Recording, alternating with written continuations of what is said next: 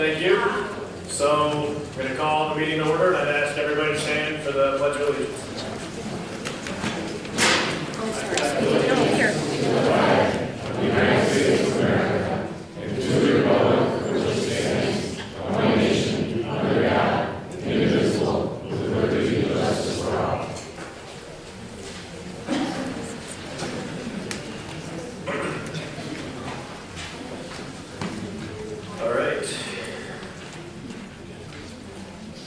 Before we move into the approval of agenda, I'd like to just make a little speech here to everybody.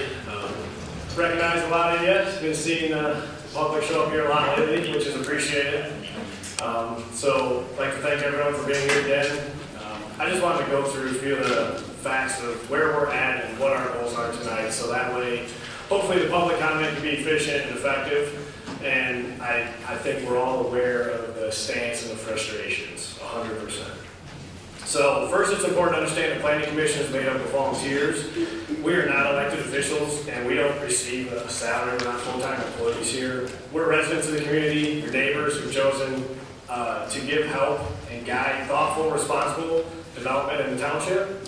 Our responsibility is to carefully review proposals brought before us, gather and evaluate information, listen to public input, and make recommendations based on the facts, applicable laws, and full public record.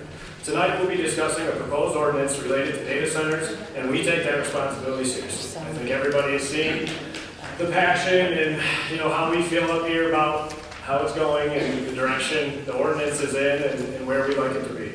So this is why public input is so important tonight and every other night that you showed up. We recognize this issue has drawn significant attention and strong opinions both for and against. Data centers are not unique to this township. They exist throughout Michigan and across the country, and there's more being developed every year. However, for many of our community, this is new and unfamiliar because we don't have large industrial things like that around here. That makes it especially important for us to take the time to fully understand the potential impacts, potential benefits, and concerns before making recommendations. And that's why we've been calling special meetings and spending a lot of time on the clock and off to take your feedback. I know some people laughed at the town hall, but for us, it was good to have one-on-one with you guys, listen to your input, and we were able to put a lot of that stuff into this ordinance. We didn't just come up with all this on our own, obviously. We want to hear from residents, stakeholders, anyone with relevant information. We welcome your perspectives, your questions, concerns, and support. Helps us make more informed decisions. At the same time, we want to ensure this meeting remains productive, fair, and respectful for everyone involved. To do that, we ask all participants to follow a few basic guidelines tonight. When you come to speak, as always, begin by stating your name, where you live. It's not just about telling us your address. It gives preference to certain voices, but rather providing context so we can better understand where you're from, why you feel the way you do, and if you have input or real life experiences of something like this happening, maybe not a data center, but another building, facility, structure. It's real life experience. But please keep your comments focused on the topic at hand, the proposed ordinance, and its potential impact on the community. Comments that are based on facts, personal experiences, and specific local concerns are especially helpful to the Commission. Equally important, this is the part I want to stress and why I took the time to put this on paper. I'm not much of a speech person. Personal attacks, threats, or attempts to intimidate members of the Commission and the staff is unacceptable. At the beginning of the public comment last night, I appreciated that somebody said we were going to do that, and if we are suing, not suing, if we're going to court, showing up, everybody looks at all this. It is your guys' reputation and images out there as well. So I was appreciative that we tried, but by the end of the night, I think we fell short of that goal. So I just want to try to limit that tonight if possible. Disruptions such as shouting, interrupting, cheering, booing, it makes it harder to hear. As everyone knows, the cameras have a hard time picking things up. So we got to work with that. And while disagreement is expected and often valuable, it has to remain respectful. We can have different viewpoints without being disrespectful to it. It's likely going to be a long meeting. We want to make the best use of everyone's time by keeping the discussion focused and constructive. And we want everyone to remember the broader perspective. We're all part of the same community. We share neighborhoods, schools, buses, and public spaces. While opinions may differ, we all have a common interest in the well-being and future of this township. Respectful dialogue and civic responsibility are essential to making that possible. The format for tonight's meeting is going to be a presentation from the township staff outlining the proposed ordinance. After that, we're going to open the public floor for comment. Once the input has been heard, the commission will deliberate and consider next steps. Thank you again for attending, for your participation, and for helping us maintain a respectful and productive process tonight. Sure. Can you check my guy? Well, it feels like this is a volunteer, we do get paid 100 something. Thinking it's a meeting, I don't think we've ever had 2 meetings in a month before, so I don't know if it's per month, but we do get paid somewhere around 100 something now. And with that, I'd like to go into the approval of the agenda, unless there's any comments. Just the one issue that we were discussing, are we going to have the call from the floor, or are we going to, I don't know if it's necessary. You say public comment? Public comment. It's in there. Okay, so Yeah. we're good with just leaving it. Yeah, so it's in there. Right, are we going to do it in general up here as well? No, it's just for commissioners. Okay. That's good. Unless there's a... No, Okay. I just want to make sure we were good. Yep. Okay. So we have a motion. I'll make a motion to approve the agenda as Or- presented. We have a motion from Commissioner Rodzik and support by Commissioner Jabari. All in favor? Aye. Say it. Okay, so that puts us into number 4, which is the public hearing for the I-94 Development District. I'll make a motion that we go into the public hearing at 608. 6:08. Okay. We have a motion from Commissioner Gurley and a support from Commissioner Pennell. All in favor? Aye. Okay. So, public hearing notice, this is what is distributed in advance, but the Charter Township of Lenox Planning Commission is holding a public hearing on Tuesday, June 2nd, 2026 at the Lenox Township Office Building, 63775 Gratiot Avenue, Lenox Township, Michigan, 48050, beginning at 6:08 p.m. The purpose of the public hearing is to obtain public comment on the township's high resource demand facility, or this one's for the I-94 specifically. A copy of the ordinance has been posted and is available at the clerk's office. So we have the case summary.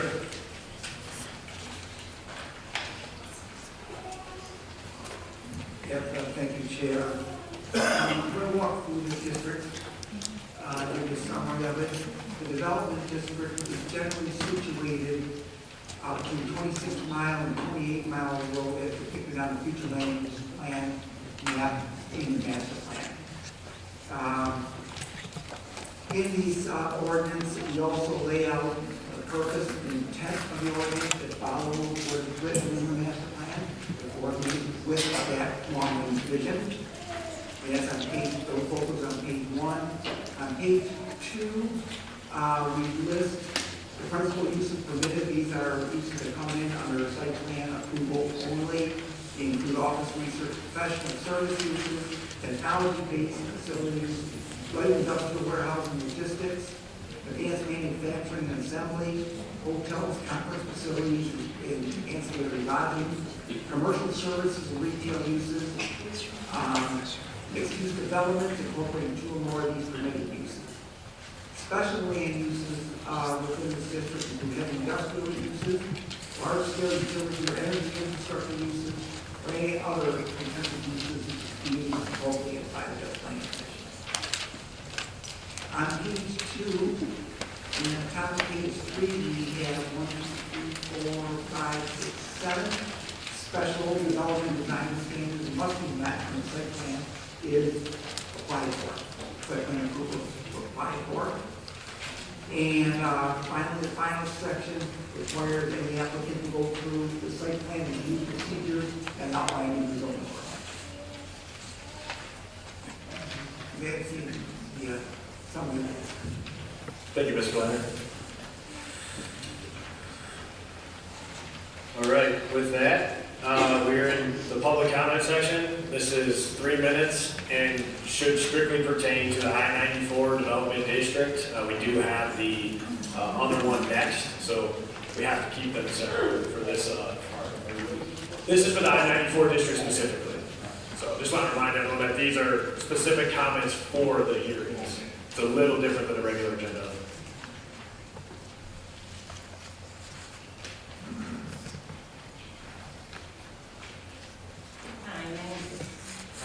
Hello, my name is Jennifer Peggersky. I live in Quail Run. Can I speak tonight on the new section, 714.157? Yep. All right. So I'd like Was to, that in the data center or was that in I-94? this would be pertaining to the data center and the I-94 because it gives you setbacks. Okay, all right, we'll get if it's pretty, that's fine. So if you go to page 5, F, I'm just going to give you some personal suggestions from living in around the area.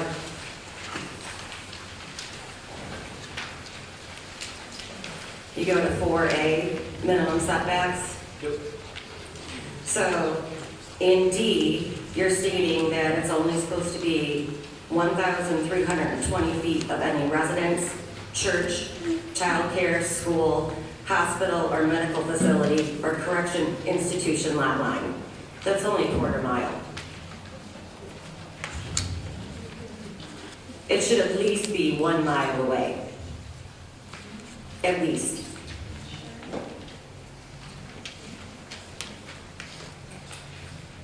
I only got this 10 minutes ago, so.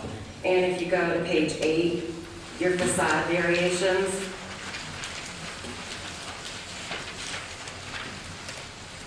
I think you need to reread that and up your dimensions. Where am I? It's B-I, or 1, no, there's I.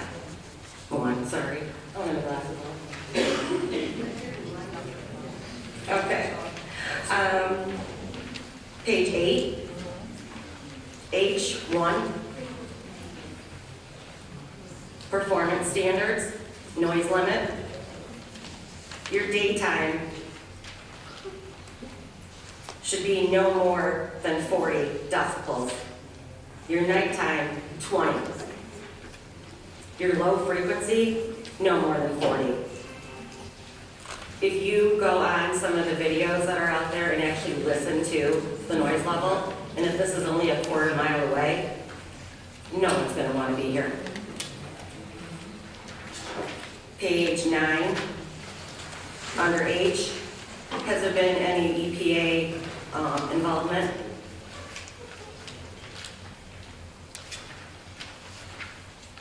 Has there been any studies done?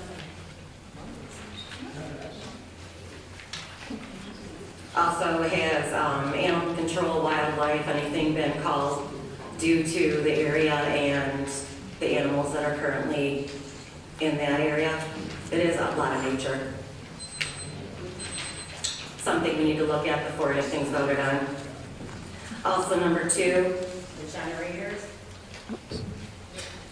Quarter mile. So your 3 minutes unfortunately is up, and you are continuing to talk about the data center ordinance when we're not on that for this public hearing. So Well, it is part of the I-94 data. I know, but you're talking about the decibels and things, and that's not included in the supplement. So please come back up. I'll come back up. Yeah.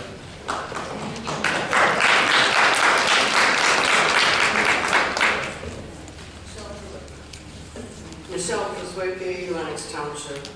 On the I-94 district, you've got A is listed a potential expansion. Where are they planning on expanding it to? I've got a picture of it on my phone, but if that's not enough room, where are they going to expand it to? On B, visibility and access. Have you driven down 26 Mile Road? during either the morning rush hour or the afternoon rush hour. It took me 4 traffic lights, probably 15 or 20 minutes, just to get over I-94. Just to get over that bridge from one light to the other light. It was 20 minutes. You need to look at that. I don't know how you're going to combat that because of course that's not your jurisdiction, the roads, but you need to be able to have access. People aren't going to be, we can't get through now. C, high quality outcomes. Most data centers that I've seen basically appear to be metal pole barn sheds. That's not really high quality. Doesn't look like high quality to me on the exterior of their buildings. E, strengthening the tax base with a data center or whatever, planning on strengthening the tax base through the redevelopment of the I-94 district. You put a data center in there, they've got tax abatements. Where are you going to be getting the tax increase? It's going to be from the residents. Also, you want to, let's see here, improve environmental quality. Now that's on page 2 somewhere. But you want to improve the environmental quality and you've got a data center potentially going in. How is that improving the environment? Right. And you've got warehousing on page 2, 1, 2, 3, letter C. Is there any way that we can re-qualify that word, warehousing? Because you can get anybody come in with warehousing, and that's what they're doing. They're saying on data centers that they're going to be a warehouse. And that's not really, that's a warehouse in my eyes is not a data center. Thank you. Thank you.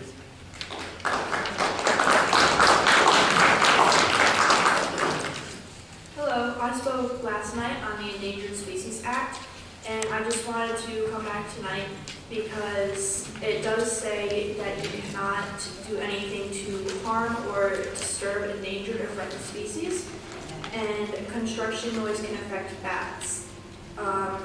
In one of the studies I found, they talk about how noise disturbs bats. In the study, Noise Distracts Foraging Bats, they wrote, our results do not bode well for the long-term persistence of acoustic predators such as the pallid bat. Moreover, over the course of 10 nights, our bats did not demonstrate an ability to acclimate to this environment. That is, while they did show increased willingness to hunt in the noise over time, they did not show an increase in efficiency at hunting in noise. Instead, we found that their probability of successfully localizing their prey dropped from 0.94 in ambient conditions to approximately 0.35 in both noise treatments, a dismal outcome for a hunter trying to survive. Construction noise would be affecting the bats, and they wouldn't be able to hunt properly. And because of this, there's a law that says you can only cut down trees during that hibernation season, which would mean trees can only be cut down during October 1st to March 31st.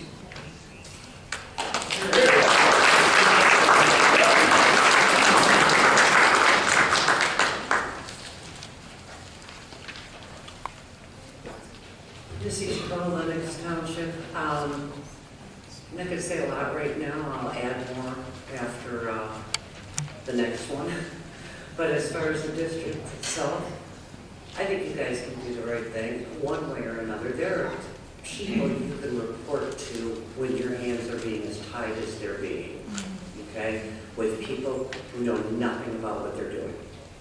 So I'd like to see the whole district rescinded. What we've got planned is outrageous, and nobody here has done the diligent research with anybody. And I'm not blaming you guys. I know you guys are trying. Yeah. I know the Board of Trustees ties your hands a lot. But there has got to be a way that you guys can report to someone else. Somebody's got to be their boss. And it sure isn't us, at least if it was, they would be recognizing that, but they haven't. They have dissed us in every way possible. Please consider all of that while this whole meeting goes on. There's got to be a way to stop this, at least to get a moratorium, to get something done right if we have to do it. And I will speak a little bit more later. Okay, thank you. Real quick before you go, I do want to just make a statement I made previously, but there's a lot of people here that may not have heard it. So the I-94 district, when this was brought up, 2 years ago, we had no talks of data centers or anything, and it was a way to, put some industrial commercial over in that area that's deemed, so that way places don't try to come in. And, from a planning perspective, some of us were here, it was not ever intended for us to have a data center, and I think the hope here is if this gets in, and if the ordinance gets in and it's too strict, or they wanted to build a mega facility that won't fit, then they may go somewhere else. They're trying everywhere. We're not the only township fighting this. So if in the event a data center were to move on, you might get Amazon or Costco, and a lot of people here said they would be okay with other things. So just keep that in mind. In the I-94 district, it was not tailored by us to be for a data center. My name is Douglas Gordy. I'm from Lenox Township as well, and I also won't really speak a whole lot currently. I'll come back later, but I was seeing a lot in the papers just about environmental impact and preservation of the nature that's here, that I think I speak for everyone, that a lot of us here tend to appreciate. If the environment was a major concern of this development would not be happening. And that's kind of what I gotta say right now. So.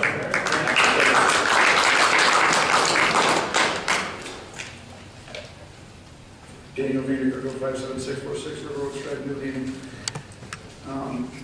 So this is limited just to I-94 Development District, I guess.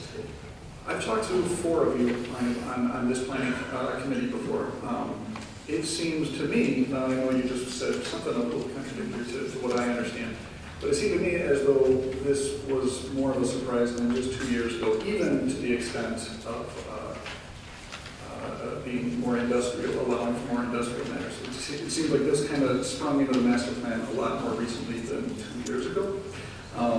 So that was actually going to be one point. I guess I'm kind of rephrasing it now, but it seemed to me, in speaking personally with 4 of you on the committee here, that this district was relatively a surprise to many of you. Whether you want to more specifically address that just to data centers, okay, we could go that route, I guess. But it's a surprise that this could open us up to data centers within a handful of months ago. There's no need for it. It's not popular. It's a surprise to you guys. I urge you to take your time. There's no urgent matter to get this passed. If you got to take your time, take your time. I know the Board of Trustees kind of tied their hands, and now they're trying to make it feel like you guys feel like it's your responsibility to get something on the books tonight, whether it be the ordinance to create this district and or otherwise the ordinance for the high resource demanding facilities. Sorry, it's covered in that big bold draft font. Please don't feel rushed. Please don't feel rushed. Don't put the development district in place, and then you don't got to worry about the high resource demand facility. I would suggest otherwise reopening the master plan and taking it out, or otherwise, hack it away as you guys feel appropriate, as you guys understand that the community wants. So I would say don't pass either one of these. Go back, reopen the master plan, and amend it. I understand you want to allow some industrial. I get it. Okay, so go revisit it, and get it to what it needs to be. Obviously, what we all don't want. Take your time. Don't feel pressured by the Board of Trustees. Reopen the master plan. Scrap these 2 until you do that. Go back to the master plan. Revisit that. Come back to this stuff later. That's all I got to say on this one. Thank you. Thanks.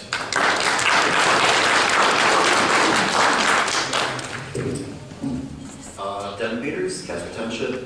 I have a zoning question about the DD. So it says the DD is going to be between 28 miles and 26 miles.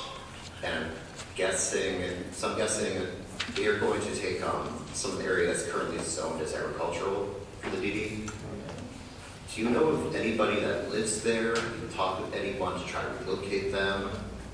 Does anybody currently own a farm in that section, like north of the area zoned as general business leading up to 26 miles? Up here? I don't Yeah. think so.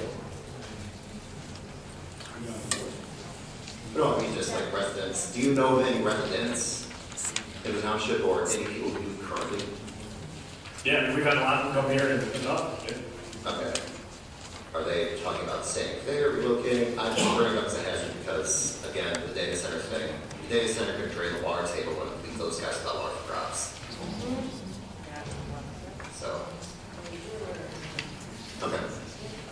I just didn't know where you guys stood with that or what was going on, so.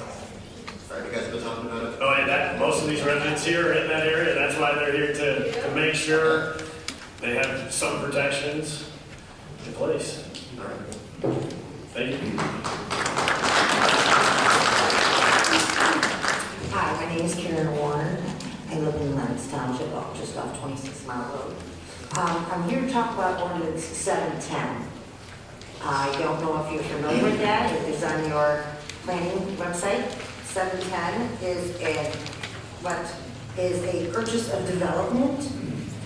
And my husband and I moved here 14 years ago. We moved to our forever home, and we wanted to retire there. We are retired now.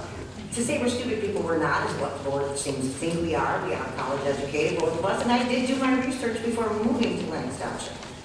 Now, the intent of 710 was, from your own website, states, the intent of this ordinance is to create Lenox Township Farmland Preservation Program that will protect our farmland. It seems like everything that you're talking about along I-94 is farmland. We're not protecting it. We love it here, we love our neighbors, we have the best neighbors in the world here. I would just hate to think that we would ruin something for a data center when it's going against our own ordinances that are actually on the website. I did not move here to see our valuable resources squandered away so out-of-state investors can make a profit off of our resources, our water, our land, our air. I come here and I moved here for the clean air, the clean land, and the clean water. To think that that will no longer be because the I-94 being all built up for a data center of all things, it's not only disgusting, it's insulting to us as residents. So once these monstrosities are installed, they cannot deny, because we've seen it all over the United States, air pollution, noise pollution, light pollution, water pollution. It's there, it's coming. Those other places were just test subjects. So you can't say it's not going to happen here. We live on a well. What happens to our water when it's not drinkable anymore? So please, don't think what you're doing here along I-94. Like the gentleman said, make it retail if you're looking for more tax base. But please, don't put that tax base and that burden on the rest of us.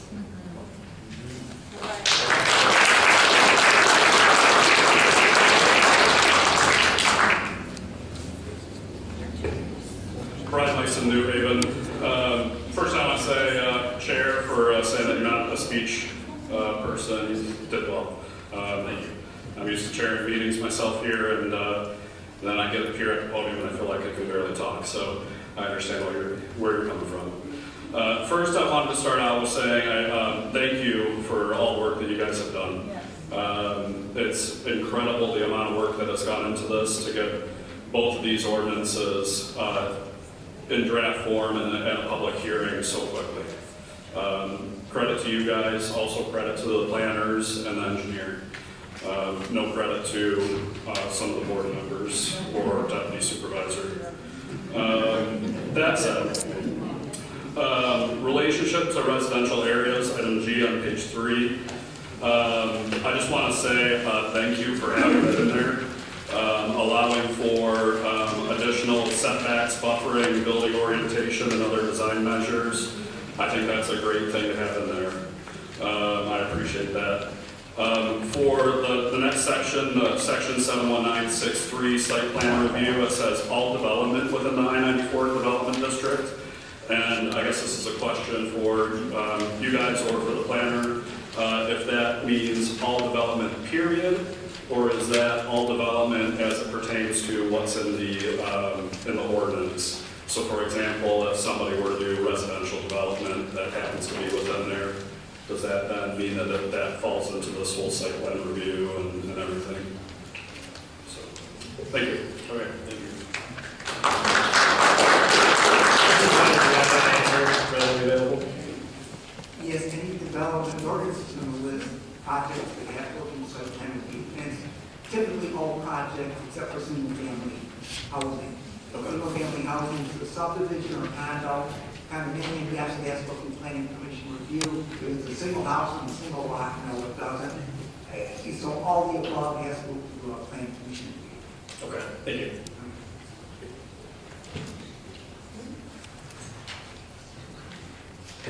Hi, Dominica Bohannon, I live in New Baltimore.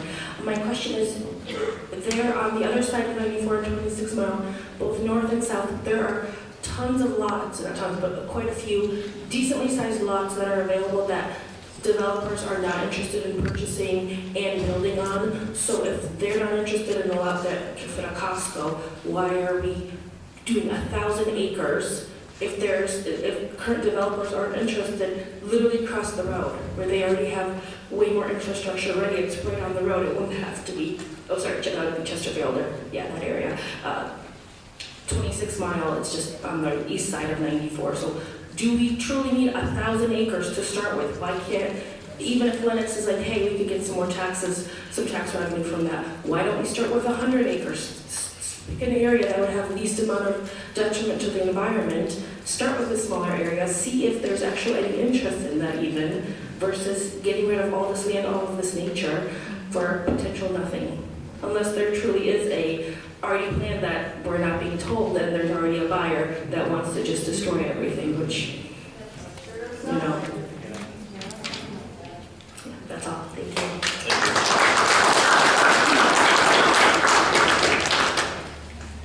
Good evening, my name is Brett Culbreth, and I am a resident here.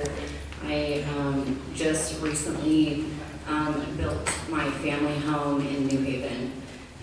When my husband and I decided to build a home from the ground up, we researched the area. We took our hard-earned savings and we built a home, not in an industrial district. We did it in a farming district. The one thing that I said to my real estate agent and to the contractors that I loved about my community that I was now building a home in is how quiet it was. Quiet. I think that this entire meeting is backwards. I think that the first thing that you should have had on the agenda was not comment on zoning. It should have been comment on this high resource demand facility first. Because what you're doing right now is you're limiting the public comment in this room on this particular zoning issue where you're separating it. When we all know that these two things work hand in hand. You are zoning it for this, not for a Costco, not for a shopping center. It is being spot zoned. I highly and fully intend. This is not a threat, to be clear, but I think you guys can see the writing on the wall that there is a lawsuit coming, and spot zoning is illegal, and we will prove it.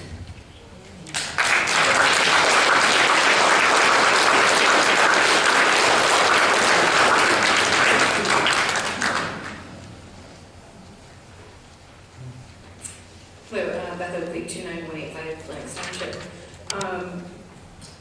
Everybody has been very articulate. It and then I forget what I can say, because I'm like, I think everybody has amazing points. I think to some of this, some of the comments of just being patient and giving this time, because I think it's kind of evident that there's a lot of things that are still unknowns and that can't be planned out. And to take your time would be, in our minds, very smart. Because I think when things are rushed, things go badly and things are missed. And then it's very disappointing for us, the people that you're supposed to be representing, to just go, no, we're going to shove this through no matter what, it's going too fast, and things are going to get missed. You know that. Some of these things, and also I would agree with the lady that just spoke, and you mentioned you're not talking about data centers. However, it does mention the large-scale utility and energy infrastructure facilities in the I-94 development. So that is relevant to what they're talking about and us addressing data centers as far as the ordinance. So I would also reiterate asking that you do amend or recommend amending the master plan. Maybe at the time that you guys were doing this, there wasn't a lot of input. And you had to kind of rely on other people, maybe say, hey, let's put this here. I think it's very clear that this community doesn't want a mini Sterling Heights, or we appreciate this rural area. And if the tax base is what you're looking for, I would highly encourage, there's got to be some different ways to do that and to look at that and to maybe reassess, because what your original master plan in the I-94 district, the input that you have is obviously not aligning with the community.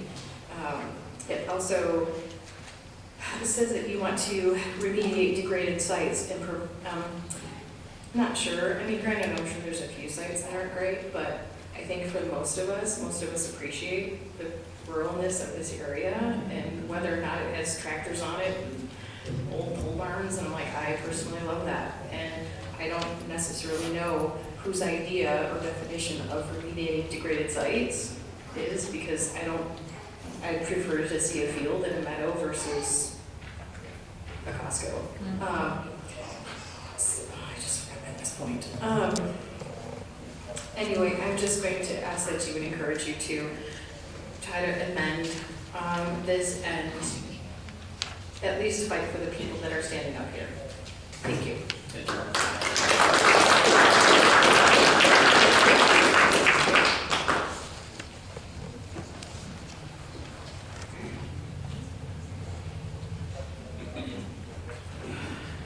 Good evening.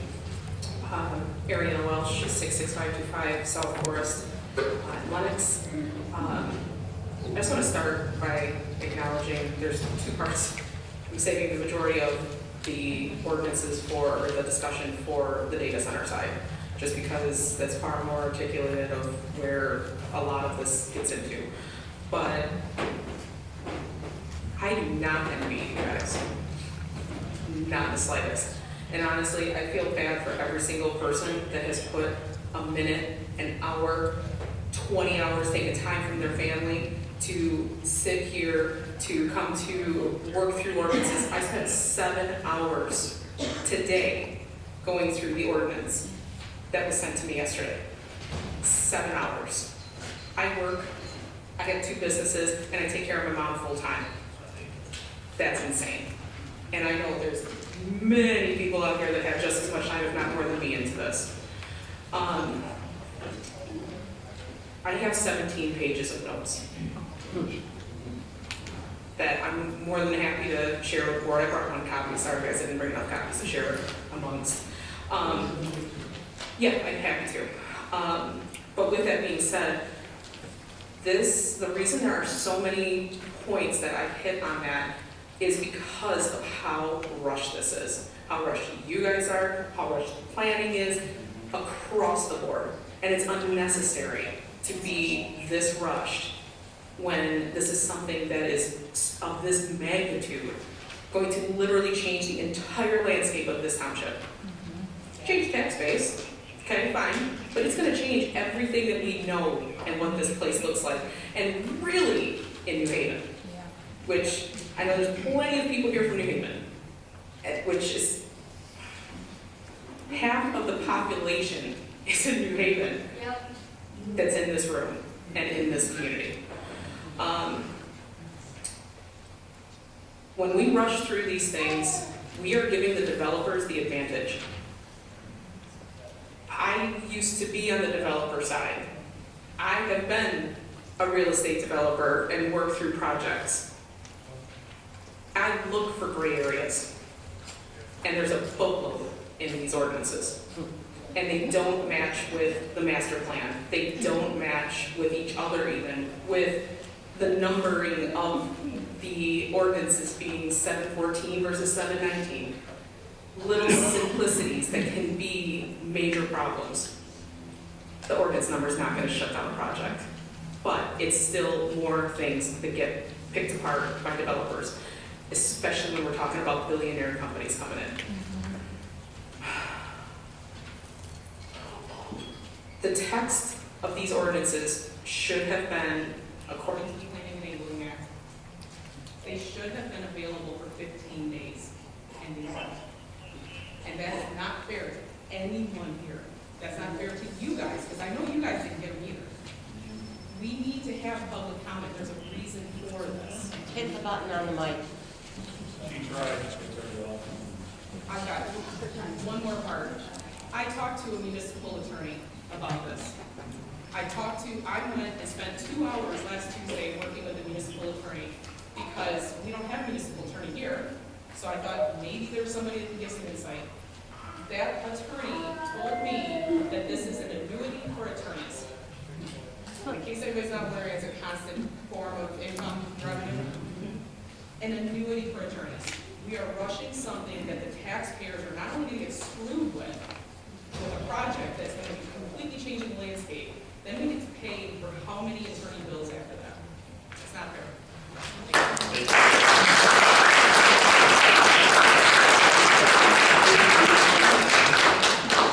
Thank you for allowing her to go on. Yes, thank you guys. Thank you. Unlike the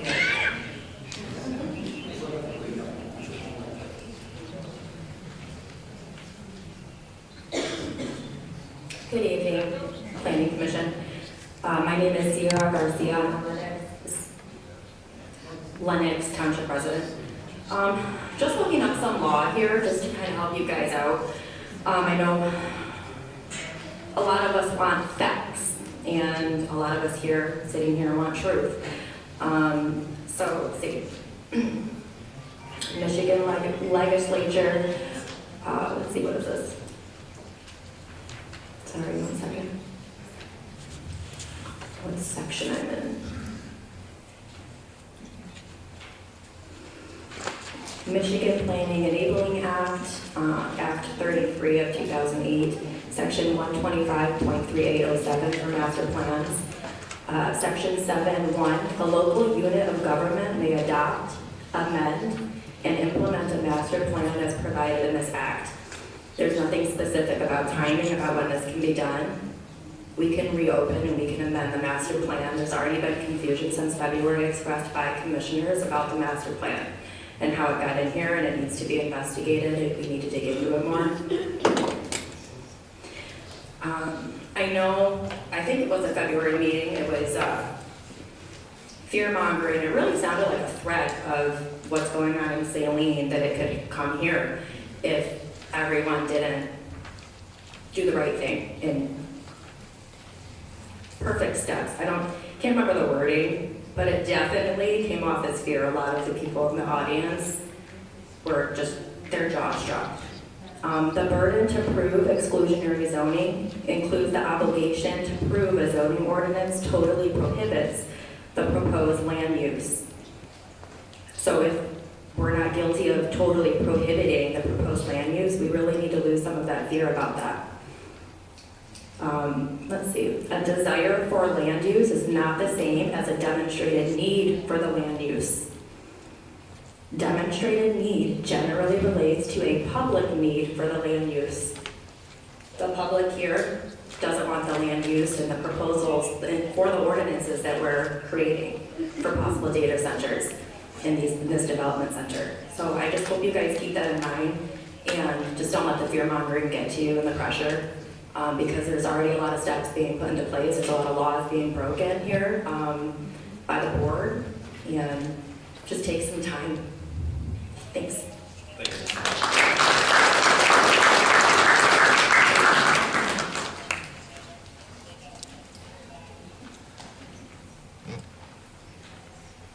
All right, thank you everybody for coming up. Can you hit the button, please? I'll lay down as I go. My name is Jay Hansen. I'm a Lenox, resident of Lenox, and I just found out about this meeting about 10 after. And I found it because I keep getting these little flyers to tell the city, the township, yes. And so I was looking into how anonymous that is, and how when you find and you backtrack and see who's funding it, that's anonymous right now. They're hiding it. So I learned about this, so I didn't bring anything big prepared or anything, but I will tell you I spent the last 40 years of my career building automotive plants around North America, Mexico, and throughout Canada. And when you look at the data center and what it involves, I can absolutely say that it will destroy this area into a point of it will never be recoverable. Also, when you look at some of the claims in that, they're bogus. And how I can say that is, I worked for some big automotive manufacturers, and I did AI research 20 years ago. And the claim that they're making there are bogus. And these data centers aren't needed in this number. But as long as they get big tax breaks and they get subsidies, they're going to build them. And when the time comes to walk away from them, there's going to be environmental disaster because there's no other uses for them. You look at the automotive plants in just this state that have been abandoned. One of the things people talk about is water usage. The mean water table in Michigan is 8 foot. When they start pulling in millions of gallons of water daily, you're going to pull contaminants into. You just look at some of the things that have happened in this township. Remember when Myers was put in, and they started dewatering and they drained that lake over there? Same thing's going to happen. Things with water have occurred on the north end here because Richmond uses public wells. Some Lenox people have had to re-drill their wells over the years because of the water demand increase. And that's minor compared to what a data center is going to do.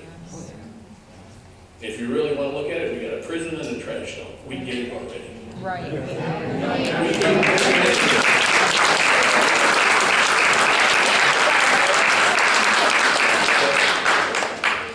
And all the things that they talk about in this anonymously in that flyer, and then they say, well, there's no commitment. Well, that means all of those are probably lies. I want to see a hard and fact. What are they going to do? How are they going to do it? And this is being rushed. And like some people already spoken, I moved to this area 20 years ago because it was rural. And I gave up my career of building plants because I couldn't do it anymore. Okay? So 40 years of doing something, I finally said, I see the bad. And when you see what anything close to that type of industry being put in a rural area, it will destroy our community, no matter where it's from. So, like I said, I didn't come. I was preparing something, and I will send it to all township supervisor and all of them of what the hazards are, and how you will damage this area, and how it will be abandoned. One last thing I'll say: I've read probably 3 or 4 articles, and they come from like Harvard and other places, that they consider this akin to the boom when all the tech companies blew up. They're out there building all these facilities. They're not going to be long term. So within a decade, that might well be abandoned.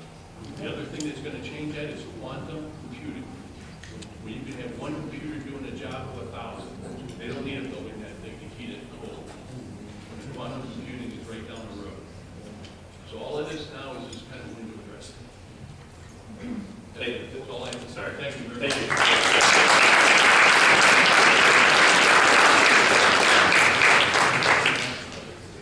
I don't have much to say. My name is Bruce Washington. Can you come on, please? live over on Patchogue.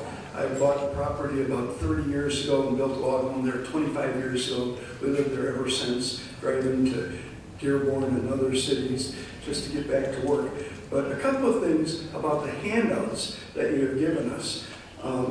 It's very non-specific. You know, like it says, they want to have a gas storage site of greater than 10,000 gallons. Well, does that mean 100,000 gallons or 50,000 gallons? It's a big difference. I think some of these things should be much better clarified. And then I don't even know for certain if this is considered a large scale or a small scale. I'm sure it's not an accessory scale data center, but you described the three, but I'd like to clarify if this is a large scale data center that they're planning on putting in, or is it a small scale data center that they're planning to put in, and can they enlarge it down the line?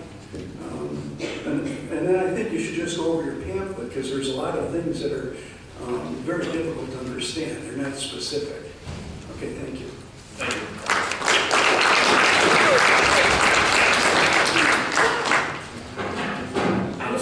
I understand that I spoke once, but I just want to respectfully ask you guys, under the rules of parliamentary procedure, you guys can motion to table your vote until after the next public comment. You can table your vote so that you can hear everything that everybody in this room has to say about all of it before you make this decision.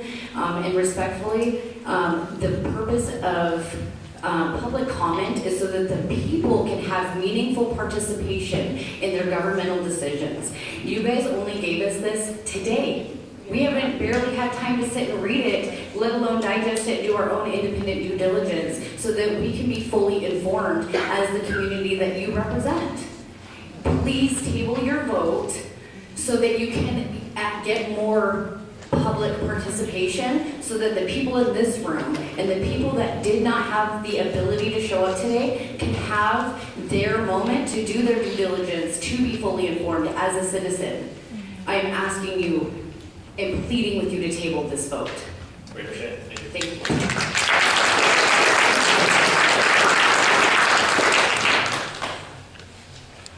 All right. Does this gentleman need to speak here? Yeah, I have a question. I've lived in this township since 1974. And I've seen a lot of stuff, a lot. But what I'm trying to get at is, I've got the landfill right in my backyard. We got the prison 2 miles away from me.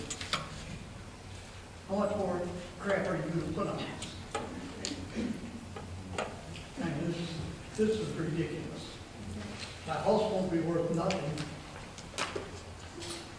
Any of my neighbors, their houses won't be worth anything.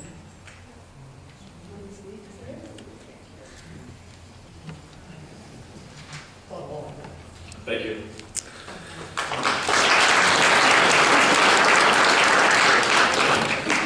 So with that, we're going to close the public hearing and go into planning commission discussion. I know we can't tell you guys anything to really make you feel better. Sorry, I'll make a motion to close the public hearing.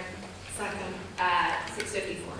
Second. We have a motion by Commissioner Roddick, a second by Commissioner Gurley. All in favor? Aye.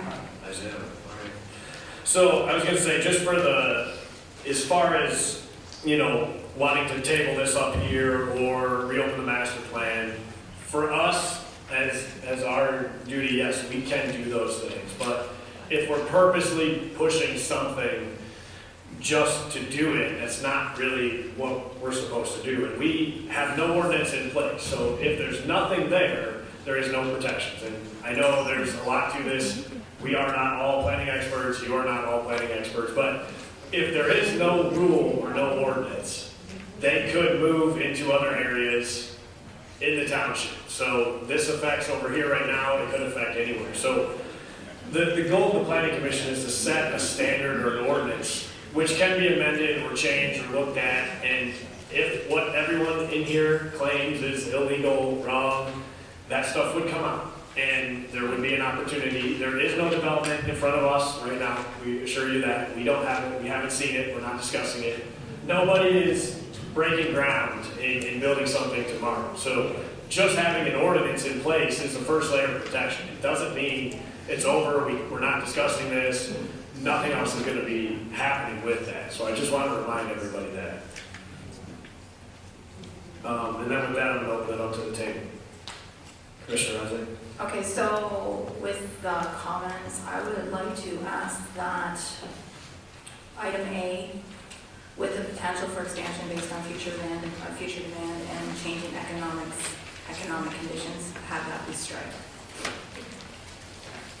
Okay.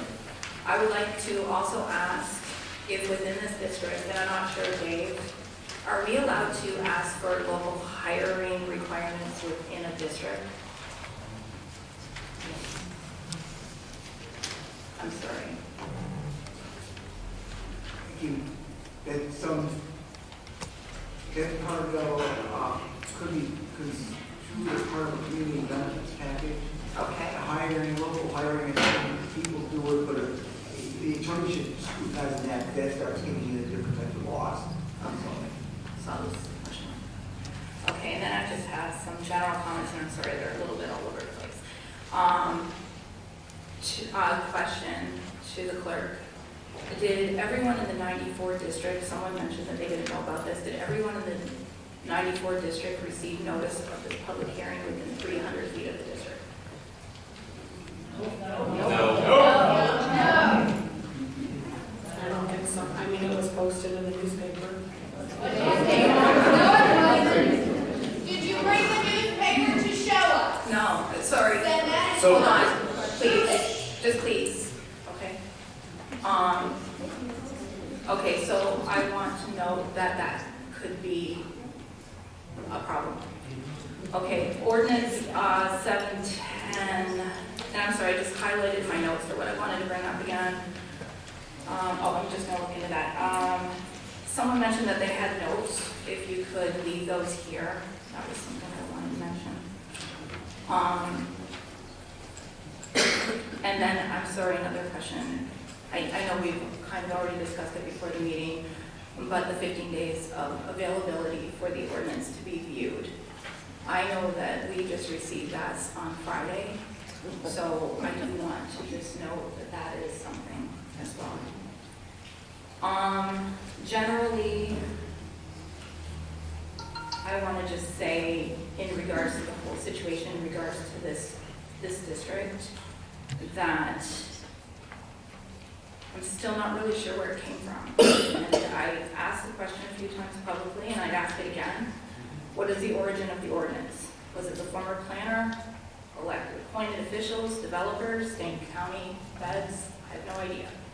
It just sort of showed up. I don't even think we know who wrote the base of this ordinance at this point. Did anybody want to clarify that? It was part of the master plan with Jackson. But we kind of don't even know how that ended up in the master plan, and we still don't know who wrote this ordinance, the base of this ordinance. I mean, we've added a couple things here and there, but this was presented up to us on day one, and we really don't know where it came from. And we kind of, I know I wasn't here, so I go a little blind into the master plan process, but I did review minutes from last year to understand, and I don't see any discussion amongst us as commissioners about this district until the time of the public distribution of the master plan. And that's the first time I really, and correct me if I'm wrong, did we provide input, because it's not reflected in the minutes? So we got the master plan in like, what, 20, 30 page increments? Right. And that's where it was introduced, was in the revision of the master plan. So if it was a specific item in the agenda, probably not, because we just were handed or sent, depending on the month. Because the first time, pages. sorry. You know, go ahead. No, go ahead, I'm sorry. Yeah, just saying, we were getting pages with sections, so we talked about public, demographics, all of that in one section, and then it was future land use in another, so it was just broken out in sections, but that's how it was incorporated at that time. So like I said, I don't really see it, I respect that. I don't really see that reflected in the minutes. The first time that I'm aware, personally, of it being brought up was when we voted on the master plan in, I believe, January, February, whatever month we did that. I'm not too sure, I can't remember off the top of my head. And then, just a general statement. This has had no legal review, to the best of my knowledge, prior to us taking a look at it. They hire lawyers to find our flaws, and we haven't even put this to a lawyer. Exactly. To see if it has flaws on our end.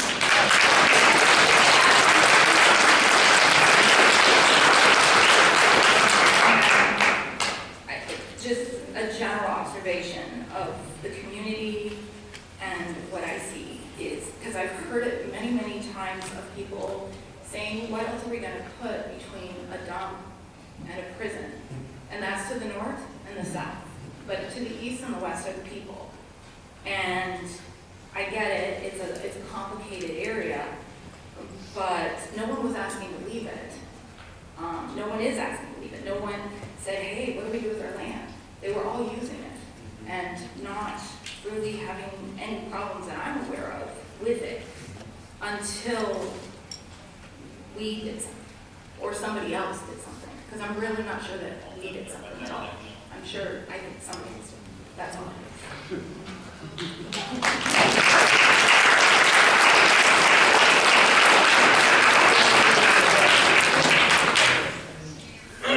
Commissioner Jabari, do you have anything? No, sir. I took some notes. I shared some concerns that she had. No. Thank you. Commissioner Clark? Commissioner Fennell? Can you turn your mic on? I agree with the things that Jen has stated. I mean, it's obviously not ready, and it's probably not even legal for us to approve it. And I think that was what I was trying to get through to the board last night, was that the impossibility of the task they gave to us is not possible under the time restraints that we were given at the expiration of the moratorium. So I feel like I'm being put in a place where I need to approve ordinances that aren't ready. And then, this is what I got from attorneys I talked to today, was that no ordinance, because I posed a question. If there's no ordinance, is better than a bad ordinance.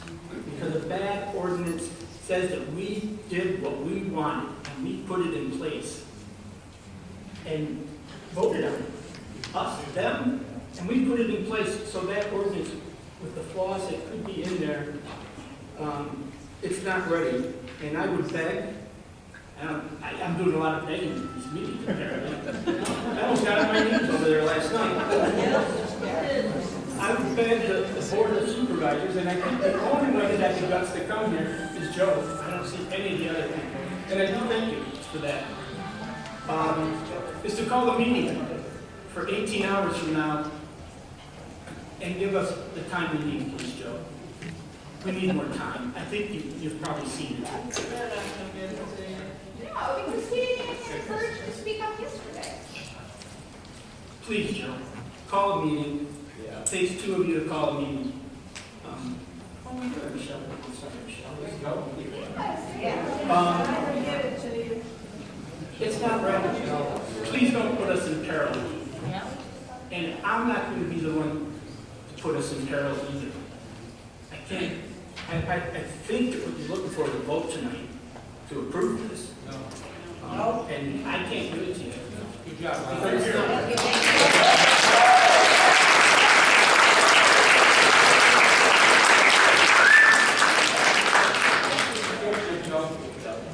So you could have a meeting by tomorrow afternoon, please. Motion to table the vote. It has to be posted tomorrow. Yeah, it's 18 hours to post Yeah, it. but it can't be posted and everything tonight, but, I mean, it could happen quickly. Oh, for a meeting, they just gotta put it on the website. They don't have to put it on the newspaper. Let's do it right now. Oh, they could do it tonight and put it on the website, hang a sign on the door, and say we're having a meeting in 18 hours. They can do that. They don't have to go through a posting period for a lot of public. Can I say something, or do I have to wait? You have to wait, unfortunately. Anything else, Commissioner? I got a whole host of problems with it. And it needs to be edited still, and then we need to get a final copy of it. And like Jen said, this was given to us 3 or 4 days ago. And these people just got it today. I mean, this one hasn't Not 15 changed, days. this one hasn't changed much in the last couple of meetings. I mean, we have amended the high infrastructure one, but to be honest, we have not had barely any comments on this one. There's not been many yet. If we change one word, it needs to get reviewed again by everybody. Because they don't know what changed, what didn't change.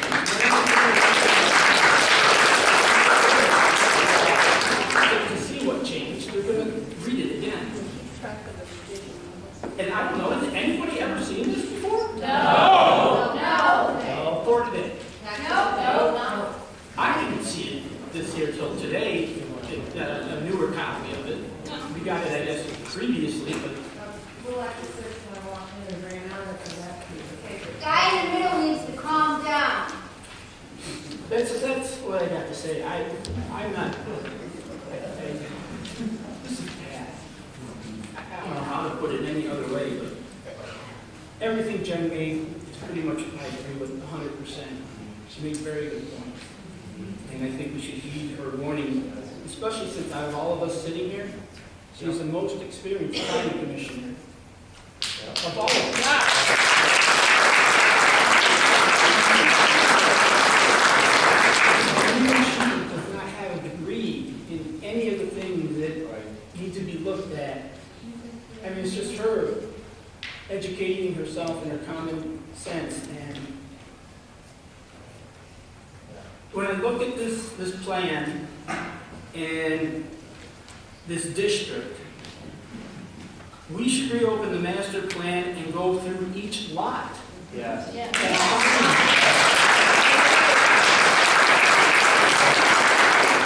And find the spot in designated heavy industrial where a data center can go. But that's all we gotta give them, is a place to go.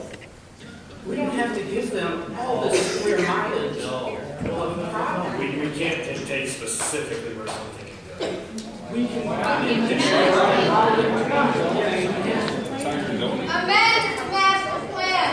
If you look at New Haven, we have a district for strip clubs.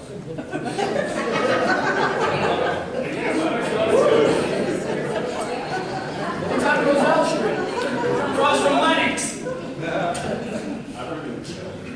Yes, everything has to be put into it, and you have to have that designation. Once that space is filled, you don't gotta create more for them to have. This creates a huge swath of land to put it anywhere they want, up against all these people's homes, against it.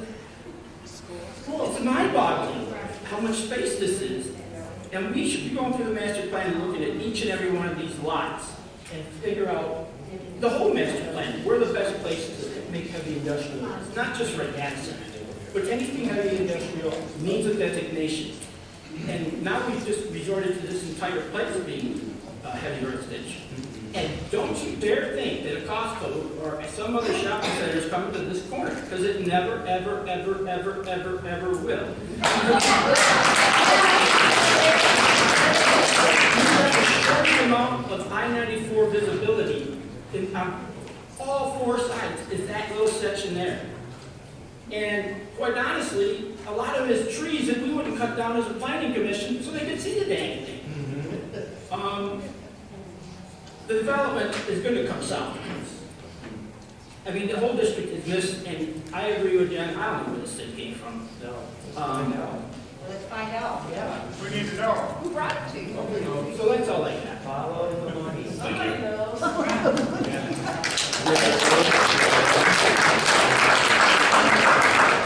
Jen covered a lot of things that I was going to ask about. Okay.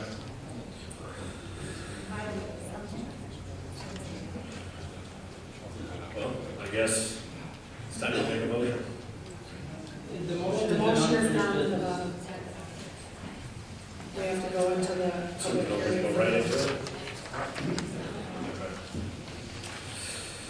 All right, so we're gonna go into item 4B, high resource demand facilities ordinance. I'll make the motion that we go into public hearing at 7:10 p.m.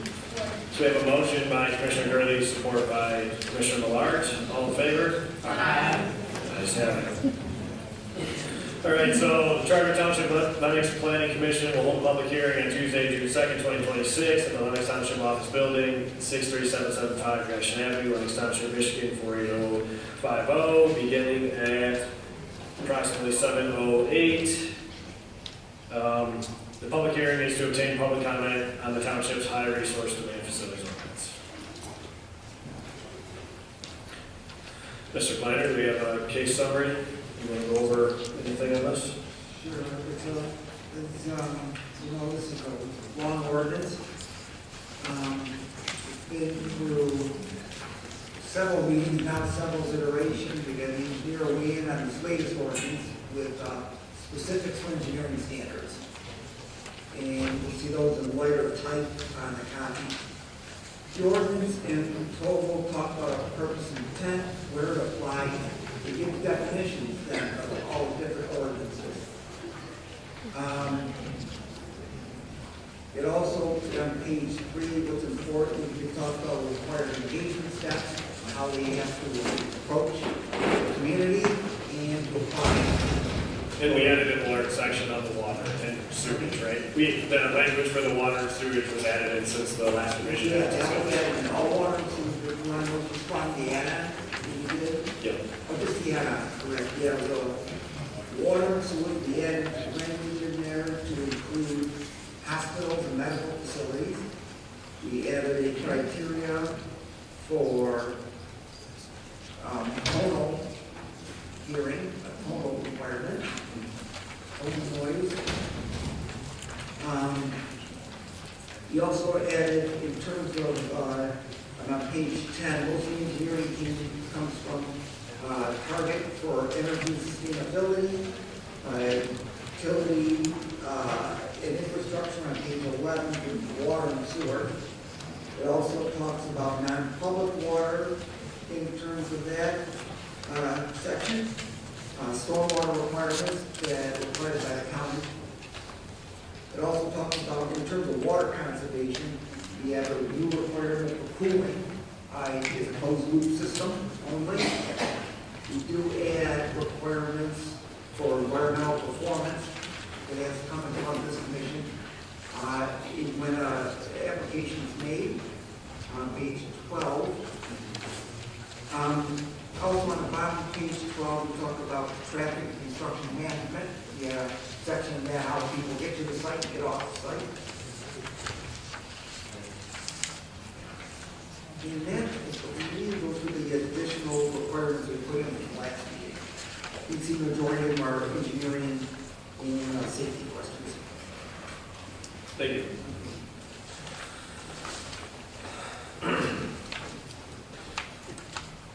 Right. Going to go into public comment.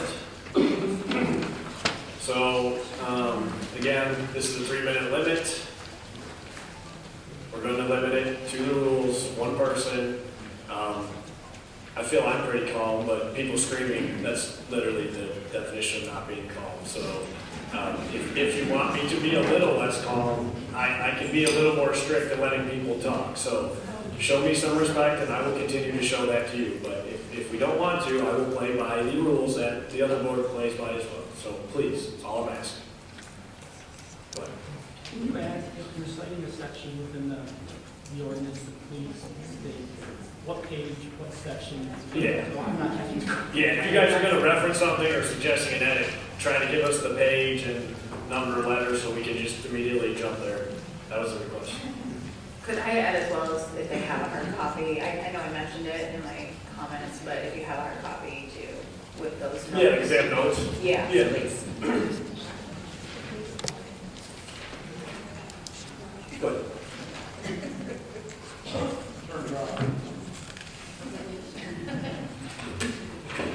Good evening again for the record. My name is Brooke Colbreth. I'm a resident of Lenox, currently living in New Haven.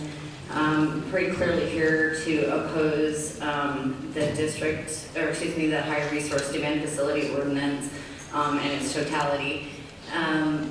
There's something that I think that maybe you guys need to consider. There's a really interesting timeline that I kind of unburied. So this actually really starts back in November of 2022. So in November 30th, 2022, OpenAI launched ChatGPT publicly. That did ignite a global AI gold rush, if you will. Immediately thereafter, in November of 2022, Meta, also known as Facebook, they were in the midst of a pretty significant shift, or excuse me, they were, I've just lost my place. They were in the middle of building a significantly large data center at that time, but it wasn't geared for AI. What they did was in December, in November, they shifted and halted that project and completely shifted it to build one of those AI data centers. That triggered a significant land grab across this country. Between December 13th and 19th in 2022, like I was saying, they halted a $342 million data center project in Denmark and paused others in Texas and Alabama to redesignate them for the new AI boom that we're now experiencing. While this was happening globally, I do believe that our Board of Trustees saw an opportunity and they began planning right here at home. January 31st of 2023, please remember that date, January 31st of 2023. In Lansing, Senate Bill 237 was introduced. It created a massive tax exemption for data centers, significant tax exemption. June 5th of 2023, while telling the public that there was no data center proposal, our Board of Trustees, including the potentially conflicted trustees Marino and Roseal, I apologize if I'm chopping up your name, officially instructed planner Steve Casson of the Casson Planning Group to write a new master plan. That instruction happened on June 5th of 2023. December 30th of 2024, our governor signed the data center tax bill, which extended, created in a nutshell, no taxes on these data centers until the year 2050.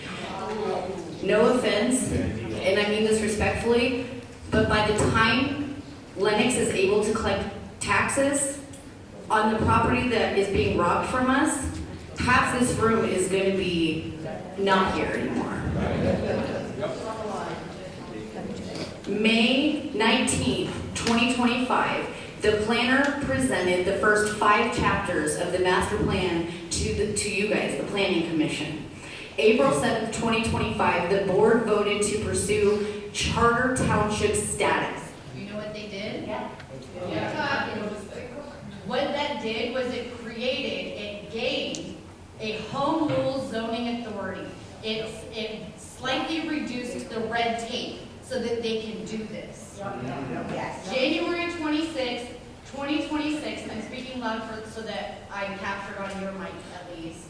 I'll give you another 30 seconds. I appreciate it. January 26, 2026, the master plan was adopted, and it did adopted with the new I-94 development district. February 2nd, 2026, the board enacted a moratorium, but it wasn't to study the issue. It was to make a surface level showing that they were doing their due diligence. You cannot tell me that you did your due diligence, or excuse me, not you, I understand where your position is, but that due diligence was not done in 4 months. I call respectfully BS. Thank you. There is more that I would like, just 10 more seconds. The proposal district is centered 2,800 feet from the edge of that property is 2,800 square feet. Lineal to my front door. What this is going to do is it's going to impact our health. There are studies on this. The World Health Organization have done studies on this. Were any of those studies reviewed in any of these ordinances? Were I'm doubting that in 4 months you guys were I'm able to gonna do have to that. take it off, I'm sorry. Get back in line. Very informative.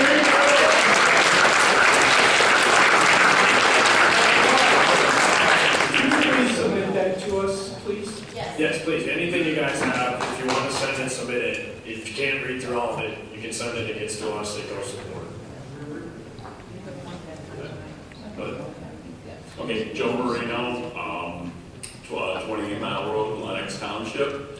I am a trustee, and I took office in December 1st of 2024.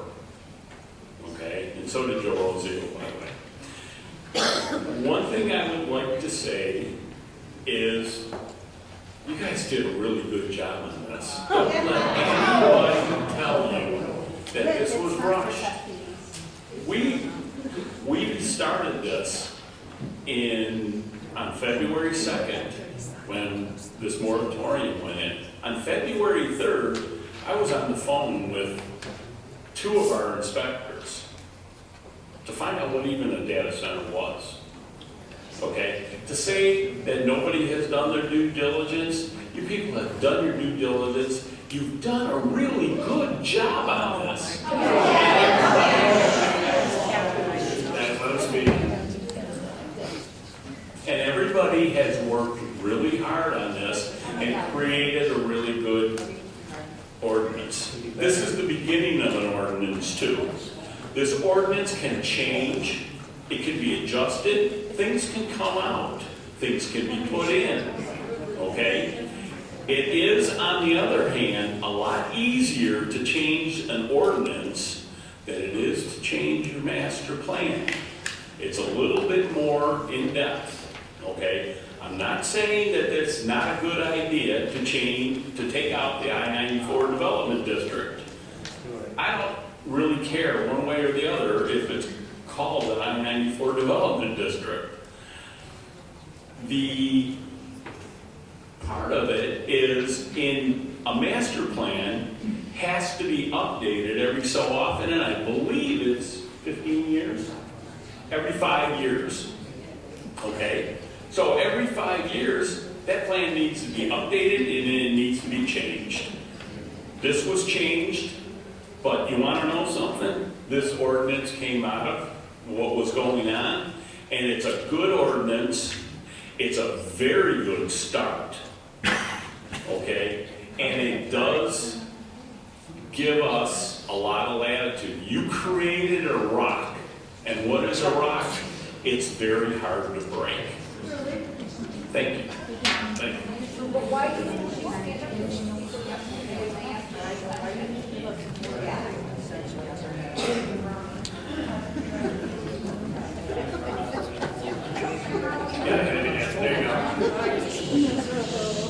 Hi, my name's Renee Atkinson. I live in Macomb Township, New Haven School District. I'm so glad Mr. Marino cut in front of me so I could review his plans.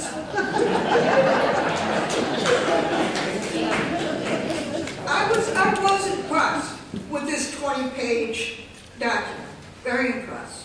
It was thoughtful, but it does lack a few things. And I only had 20 minutes to review. So as a federal and state regulatory specialist, I decided to look at the thing that I know, which is compliance. This document identifies many, many things that this high resource demand structure should be.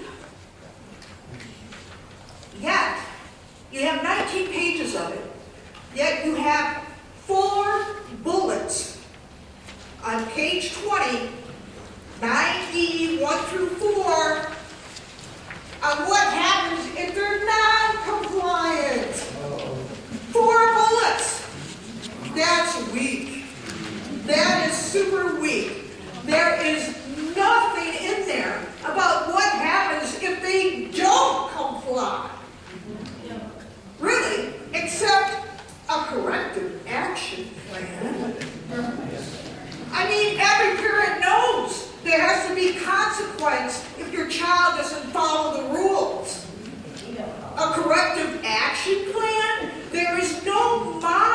monetary consequence for the township. There is no monetary consequence for the taxpayers. Nothing significant. You have to go back and look at this. I am so impressed. So why I want you to go back is I want to tell you just a really short story. In 1996, I was at a New Haven end of school year track and field day. We were walking the oval behind the middle school with a bunch of kids, and another mom was with me. We were volunteers. My eyes started watering and itching, burning. And I mentioned it to the mom. And she told me the foundry would lay their waste ash on that oval track. That oval track where homecoming floats would drive across. Where county track meets were held. And now 30 years later, we're hearing about the contaminants from that waste ash. Don't be fooled like they were by putting that foundry waste ash on that oval track. Thank you. Thank you very much.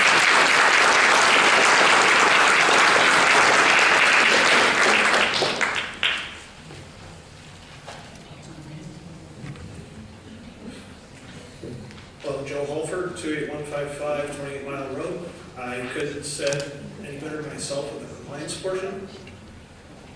I'm just a redneck with an engineering degree, right?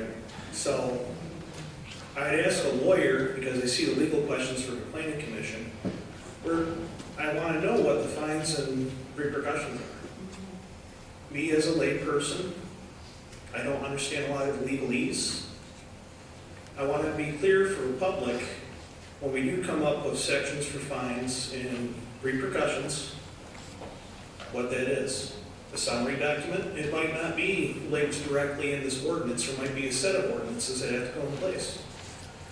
I just want that to be clear for the public, so we all understand, we all know what we can expect. Any data center that might come through, what they're going to have to face. That's all I have to say. Thanks. Thank you. We did ask and look into fines, but we are not legally able to set a arbitrary amount in an ordinance. So that has to be brought down from, if it was a water issue with, Macomb County, it's by the entity that controls that. So we did look at that and tried to incorporate it, but it was legally advised that it wouldn't hold up. So to answer your question, we did look at it. So I don't think specific to this. But we can act as can. Okay, I'll reset the timer.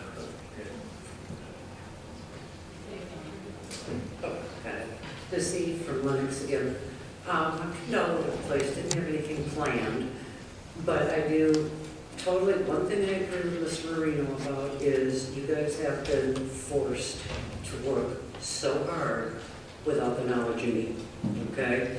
I added that last part because I know he doesn't feel that way.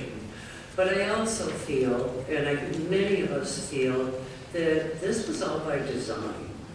You guys are being forced to rush this thing through by design. The blame can go on you, not anyone else.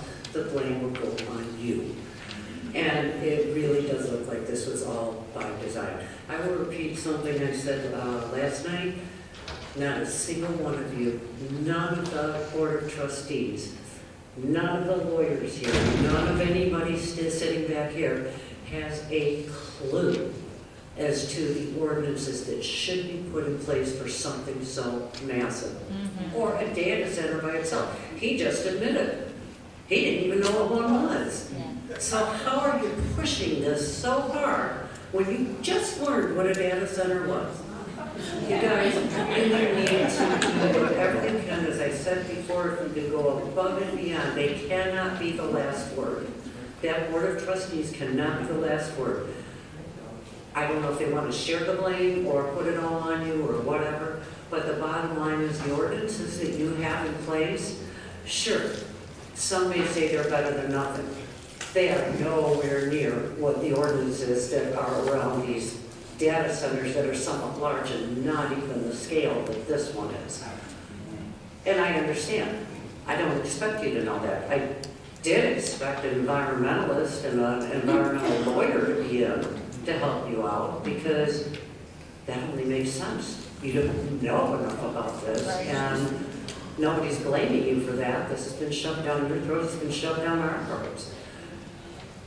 Back in whatever year that was with the travel center and changing the district, zoning and all that, I don't know if anybody's done any research, but do a little research. That travel center suddenly backs out, and there's a connection between who that travel center was and the data center that decided to come in instead, or the idea of the data center. There's a lot of information about that if you dig really deep. Also, last thing, might be the last thing. Do you know what infrasound is?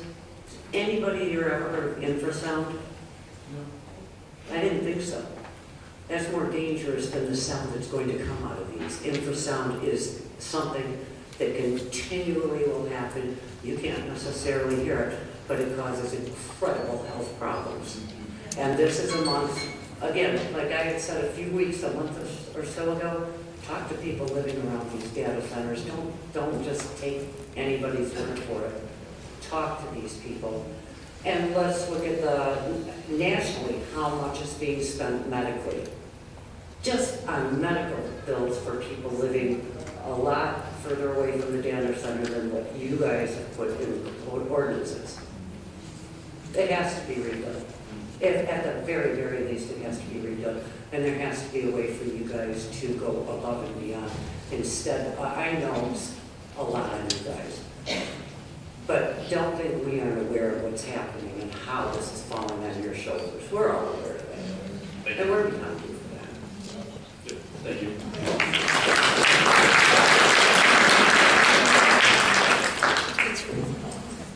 Douglas Gordy from Lenox Township again. I could get into all of the environmental stuff. She brought up a very good point with infrasound. The fun thing about infrasound is you can't hear it.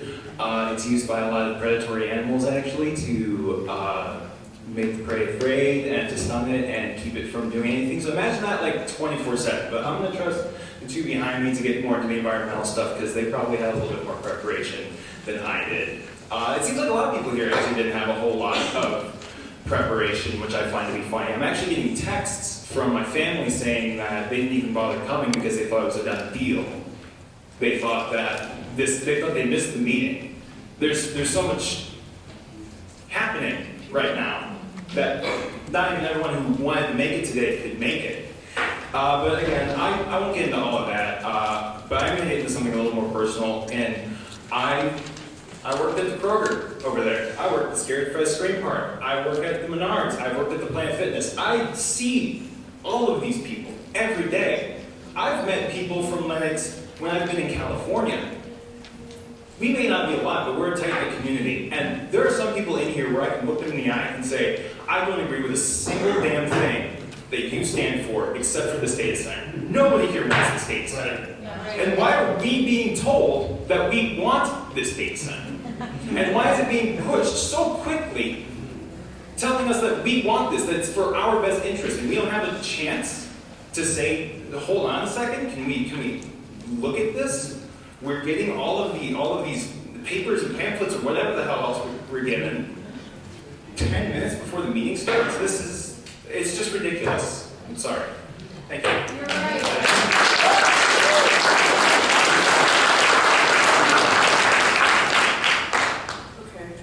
Can you hear me all? Yep. Okay, hi, my name is Karen Knight. I am a sophomore at William High School. And to be honest with you, I don't know much about the data center. I don't even have notes with me. But I have a lot of opinions because I'm young. To be honest, when people see me and know my age, they don't take me seriously. I mean, look at me, I'm very different from most people in this room. But there's people at my school, people who I would never think would care about something about this, care about this so much. I learned about this maybe 2-3 weeks ago from my friend right here. And she has told me a lot of information that is like, what the heck? I don't even know where to start. Sorry, I'm really nervous. Take your time. I know that the data centers, they are release a very annoying sound and vibration to our bodies that affect us deeply. I know ASL, but I would like to keep my hearing, please. I know it takes a lot of our water, and it's just overall very bad in our environment, and I plan to do way more research after I leave this meeting. I wish I came last night, but I was sick. And a lot of my friends came last night, and I bet they did wonderful. I just want to let you know that, yes, even though my generation arguably is kind of entitled and not very informed about what is going on, if high schoolers are mad about this, that should tell you something. I mean,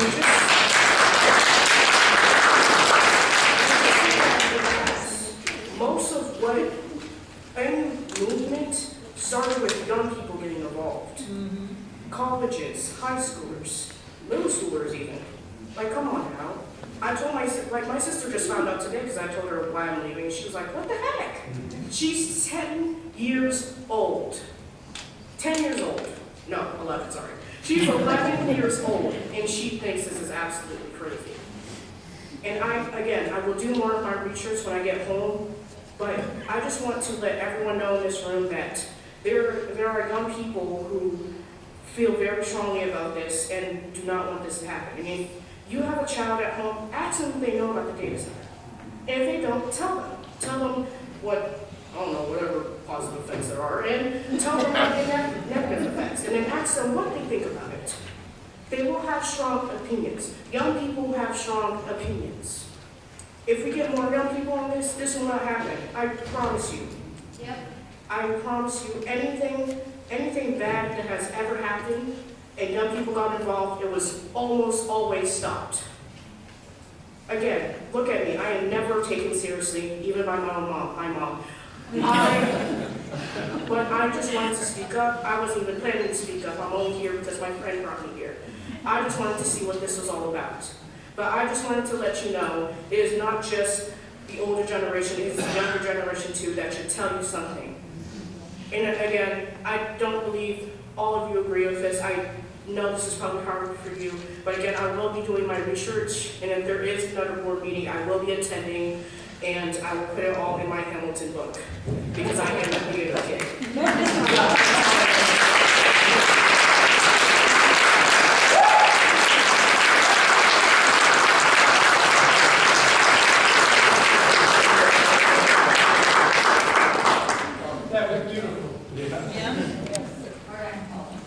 That is a very hard act to follow. Yeah. Good evening. Thanks for the opportunity. My name's John Hartwell. I'm the outreach coordinator for Operating Engineers 324. We're a statewide organization. My job is actually to help the next generation of heavy equipment operators, mechanics, stationary engineers into skilled trades through registered apprenticeship. I'm a proud graduate of apprenticeship, 35 years in the industry now. Some of you in the back remember me when I was an apprentice, so back in the day, right? We represent nearly 16,000 skilled professionals across Michigan who build, operate, maintain the infrastructure this state depends on every day. Listening to concerns, you guys have concerns, I totally respect that. It's definitely a discussion that needs to happen. Everybody has their opinions, for sure. Tonight, it's my difficult task to explain why we support data center development.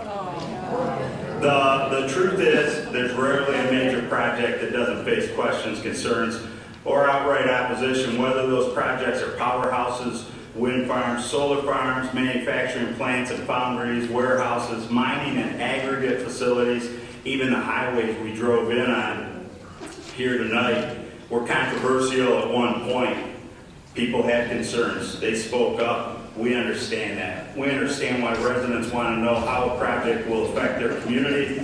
We understand skepticism towards large corporations, land usage, future usage in your township. Those are responsible questions. People should ask them. We've heard them here tonight. Know what your rights are. Know what standards you expect in a project. We want to make sure that if, when a project comes, that it's built by professionals that are trained, licensed, make it as safe as possible for the whole community, right? If projects move forward, they change lives for the better. Our apprenticeship programs, our opportunities within the trades, with the retirement benefits, the benefits every day, the pay scales.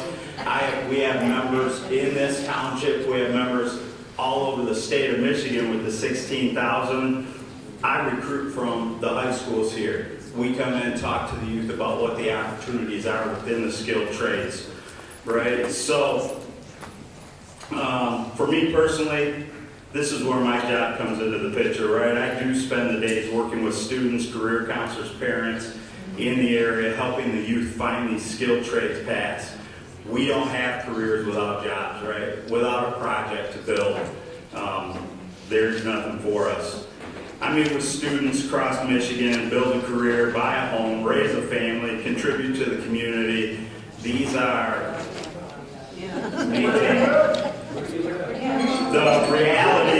the reality is opportunities like this don't happen by accident. They happen because of the projects that are built, right? That's my 3 minutes. Thank you. Thank you. Appreciate it. I believe the rule is to state where you're from. Michigan. No, you're supposed to give your address is our rule. Everybody else has. Everybody does not provide their address. 1555 Howard Street, Detroit, Michigan.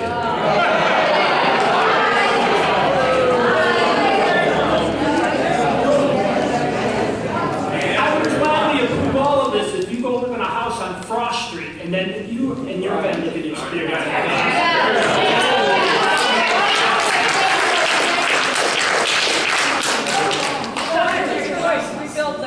Tim Peters, Township again.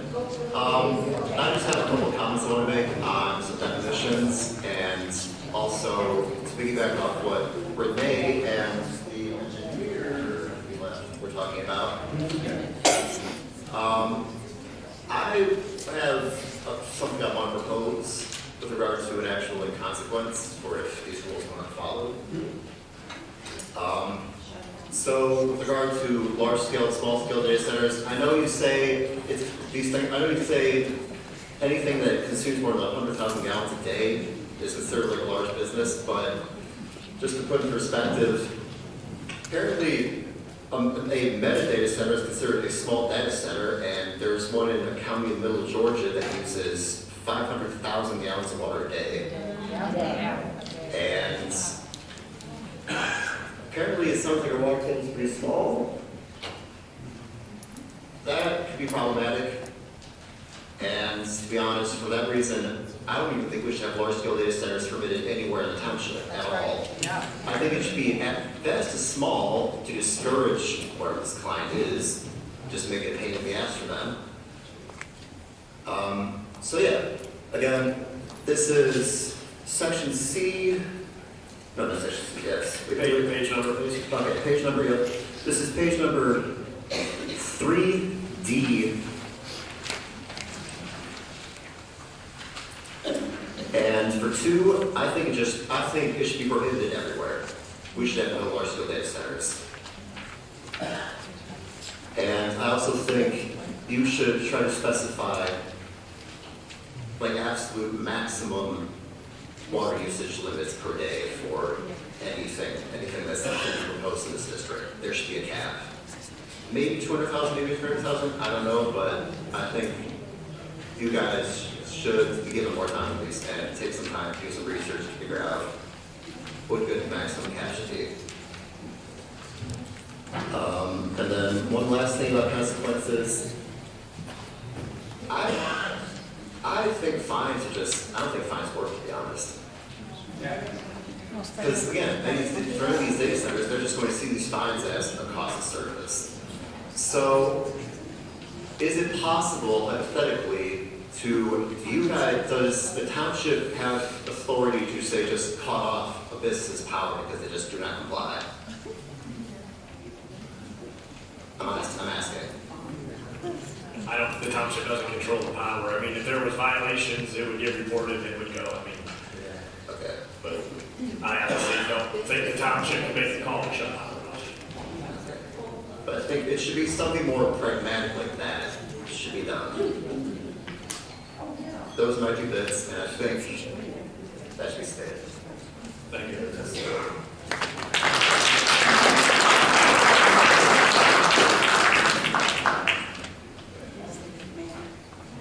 Hello, my name is Rose Gunther. I live in Riverbrook, New Haven. If there is anything in these papers that isn't the truth, there is only one way to do things in God's world. It is the right way or the wrong way. Nothing happens in God's world by accident. And if there is one word in here that isn't the truth. There was a person here on this staff yesterday that talked, I sensed the evil in that person. I sensed his evil. He knows who he is. But there is evil here. And you want to prosper, then learn to do things the right way. God's way. Amen. It is only going to happen with God's way. There is only one way, God's way. And the sooner all of these people learn to do things God's way, we're all going to prosper. But you think you're hiding things you aren't. God knows. You aren't hiding anything. Nothing. Nothing. God knows who you are. All of you. And He knows what is going to happen. Thank you very much. Thank you.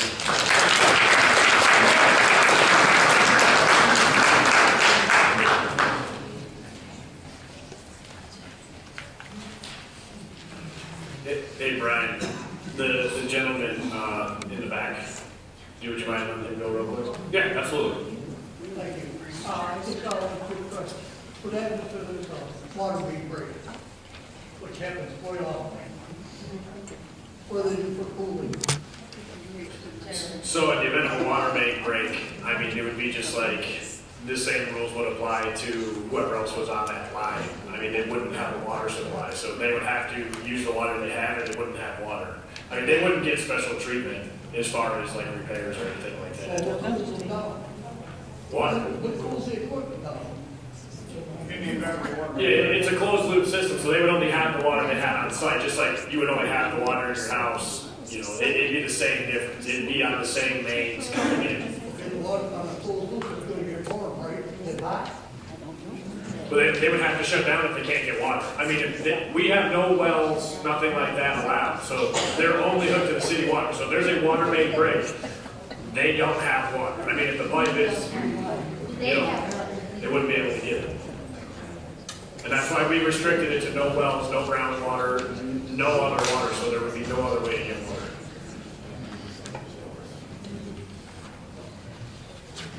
Thank you. Yep, no problem. Brian Mason, New Haven. First, on the topic of the fines, I'd like to give a little story. I've been on my HOA board now for almost the whole 10 years that I've lived there. And I'll never forget when I first moved in, above ground swimming pools were not allowed. I will never forget the vice president of the board, no less, made the comment that he'll just put his pool up in his backyard and he'll just calculate out how much the fine would be to pay it on a recurring basis, and he would just consider it a luxury tax. These corporations have a lot more money than that. So it's just something to keep in mind. That said, thanks, Frank. we talk about the question of where did this all come from? Where did this begin? So I'd like to read you an email from Paul Reschke dated February 15th, 2024 to Anthony Reeder, Stephen Casson, and it says, "Hello Anthony, I'm sharing a couple articles for your reference as they will be pertinent to the meeting on the 6th of March. The Macomb County Economic Development Group receives requests monthly, if not weekly, from large organizations across the globe that are in need of 100 to 200 plus acres to develop, 500,000 to 2 million square plus foot plants that can employ thousands," which admittedly does sound great. Employing that many people. "Our group can work with Lenox Township and Macomb County utilizing the Strategic Site Readiness Funding Program to prepare and develop in excess of 500 plus acres at the 26-mile and I-94 site." So they already had an area that they were looking at. February 28th, 2024, Paul Reschke again sends another email, this time to Anthony Reeder, Mark Grabow, Stephen Casson, documents for March 6th meeting and Zoom inclusion. One of the attachments, I-94 corridor development. Pretty similar name, if you ask me. So when we're asking about where did the I-94 development district come from, I think we have our answer. It started with this developer that approached Lenox Township back in 2024. It really would make me question the validity of the I-94 development district. It would make me question the validity of the master plan update because the district was put in specifically for this developer. And subsequently, if I can find it fast enough here, there was another email that, oh, here it is. The very first email, actually, where Paul introduces himself, is on Friday, January 19th, 2024, where he sends it to Anthony Reeder and CC's himself. It was great meeting you this past Wednesday. Strategic site surrounding Oak Ridge Golf Course. So it all started with Oak Ridge Golf Course and grew from there. Thank you. Thank you.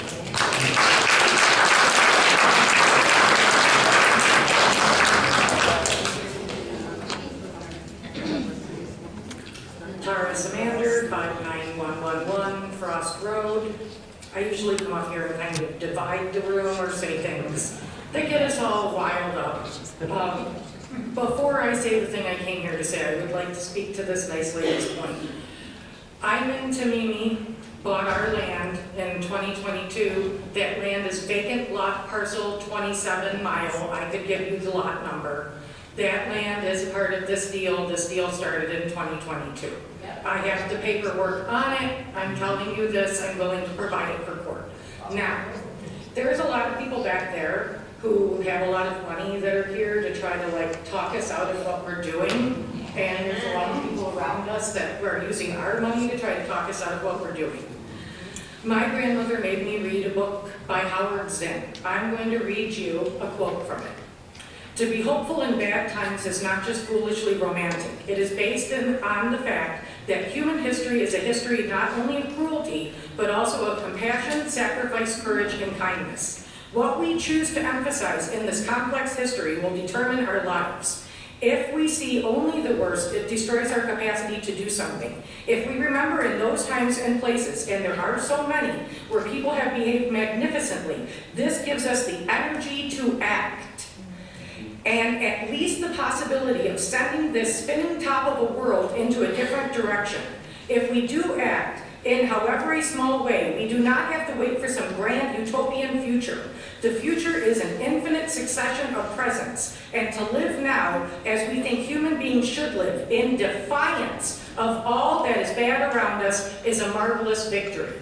You guys are living in defiance of all that is bad around you. Keep being marvelously victorious."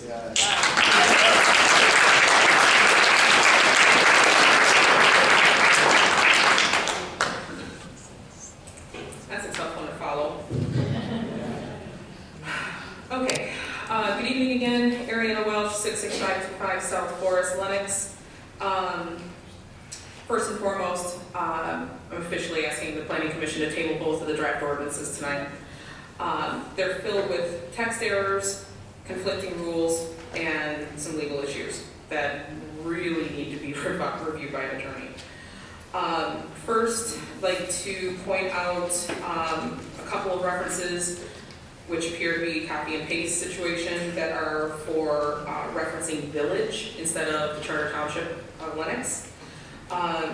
It is in the data center ordinance, pages 7 and 8, subsection 5, utility and infrastructure, and then also on page 11, and I'm happy to share this, and this is part of the bigger group of information I have, but I just wanted to focus on a couple for my short 3 minutes. It specifically in those sections references the village ordinances, hooking up to village water, and using a village engineer for utility design and construction. Said 7 and 8? 7 and 8 and 11. And 11. Yep. Which page are you reading from now? I'm sorry? Which page are you reading from? I just summarized them. Oh, so, okay. yeah. I was looking for it, okay. Got it. But go ahead. We'll go through. You know, I'll just listen, but I'll make a note so I can go back. Okay, yeah, it was in, and forgive me, because truthfully, I made a lot of these notes with the previous version that we didn't, I didn't know this one was existing, so some of them could be partially there, but there was village references. Chapter, this says new section 714.1 or .157. All of the ordinances on the township website are all starting 719. I'm sure it's just a typo, but still should have attention to that, so that's consistent.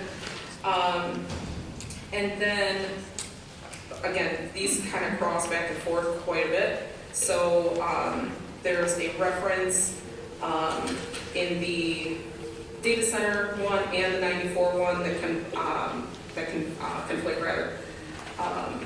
It is in the 94 ordinance, it lists that digital infrastructure as a permitted use by right, where it's special land use in the data center one. So that should be confirmed.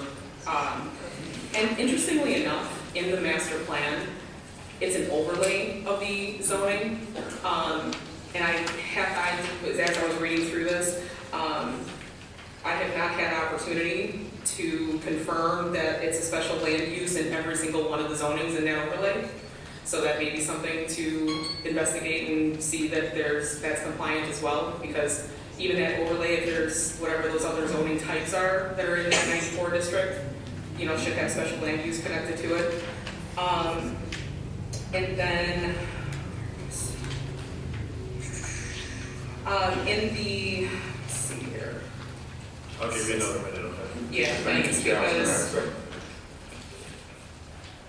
think it was in decommissioning, and so it's page 16, about a quarter of the way down. Decommissioning must begin within 6, it's crossed off, and then 4 months. Yeah.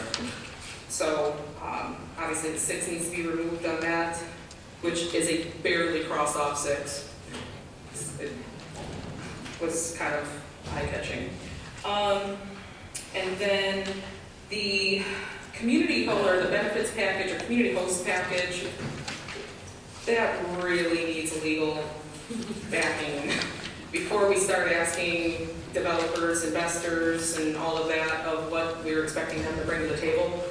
I really encourage not to put requests in for them to contribute X amount of dollars or X amount of programs or to the library or whatever.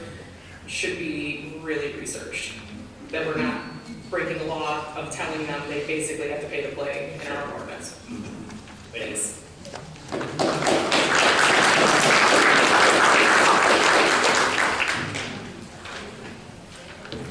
How y'all doing? I'm Ray McQueen. I reside in your lovely town and area. October 10th, 2022, I took a job in your community, which has become mine. October 23rd, I bought a residence, which is 32903 Farnborough, quite a large community. I'm blessed by God to be around all you people. See, I got a 6th grade education.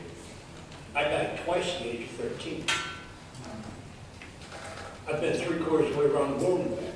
But one thing I do recognize is a lot of common sense. A lot of good-hearted people. A lot of people that I've met, known on and off from my job. Some of y'all might recognize me. I'm the angry truck driver guy behind the wheel saying, move, just move out of the way. I run a gravel truck. These people all understand something about freedom, choice. Because without their choice, they don't get their freedom. See, I swore an oath February 9th, 1986, to the government, to our country. It'll end the day I die. There's other people, men and women in this room that have sworn to oath as well. In the military, that even the 3 officers in the back corner might curl their toes over. But that's my group. Everybody here is speaking up, and they're speaking up very loudly. I ask this panel of people to do the best you can with the power you have to hear them. Do as they request. Give them the choice they ask for. They are being born. And there's one other person in this room that's trying to figure out how to keep my mouth a little quieter. I'm the guy you're worried about.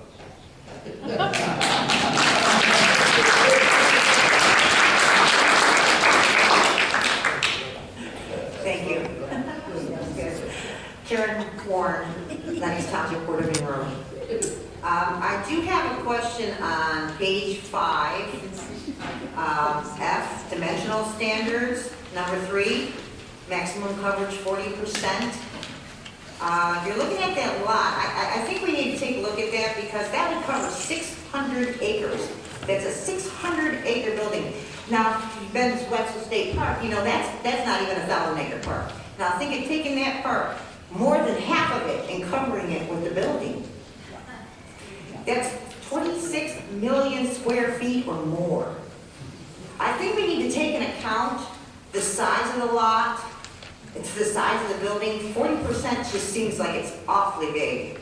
I mean, nobody wants to look at a build, drive for miles and be looking at a building that size.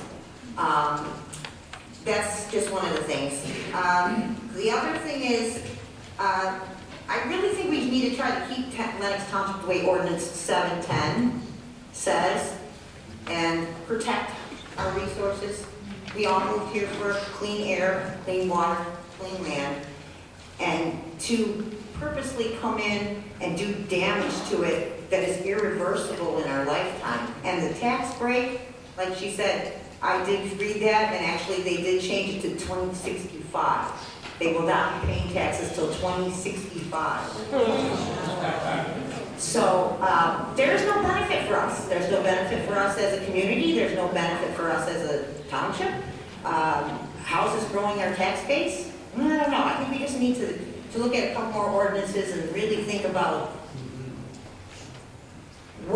how is it actually going to better our community. Thank you. Thank you.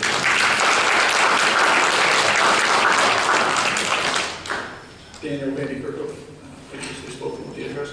First of all, I do want to say shame on the Board of Trustees for putting you in the position that you may or may not believe yourselves to be in tonight. For them not even putting it on the agenda last night. I can't stress enough how much of a disservice to the community that was, how much of a slap in the face. That said, I do want to stress that some of you guys might probably feel like you're kind of in a damned if you do, damned if you don't situation tonight, thinking that if you don't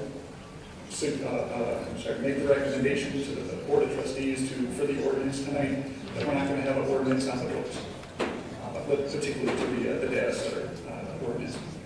Well, first of all, the moratorium ends tonight at midnight anyway. So even if you did make a recommendation, even if the ordinance was absolutely 100% positively perfect, they're going to make a recommendation to the Board of Trustees. They still have to convene. They still have to pass it.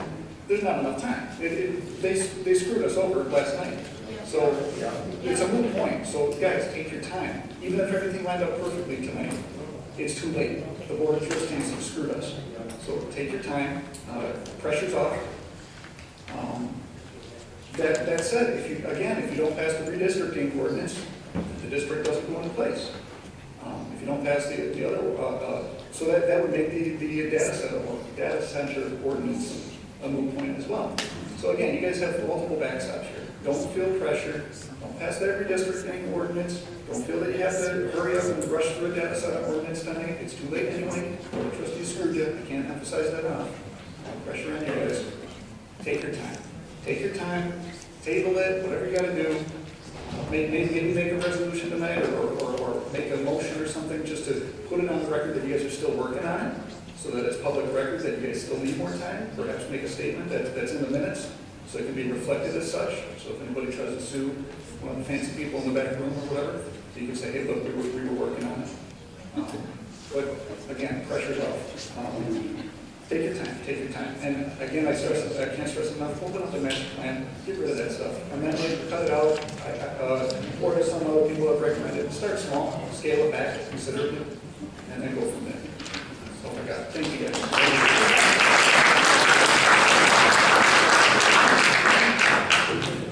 Brian Spaulding, Farmington, Michigan.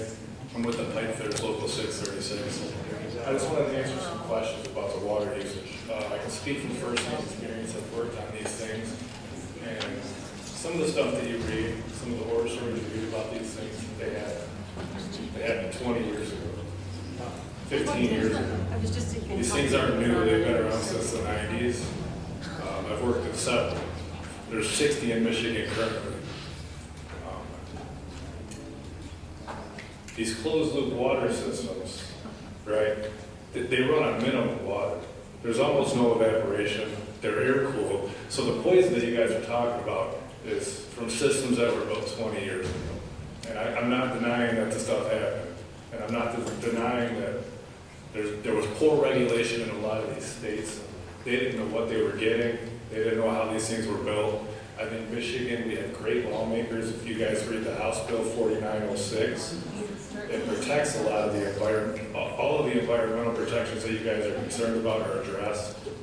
It's a sales and use tax exemption. It's not a tax exemption, right? So the sales and use tax exemption can only be met if they adhere to a whole laundry list of environmental protections by the state.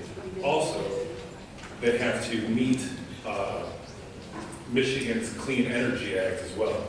They have to prove that they're going to provide clean energy in order to be eligible for these tax exemptions. So I just wanted to clear that up, that's all. Thank you. I'm just telling you.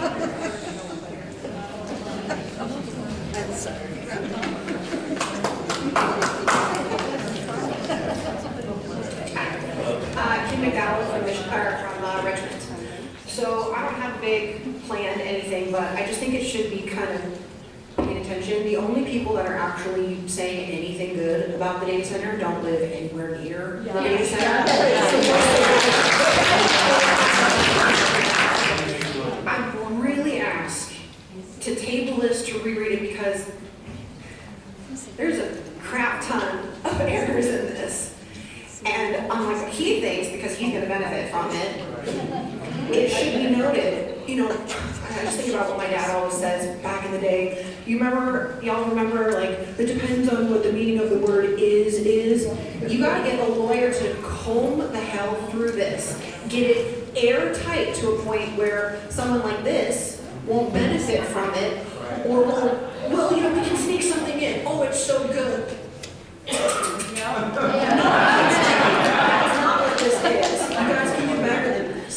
Because at the end of the day, if you don't table this, if you don't have a lawyer really look at this, really pay attention to this, make this airtight, do whatever you have to do, you're going to end up making the rest of us prisoners. Because, oh, it doesn't lower our house value, it doesn't this. I don't want to live near this. I don't want to live near the sound, the water contamination, the anything. We don't know the ramifications of what, we don't know the full ramifications of what's happening. In Dowagiac right now, the townspeople are suing because they can't be outside for 10 minutes without having horrible headaches. This little tiny town. And we're a little tiny area as well. Everything that we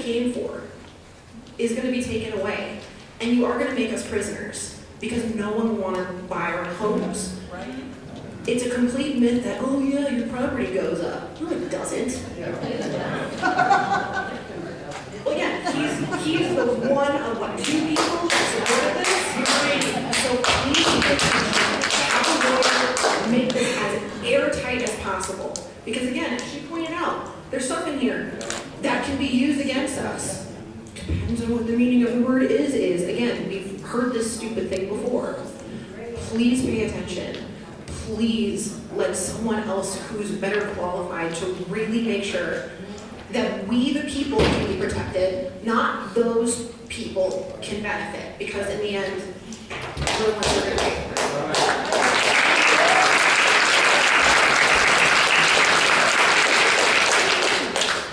Scott Dowditch, 30 Mile, Lenox.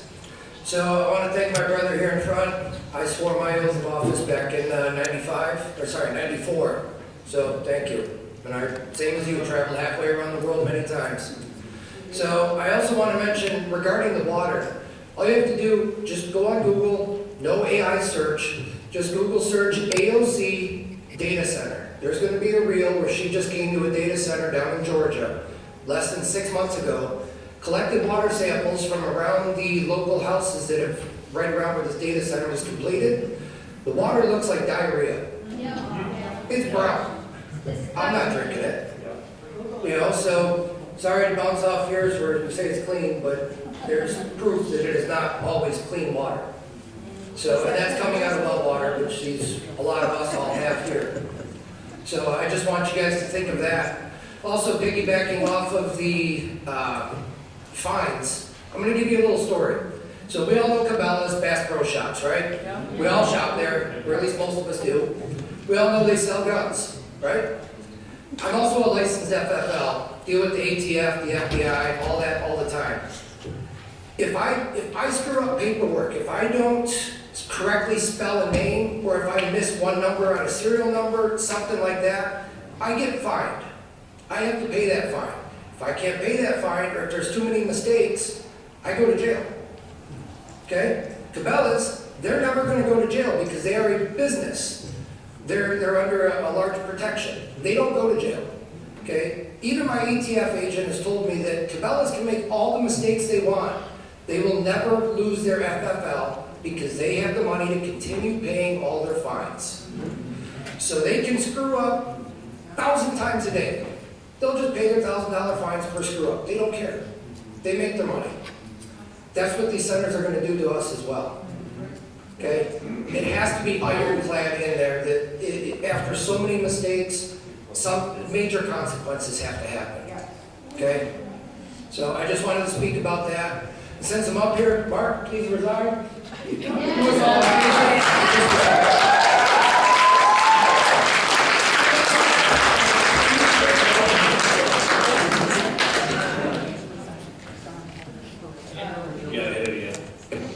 Andrew McGilvery, Lenox Township. First and foremost, thank you to all of you because you've been given an insurmountable task in a short amount of time. Unfortunately, you work for an administration in our township leadership that reminds me of what Kwame Kilpatrick did. Push forward to be a bully. I'm sorry, I grew up with a family in politics for 40 years. I have never, in the 40 years of my father being in politics, seen something pushed through, hidden, and quiet behind the scenes. And it's unconscionable that you guys have been put in that position to have to try and vote on something. Unfortunately, I personally believe something is better than nothing at this point. But if you do indeed pass this tonight, I would recommend that you revisit this at the very next meeting to continue to make it stronger. One of the big concerns I see, just something recently I noticed, we had a water main breakout in Lake Orion. All the businesses stayed open. If there's a water restriction to this township, they should be immediately ordered to cease operation of all water from our township. Because all they are doing is draining water that could be going to a resident. Thank you. Thank you.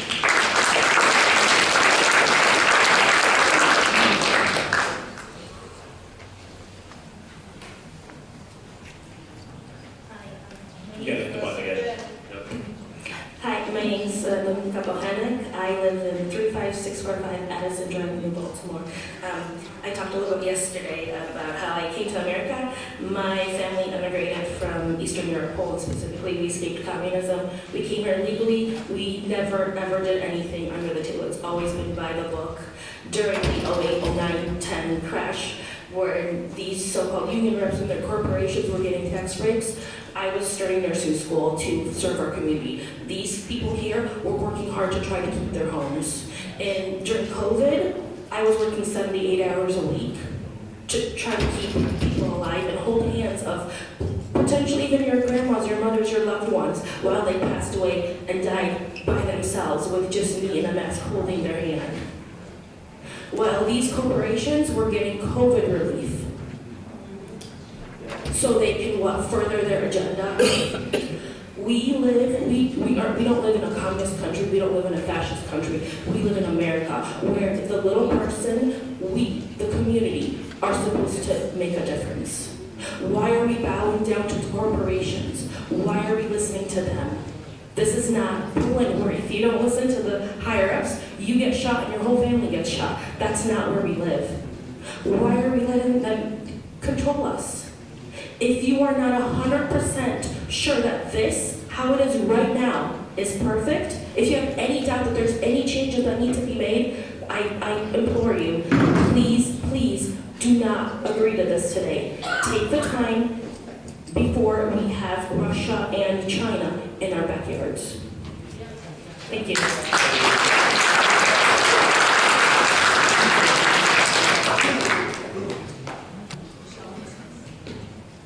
Michelle Perswicki, 31500 Donovan, Lenox, Township. The non-compliance section, last page, 20D, whatever, A through Z, needs to be A through Z, not 4 or 5 little items. These are really big companies. They've got the money. They can afford to pay. In regards to water or environmental impacts, remember that we all will be affected if our water gets contaminated, if our wells get contaminated, our wells go dry, the ground gets contaminated. Please remember, the EPA does not step in until after it's done. They don't give a shit until after something happens. You guys are the ones that are protecting us. You've been busting your butt to try to get this thing done, and you've done a wonderful job so far, but your job's not finished yet. It needs to be completed. If you have to pass this, pass it and revisit it next month, do it. But the board is not working with you. They don't care what you think. They don't care what any of us think. They're all being protected or taken care of from whoever this developer is that's coming in, because he's coming. And go ahead and shrug your shoulders, Marino. We know you own property. We know you have a conflict of interest, and you need to disqualify yourself from any votes. You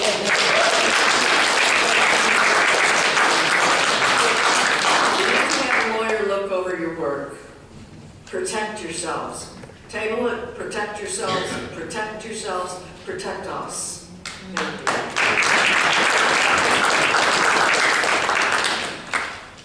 Hey, I'm Kelly River. A lot of you have seen me. I'm not doing any big speeches today. I do want to thank you for your time. The board has basically put a boot on your neck trying to force this through. I do want you to take a deep breath. Try not to rush and pass this thing through. There is some protections that we are. I want you to look into the proposed ordinance doctrine that Michigan has, sometimes referred to as pending ordinance doctrine. It does allow a municipality to deny a property owner's land use or development application if there's new conflicting ordinance and is formally being drafted or considered, which this would be. So please table this tonight so we can work on all of the mess that's still in there that needs to be worked out. to all of you, Michigan Zoning Enabling Act allows us, after these ordinances are approved, to submit a petition for a referendum. So when that happens, we are going to depend on you in getting your signatures so we can put it on the ballot. Thank you.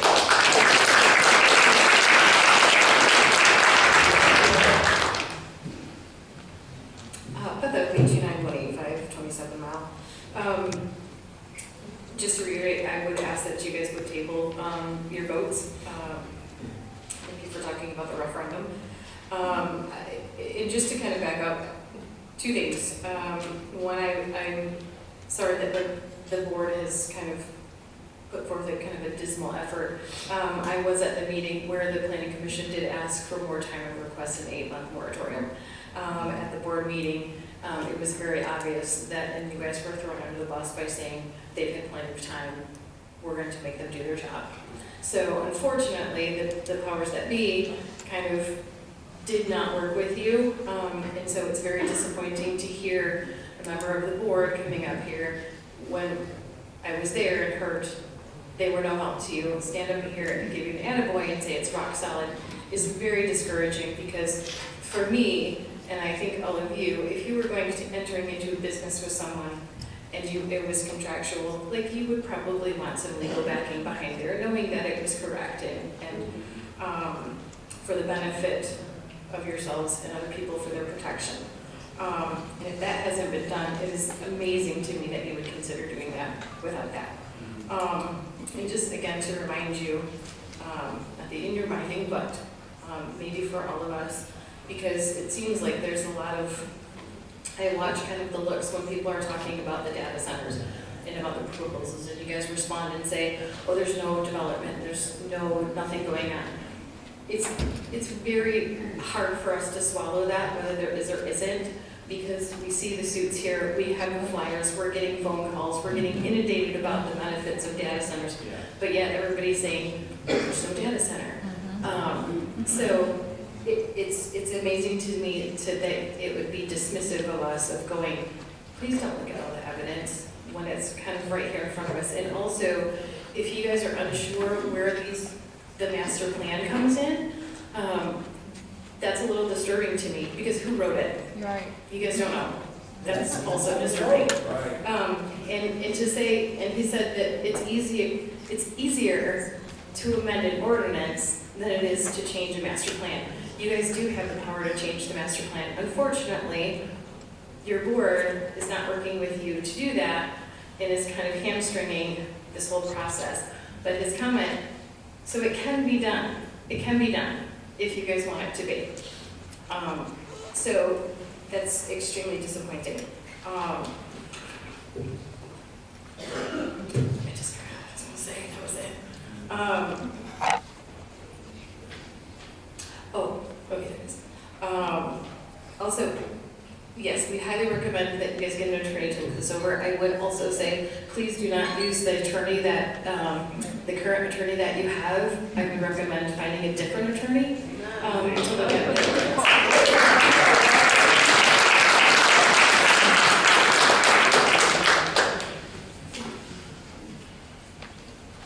Okay, now I'm back at the right time. Did you want me to go back from the beginning, or do you already have the notes from before? We got it. Okay, but just page 8H, go back to the noise limit. Your daytime hours were from 7 a.m. to 10 p.m. There's children in school, especially if you're going to set this at a quarter mile away. So I would recommend 9 a.m. to 6 p.m. at a maximum of 40 decibels. Nighttime, 6 p.m. to 9 a.m., maximum of 20 decibels, and low frequency at 40 decibels. Also, has anybody talked to the Great Lakes Water Authority to make sure that all of our sewer lines are ready? Have they talked to St. Clair County, because water lines going up county line?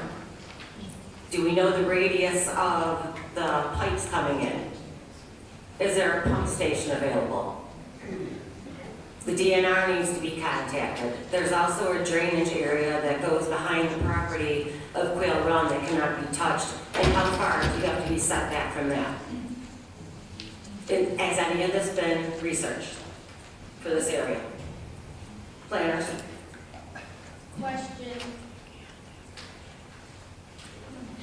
So without a site plan, there's not a specific review of a parcel, I can tell you that. But you're zoning this district, so you have to know how far back your setbacks have to be from natural resources. And are your lines in place? Has anybody contacted these areas? Something you need to look at before you vote yes on this. You have a lot to do on this. Who's going to be paying for all these infrastructure, repairs, maintenance, any of the upgrades that need to be done? Thank you. Who's going to be paying for that? Not your residents. We're already being billed. If you take a look at the back of your electric bill and your gas bill, take a look before you have your usage charged. All your delivery fees. It's about $100 a month before you even start occurring. And we're still paying debt on water. Yes, it's $35 a month still. So is that going to be then accrued into Lenox Township per resident? Or the repair. Because you needed to contact the Great Lakes Water Authority. Also on page 14K,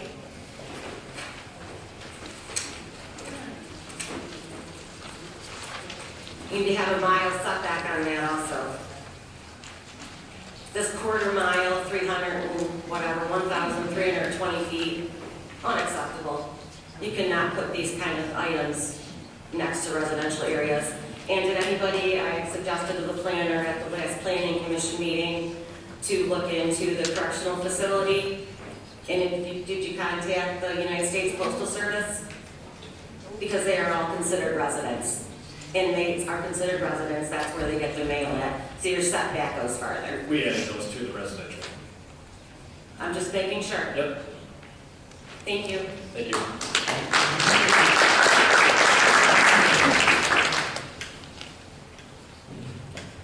Hello, my name is Dana Novak. I'm a resident of New Baltimore, right down the county line. As many of us know, we haven't had a lot of time to review any of this information. But from reading from it, my main concern is the noise. The purpose of this ordinance is to regulate facilities such as large-scale data centers which operate 24 hours a day and rely extensively on cooling systems, ventilation equipment, and backup generators. Unlike many industrial operations, the noise generated by these facilities can be continuous rather than intermittent. As someone who is particularly sensitive to sound, I'm concerned about the long-term quality of life impacts on nearby residents. These concerns are not merely theoretical. Residents near a data center in Dowagiac have filed a lawsuit alleging that the continuous noise from the facility has negatively affected their quality of life. Regardless of the outcome of that litigation, it demonstrates why noise impacts should be carefully evaluated before similar facilities are permitted under this ordinance. I'm also concerned about the continuous noise affecting local wildlife and natural areas. Lenox Township and surrounding communities have a strong rural character and are located near important natural resources. Before approving this ordinance, I believe independent noise studies should be completed and made available to the public, along with clear and enforceable noise limits for any facilities operating under it. The board has a responsibility to ensure that the residents fully understand the potential impacts of facilities governed by this ordinance before allowing them in the community. For these reasons, I respectfully request that the approval of this ordinance be postponed until additional independent studies and stronger protections for residents are established. Thank you.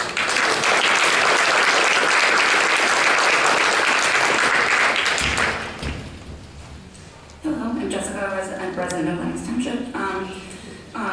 One of the problems I have is with Part D, the district's permitted, and number 4, the accessory data centers. Can you tell us what page, please? Oh, sorry, on page 3.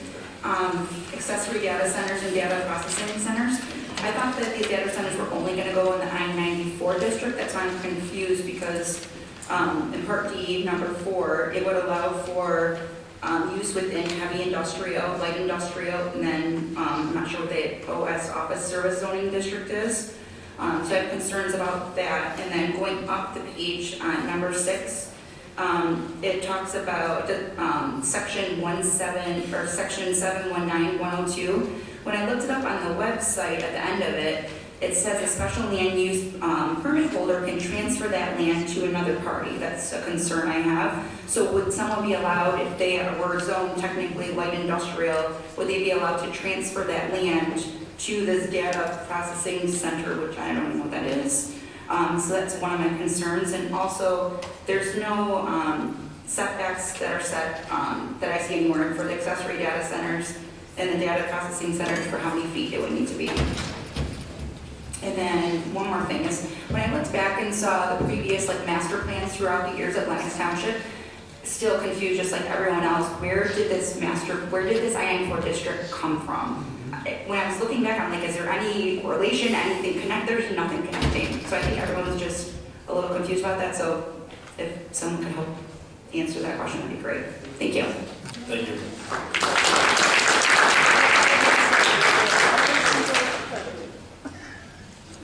Hi, my name is Joe Palmville, 2762030 Mont Road. A little bit of backstory, I was here about 4 years ago, and my daughter was 9-year-old, and now we have 3 kids. And I just wanted to hit on a few points, but I just had a question too about the closed loop cooling.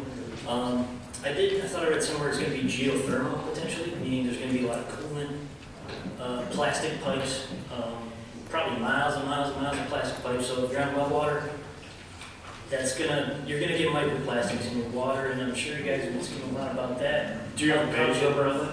I don't think I've ever seen geothermal. Okay, I read it somewhere, but that's probably what they're gonna use, is a closed loop system, I have to figure, but just something that I wasn't sure, but I thought I read it somewhere. But I moved out here just because, it's kind of away from all that stuff, but I just kind of wanted to hit on too with somebody mentioned earlier about costs, especially with DTE. They raised rates like 8% for everybody. Now they just, as you saw a month or 2 ago, they want to double that essentially, so probably raise another 12% or something like that.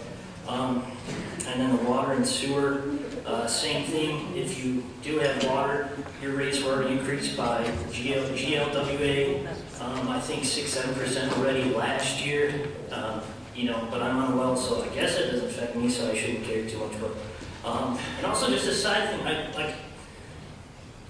buying property in 2022, at the height of everything, I paid a lot of property tax. So I just don't, we're all paying probably a lot of property taxes, but I just don't see what the benefit of having a data center is.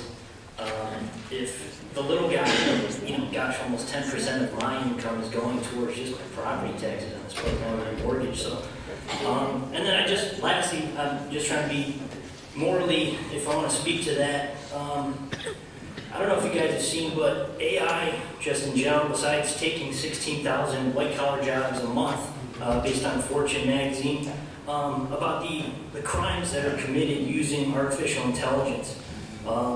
It's crazy. I don't know if I have any kids in here, so I don't want to be too graphic, but you can take a kid, some creep on Facebook, take a picture of your kid, they think they're cute, and they can send it through AI to generate some nasty image of a kid. And I know we were seeing all the reports when they were looking for the body of that girl that was murdered, and they thought her body was dumped in this dump right across the street. I would hate to see a little child, or got millions, thousands, and they find out that this data was running through a data center around here. Like I said, I got 3 kids. I just had one born 5 days ago. And man, it just makes me angry to think that, just as a big, I don't even know, can't get my words, but we shouldn't even be using AI at all. It has no benefit, no purpose. It's supposed to cure cancer, and it's done nothing but pollute and take jobs away from people to feed their families. So, thank you. Thank you.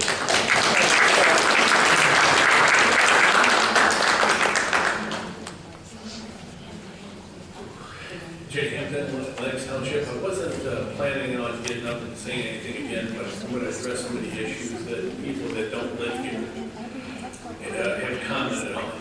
And one of the things is a closed loop system. Closed loop systems still do use water, but what they do generate is waste. because water has to be treated, so you don't have fungi, bacteria, and algae blooms that develop in them. So now you have a center over here. Not only is it going to be generating huge amounts of electronic waste, but that water is considered toxic now. So it just can't be just dumped down the sewer. So now that's going to be in the community. And if they have a leak or a breach, that goes into the soil. So one of the other things is they're going to have a backup. The question is, what is a backup? Like somebody mentioned, if the power goes out or water goes out. So what is it? I have worked in automotive plants where people didn't even know that the backup system were well water. The community didn't know, and most people in the plant didn't know. So it can't happen. And that was just a supplement. If body shops and automotive use huge amounts of water to cool the equipment. So don't think it can't happen. The other thing is, when you look at, I had a particular plant I was in, it was destroyed by a natural disaster. Not only when we do a new startup for a plant, an automotive plant generally is about $1.1 to $1.5 billion to put a brand new one in. It was destroyed. None of the license plates were from that state. Because it's $70 million a day loss, we brought in everybody from everywhere we could. And the same thing is when we built the plant. We brought our own people along. So the community didn't benefit from it. I'll tell you that right now. Out-of-state workers. And generally right now, so you're talking about, driving backhoes and all of this stuff. Again, we brought our own workers in. And if they do use the workers, you're going to have maybe a couple thousand maybe, and then they'll disappear. Data centers are low volume. Maybe a couple hundred people are going to end up running it. So the benefit to our community is like zilch. So, when you hear these stories and guys coming from elsewhere, they can stay in Farmington, he can stay in Detroit. Because they're here to sell us bull. I built over 50 plants in my career and did installs. There is never no waste. No plant generates zero waste. Data centers are going to generate waste. I guess it's convenient that they can just go fill our dump up right next door with the waste that they're going to be throwing out, servers, boards, all kinds of switches. And we see how that works with the Canadian trash. Right? Who knows what else is going to be in there? So don't let anybody sell you. They're selling you a story. These plants are not good. And they will affect the environment forever. And just one quick thing. I just read an article today, Sam Altman, OpenAI. Song and dance, they can't get out of him what his plants, his data centers actually consume for electricity and power. You can kind of figure it out, but he's not telling anybody. So he comes in and throws out some garbage, but he won't give you the numbers. Start looking at numbers and seeing really how this benefits our community. Thank you.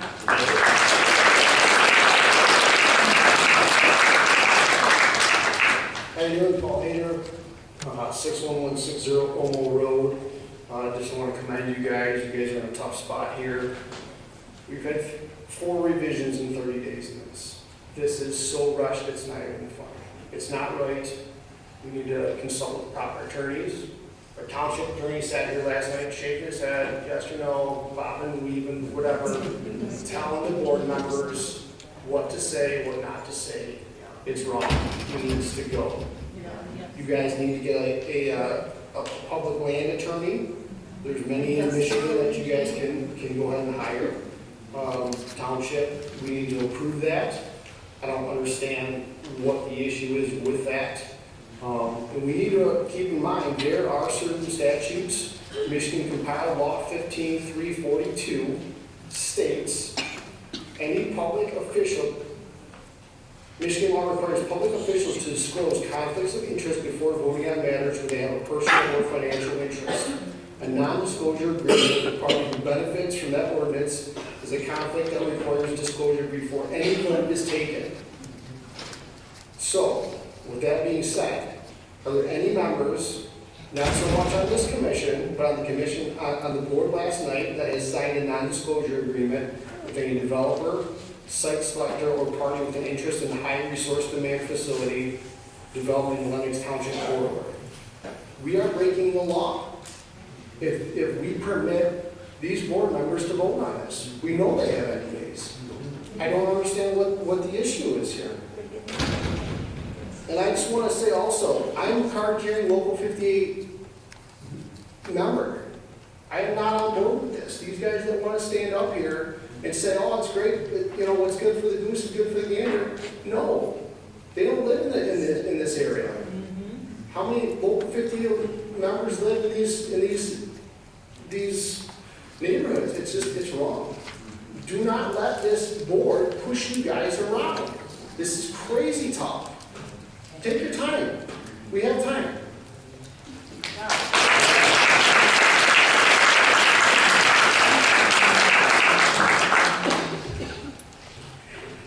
Hi, my name is Jennifer Slocum. I'm building a house at 28 Bates. My comments are totally unrelated to each other. There is no continuous argument. I'm going to weave my way through this. So first of all, technology is advancing faster than the ordinance can keep up with. When a standard today, like closed-loop systems, could be obsolete before the data center even gets approved. Therefore, I suggest that we include language that adapts to this changing technology. Instead of being very specific on some of the restrictions, we need to be able to adapt. Like I said, closed-loop systems might not, the technology is just moving too quickly to be so specific in some of our language. Okay. Then, I've never been to a zoning public hearing before I started coming to these. I always see them on the news, and there's a giant map that shows you the land and what streets and what properties are covered. I have a map that somebody posted online, and it's got these hash marks, and there's purple, and there's red, and there's blue, and other than 26 and 28 and 94 in Gresham, I have no idea where this is. Did we all get a copy of that? No. No, in the master plan, no. Okay.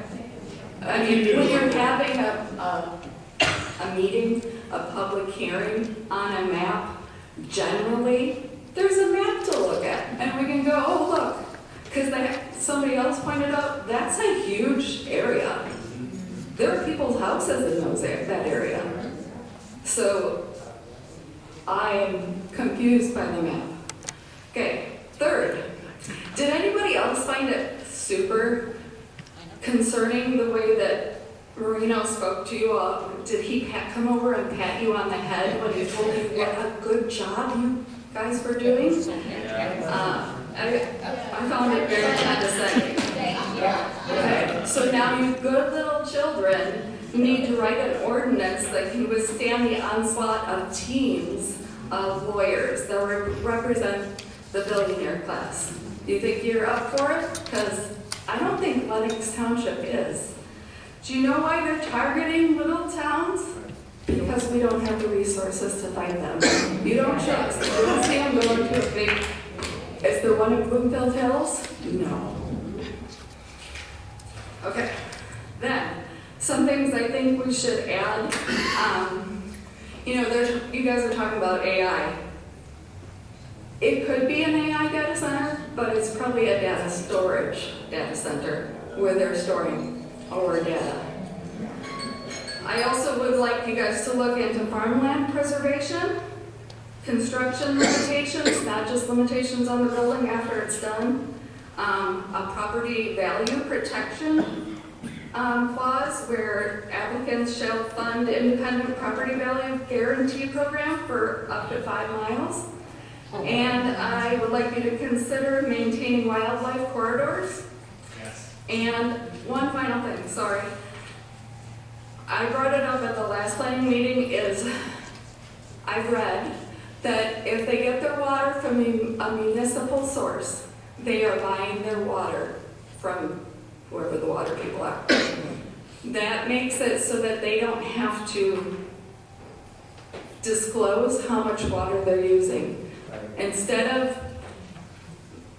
there are reporting requirements when you use groundwater to the state. But when they are buying water, they're buying water like each of us is buying water. And they don't have to report that information. Okay, thank you. Thank you.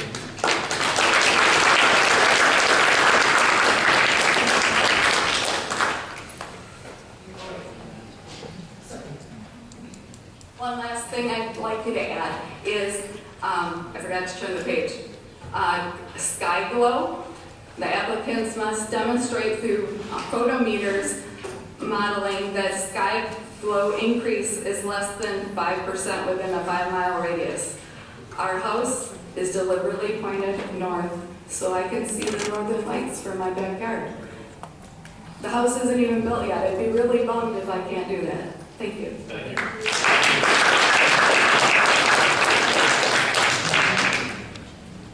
I really wasn't going to get up here. My name is Linda. I live in Lenox Township. I guess what I'm confused about is why the building trades are here. I mean, yeah, they're going to get jobs, bulldozers and stuff like that. My stepfather he died on his bulldozer. He was a member of your union. My husband was 30 years, iron worker. He's been retired 30 years. Why are they here? They're not going to benefit from this. We are the ones that are concerned about it. One guy in the hallway told me they go around to all these meetings. Why? Like I said, I just want to know why. And also, the guy gave his address is their union hall. Yep.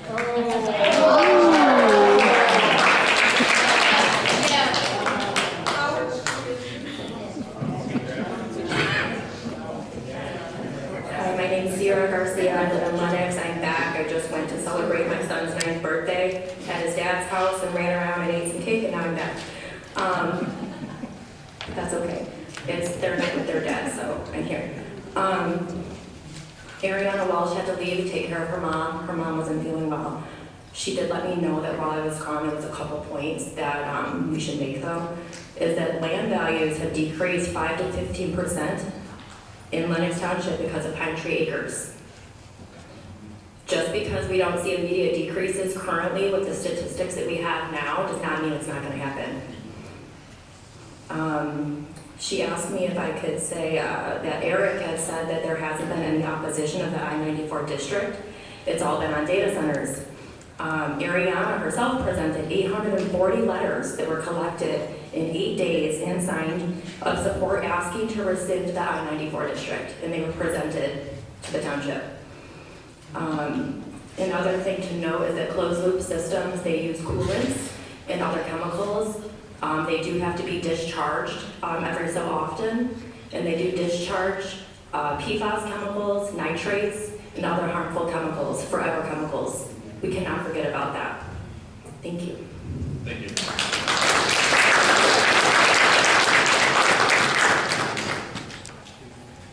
Did you already speak on this one, or you did the last one, right? I just got a couple of words and I'm going to say it. That's fine.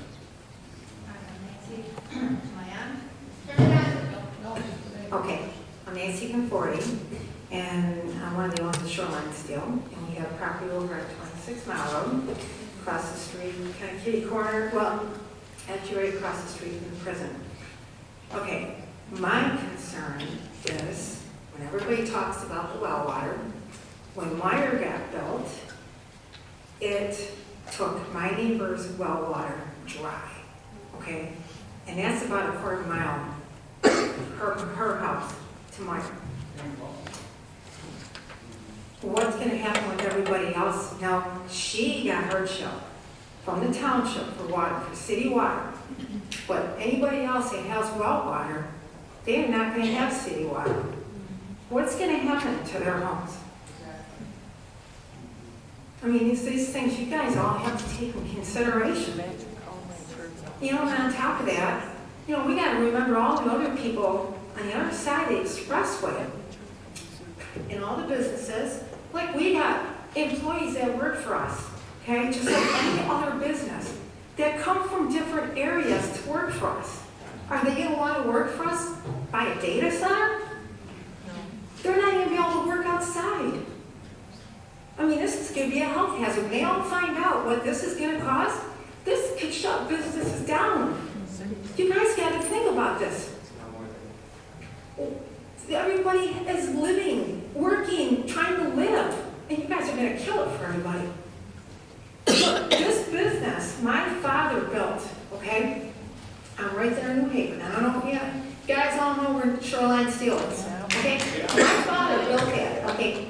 Built that 43 years ago. He started it. Okay, now my dad is now gone. Okay, he passed away. It's down to us. We want to pass it down to our kids. How are we going to be able to do that? Okay? Right? Another concern that I have.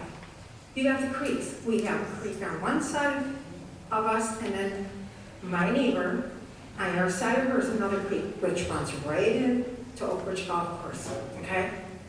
That runs along behind Frost Road. How are you going to keep the contaminants out of that, which is going to run into the Great Lakes? Yeah. And it's going to kill the fish. There's so many questions that we all have, and we all need answers. But this data center, nobody wants it. Not here. At all. And I wish you guys would take this all in consideration, because it is going to hurt our health. Every one of us, my kids, just like all these other guys, they have kids or grandkids or whatever, my grandkids, in the New Haven School District. What's it going to do to them? You know, people, they can't just pick up and move because you guys want a data center. Can't do that. We can't just pick up and move our business because you want a data center. Please be there for us. Please soften your hearts and be there for us. Protect us. Thank you. Thank you.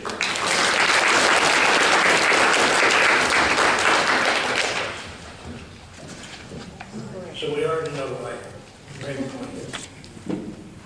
PFAS, water. We used to haul water out of the landfills into Detroit. Anybody here that has city water? PFAS is in your water. I know. I have city water. I drink PFAS, but Ice Mountain is what I drink the majority of that work. I don't know how to convince anybody to do it, but I can tell you, this data center is not good. Saline didn't even get the opportunity to have this meeting. Saline, Michigan. My brother resides there, so I know. How do you convince you to do something? I've learned that you're shoved into a corner. You know, I don't know what to say about it, but I can tell you this: greed only goes so far, son. Greed only goes so far. You know, I'm a skilled trade person. I'm a commercial operator. I have one of the highest level of driver's license to drive a vehicle on the United States roads in America. I can drive in any state in America. I carry 154,000 pounds at any given moment. Would I benefit from this? Yes. Do I want it in my community? No. I'd like to say a prayer for the panel. And that would be, God, grant me the serenity to accept the things that I cannot change, the courage to change the things that I can, and the wisdom to know the difference. God gave me an opportunity, February 9th, 1986. Changed my life. It's the day I joined the military. God bless you all.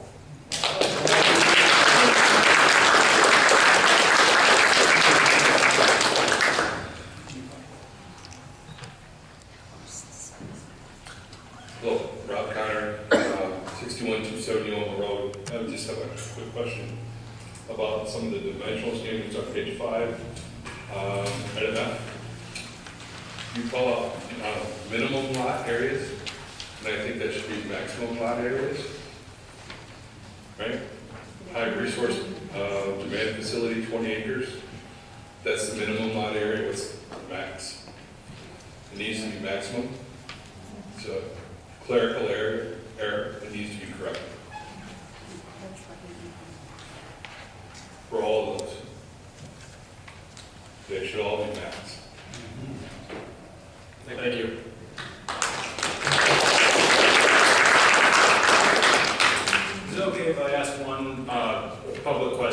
Did you know? Yes, you're supposed to address the board, so you can address us and use your 2 minutes. All right, well, I just want to ask, what little spot do you happen to, I don't know if you comb, but you do quite a bit of work on this little place on 28 in Gratiot that gets pretty popular during Halloween time. You know what makes it popular? You know what makes Scarefest popular? It's quiet there. It's dark there. It's remote. What are you going to be screwing up if you put that there, Joe? It's his family there. Exactly. So think about yourself and your brother, please. Thank you.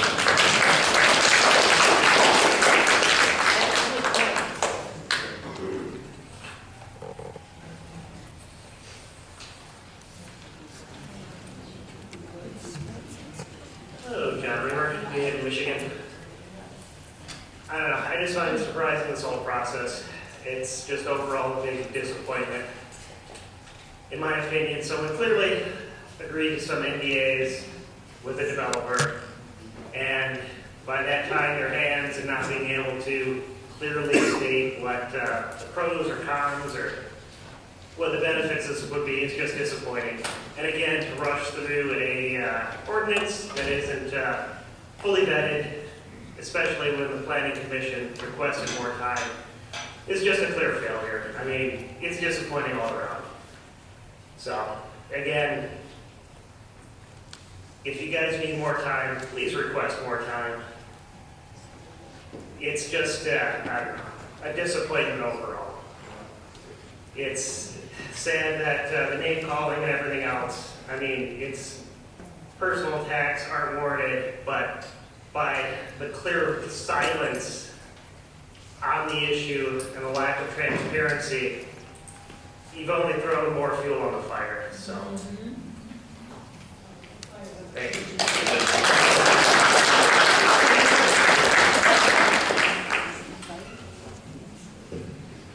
Dan Mulner, Castle resident. I guess the biggest thing is literally every person's been up here saying no. Every person. So, I mean, if it's any conscious of anything, how can you even remotely try and move forward? I mean, we're all on wells. We're all, I mean, I'm in Castle, I'm a quarter mile from the landfill, I'm going to be a quarter mile from all this stuff. I get absolutely nothing. My property value is going to be diminished probably to who knows what. I mean, where's all the long-term studies for everybody? The wildlife, the people, you know, what about all this traffic flow? 26 miles of disaster every morning. Where's everybody going to go? My house catches on fire and they got to come from where? I'm as good as dead. We have how many trucks and all that stuff. The infrastructure cannot handle this. There's just no possible way. I mean, whether we get help from Richmond or the Lenox, sometimes even Ira over that way, because we're all small communities. We don't have all the resources in the world. But when every person up here is saying no, literally, I don't think there's been one resident that's like, hey, yeah, this is a great idea. Keep going. I mean, I just don't know how you can even remotely try and keep pushing this through. When literally every person's voice is no. Because all they want to do is enjoy their property. That's why we all live out here. So we can do all that stuff. We have space. So please, look deep inside you guys and do what's right for all your people and what they want. Not what benefits a couple minor people, because this is a whole community and it affects all of us. And you guys have that control. Thank you. Thank you.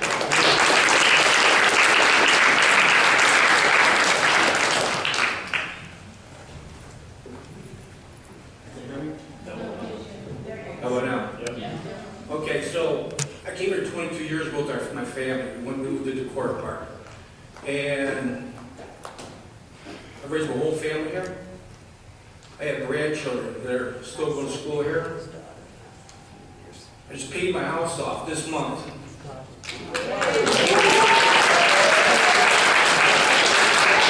Because we were able to do it. That was a long haul, but we got it.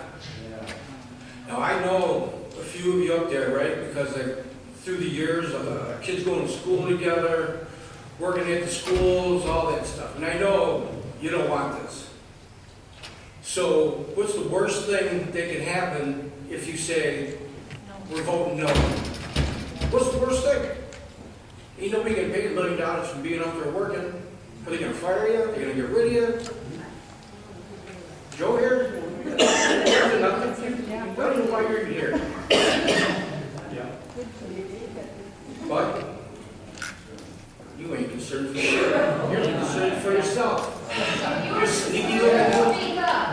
I'm just tired of it. Everybody looks like they're tired of it. Yeah. Just a jackass. So, thank you for listening to me, but do what's right, seriously. You're not gonna get it. It's not worth it. And if you have families here, and you don't want your families getting sick, you don't want your kids getting sick, you don't want your loved ones getting sick, but the ones that do know up there, I love you guys, I'll see you later.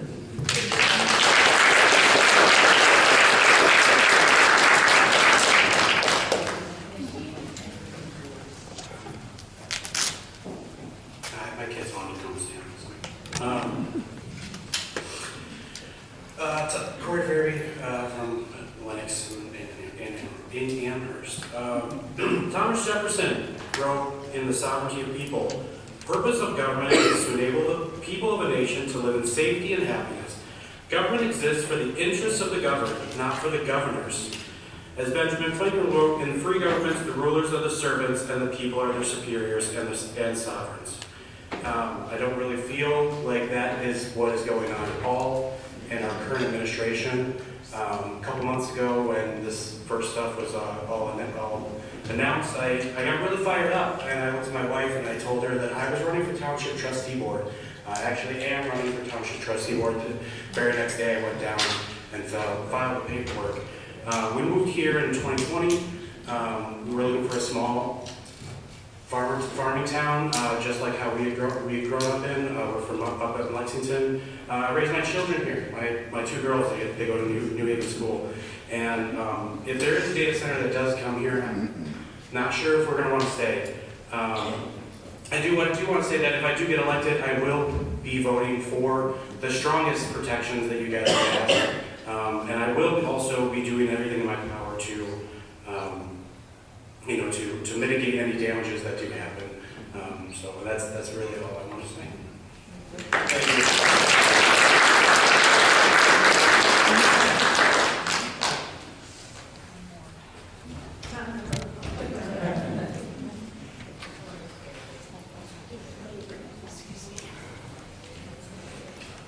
All right, appreciate everyone's input, comments, facts. Be looking for a motion to close the public hearing. Motion to close the public hearing at 9:04. Support. Motion from Commissioner Canal, support from Commissioner Jabari. All in favor? Aye. Nice have it. Okay, now we're into the planning commission discussion. So let's start with that end of the table. Commissioner Radzik. Can you put your mic on? Can you start at the other one?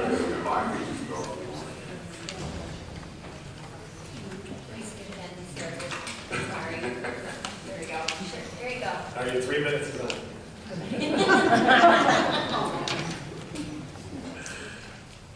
You want me to go for this one? Oh, okay. That's what I'm sure. From what I heard tonight, I have a lot of things I've seen here that we basically kind of went over, and to me, it's almost a new point why you go into it, right? But I did want to read something, and I know earlier you read something. It's strange that you read that because I came prepared with something, because I think people have a misunderstanding about who we are and what we represent, and that we all live here, we share the same concerns. So, if you give me a second, definitely support.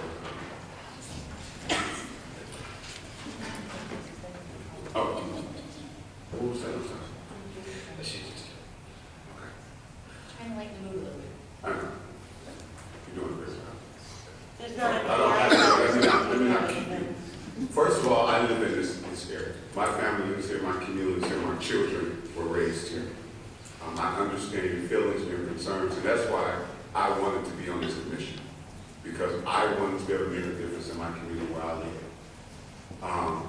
I think we all feel passionate about who we are and what we do and why we serve. I'm not being rushed for anybody. I'm not being pushed by anybody, and I'm not going to be pushed around by anybody. I understand this. I've been in this fight for a long time. This is not my first time being on a commission. Where I currently work, I help run 33 departments for a city. So I understand why it's important to let every person speak. And I want to definitely give our chair a round of applause, because he cut nobody off today, and according to the rules, he could have done that, but he decided not to.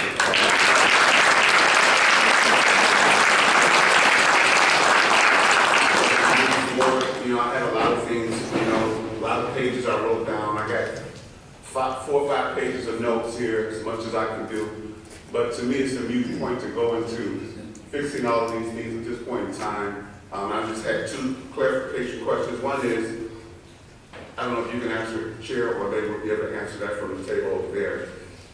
Are we able to table this, if we table this, without penalty, and be able to request and ask for more time to get the research and information we need? Is that something we can do? And the other question is, if we don't approve this because we determine we want to have stronger language and stronger information from those who are professionals, is that something we can do? It's basically the same thing, really, for the most part. If we do it, will that give us some leverage down the road to come back and amend this?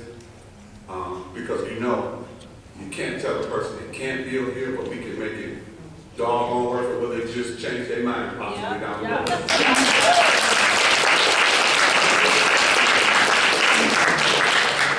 So, I can speak to what I know, what I've been told, and if Commissioner Radzik has any input she wants to share from her experience. But if we put an ordinance in, it gives us the basis of this 20-page document. And as much as everyone believes that we may or may not have been taking this seriously, depending on who's at the podium, this is pretty thick in detail. So by putting this in, you already have one of the more strict ordinances around. And we can amend it, we can look at the master plan, we can do those things whenever we need.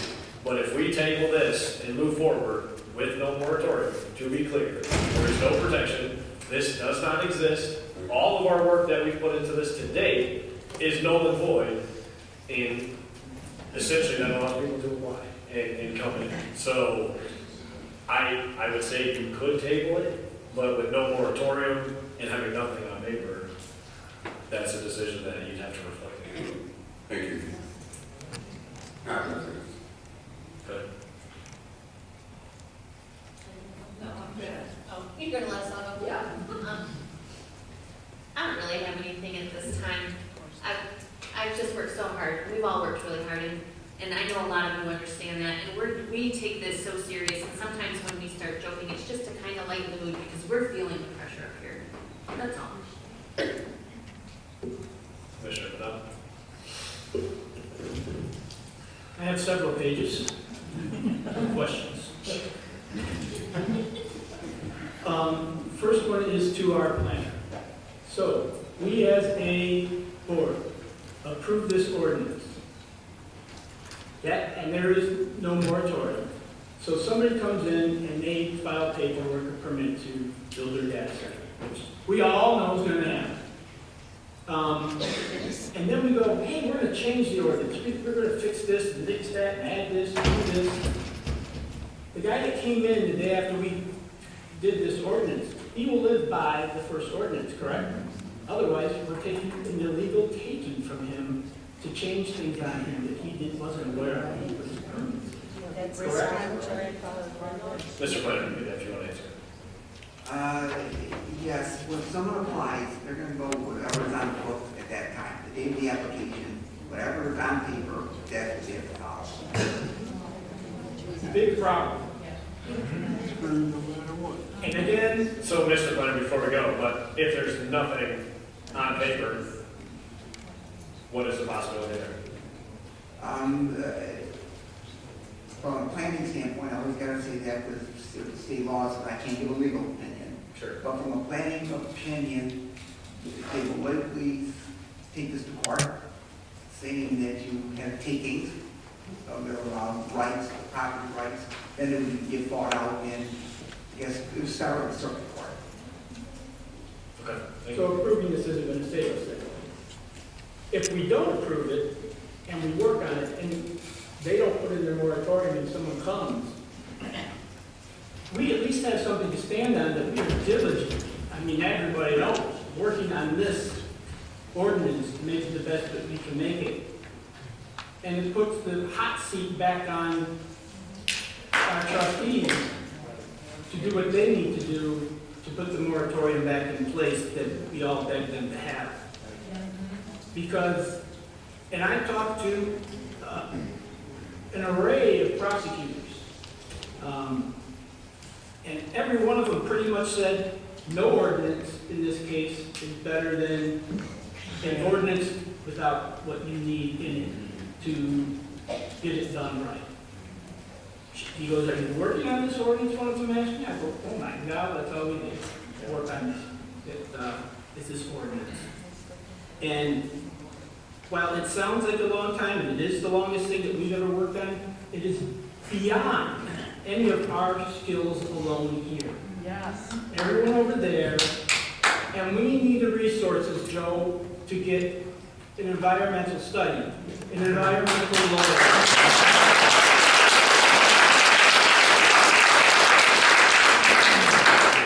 Someone mentioned a public land attorney. I didn't even think of a public land attorney. There's so much things that I don't think we have thought about, and you guys just inundated this thing with a whole lot of stuff.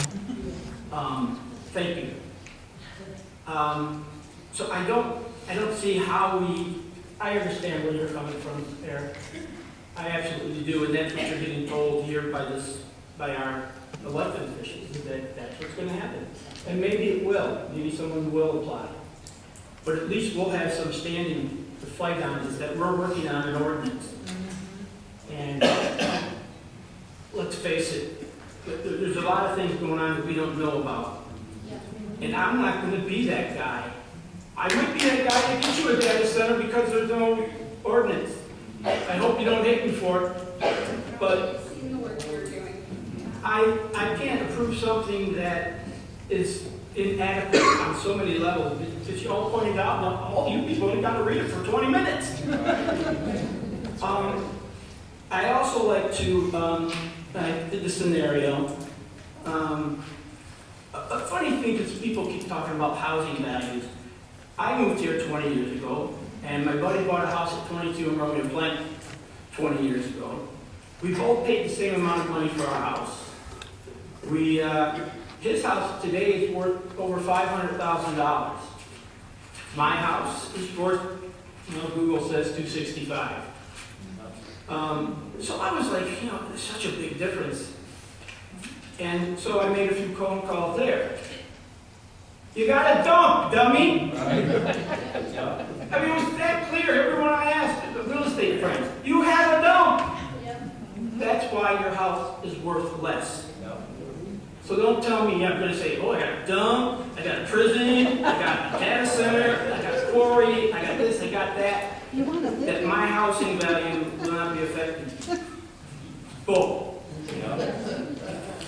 I also want to shout out that there are 6 people running for office here, and only 3 of them have come up to say they do not support this.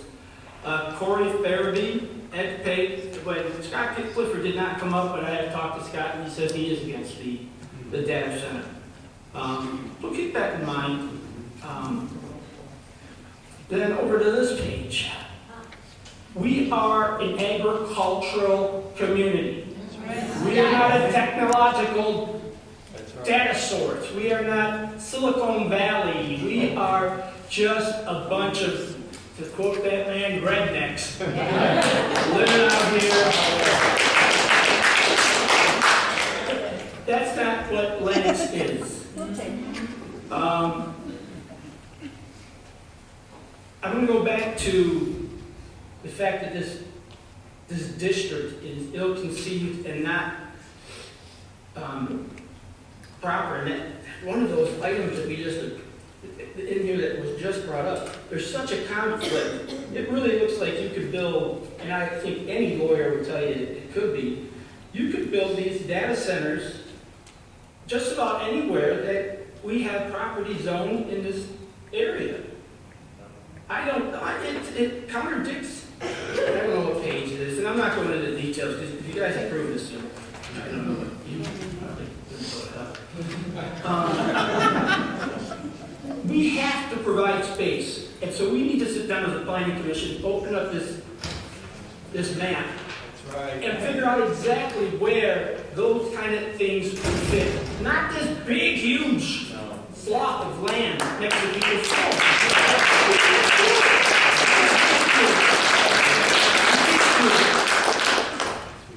The man that came up about the abandoned auto plants, and I thought about abandoned auto plants, and it seems like they usually get a long time out of them at least, right? But I'm reading about all these Amazon big, huge places that have become abandoned because they don't need them anymore. And there's nothing to do with them, there's nothing that big to go into them again, which is exactly what will happen here at some point, because somebody brought up quantum processing. Computing. So we know technology is going to keep jumping. And, I mean, look at us all with these things. I mean, 20 years ago, I had a walkie-talkie. 20 years from now, are they going to need all that space? Also, does our ordinance, is this a single-level facility with a height limit? 2 stories, maximum 45 feet, yes. Because we couldn't, it was originally 3 stories and we can't facilitate that ourselves. Because of flight. But we shouldn't even build it over 1 story. Because the people that live there, and it just got mentioned, she bought a house because she wants to look at the northern lights. Yeah. She came here first.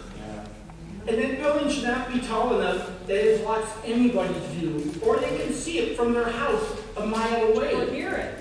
Or here, God, I don't even get the sound yet. But it's in there.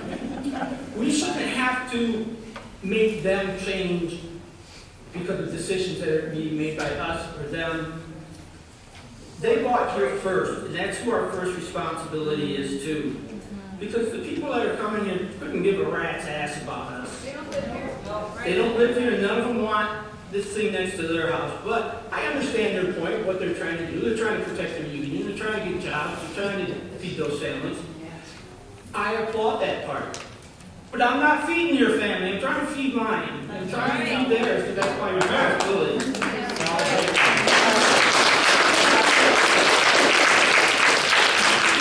I want to quote Joe, and you know, he thinks it's a good audience, or a good work that we've done. And what he quoted was, it's a good start. And he's right, it's a good start, but it's not done. And we've been begging to the board that it isn't done, and there's no way we can make it done just because they want it to be done.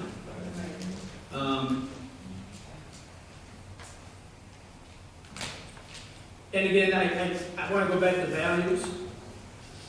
We already all live in a very undesirable place, apparently, but I love it. We do too. And we want to keep it the way it is. Yeah, right. I mean, I drive by the prison every day, a few times a day. And I've actually been able to, in my role with the village, I was actually able to go there and visit and see tours and the dedicated people that work there keeping us safe. But it is not helping anybody's property value. This is not going to help anybody's property value because they're going to attach data center and Lenox. So I don't care if you live up here in this north corner, over here, way away from over here. You're going to be tagged Lenox with a data center. Somebody's going to pop up. They're just going to say you have a dump, you have a prison, you have a data center. And that will affect every single person's value in this community. You don't have to be living in the zone or hear it in the zone. It's still going to affect you. It's going to affect And I live a lot closer to it than many people do. And I'm thankful they have come out here tonight. Got one more. I can't help but to, I don't know if she's still here, but Kira Knight, what a value this young lady, a sophomore from our high school, came out here to address us. She spoke very well, and I hear many people say bad things about New Haven schools. They did my kids right. I think they did a lot of kids right.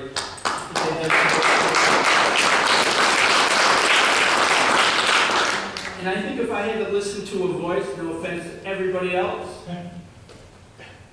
this 10th grader is so concerned.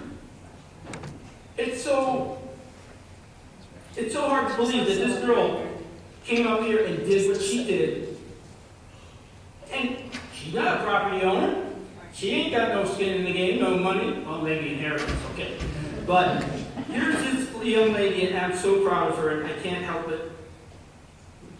I had to applaud her and thank her for getting involved. And the other kids that have come, and we didn't get all the kids from last night, but it affects all the way down to these kids in school, and all the way to the oldest person in this room.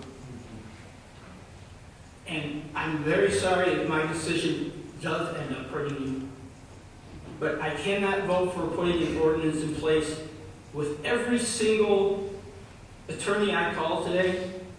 Every one of them said, don't put something in place.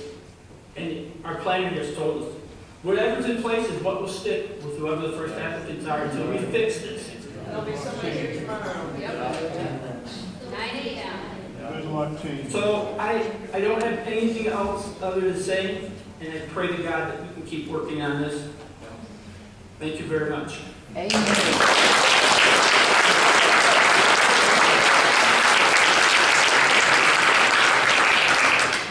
Commissioner Gurley, do you have anything to say or comment? Yeah, going off of what Rob said, Planner, what you're saying is, like, with him saying no ordinance is better than an ordinance. Do you feel in your opinion that that is? I mean, I wouldn't, because I've been told for the longest time, no ordinance, and they'll go right next to my house, or right next to their house, or where there's wells and not city water, because we don't have anything in place. It would just fall into industrial zoning, whatever zoning they applied for would be those setbacks and ordinances and codes they'd have to follow. Is that correct, Mr. Blunder? Yeah, first of all, they had to find a district where they know. Which we don't have. And that's exactly, they don't have a district, so that at that point, if they came in front of us, we would say there is no district. We don't know where you would go and seek an interpretation. Generally, it goes to the zoning board of appeals. But in terms of saying no ordinance is better than a bad ordinance, I don't Say it. So I can't say, you know, they're gonna go in, the judge is gonna decide, they can't, there's no ordinance, they're gonna go in, and the judge is gonna decide where it goes, setbacks and everything. You got a year waiting for court, so just vote no. Sir, how about this next to your house? What would you say? So, did I answer your question, Mr. Gurley? Commissioner? Yeah. There's two ordinances, redistricting and then the data center ordinance. Don't redistrict. Exactly. Yes, we don't redistrict, there's, that as part of the ordinance is not there to put it there anyway. There's no way that But we do have 3 places where there is light industrial. Correct? I'm circling them on the map. Correct, there's industrial. So we're not excluding anybody at this point. And we are diligently working and begging our higher ups, I guess you can call them, to fix this map, because it should be fixed. It shouldn't wait 5 years. This map should be fixed immediately. And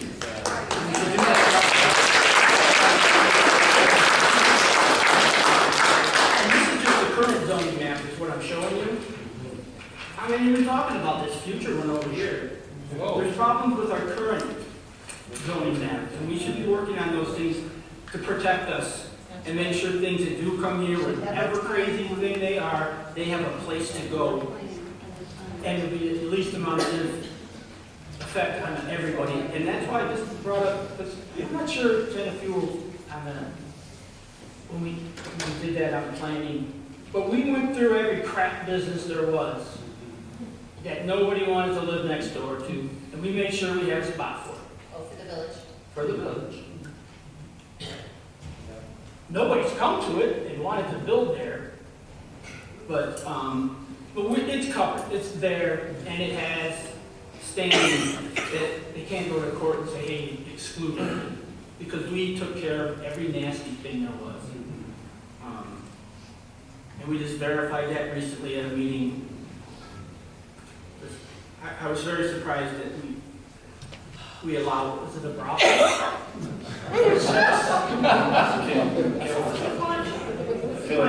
Punch up, but there was some kind of sexual gifting thing going on.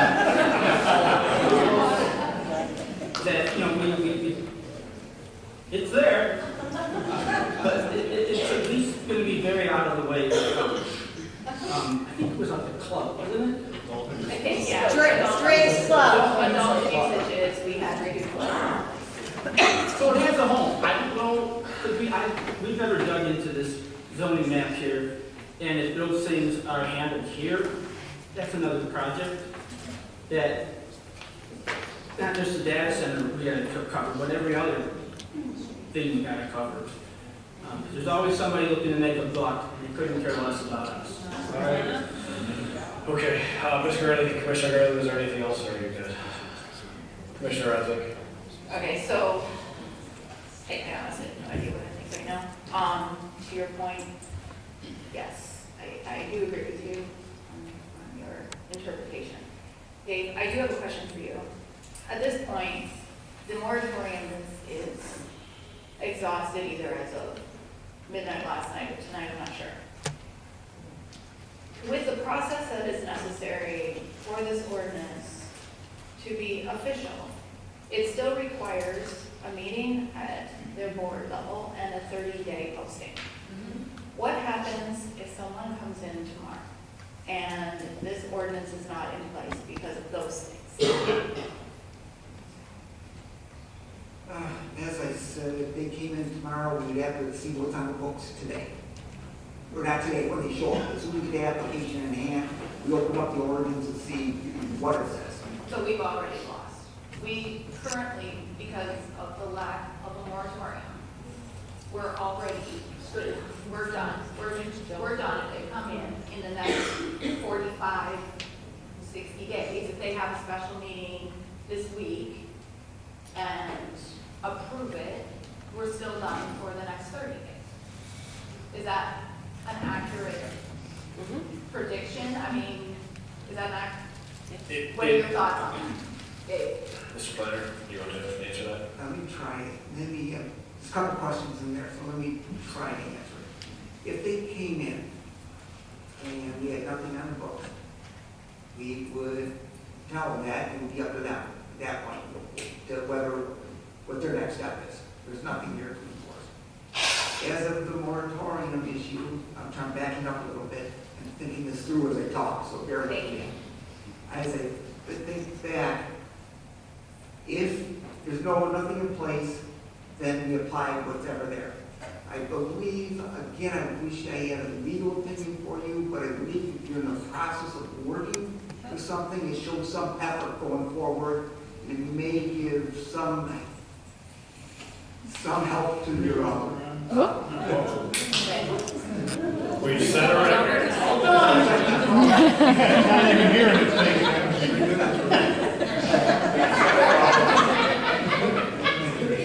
Okay. Yeah, it might be if you still. That's what's gonna happen. If you're still working on it, it does give you some.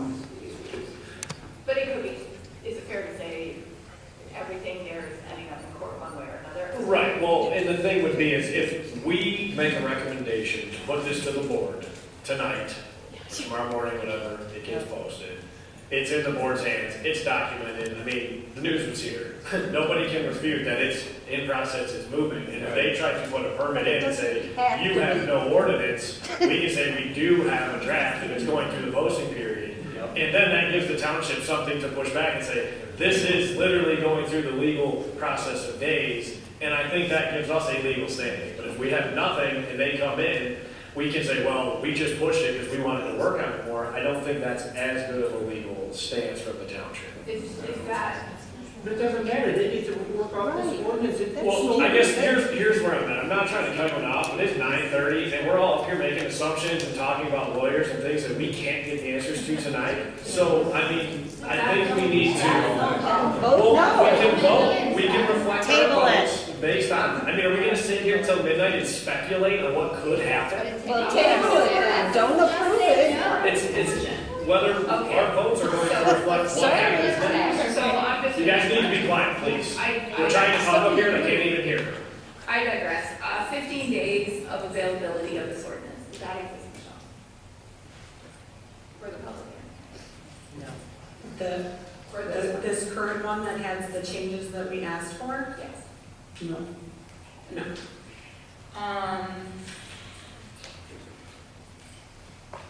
I did want to add just one, I know there's a lot said by a lot of other people, there was one that I specifically came in with, which was page 7, oh, sorry, it's correction, page 9.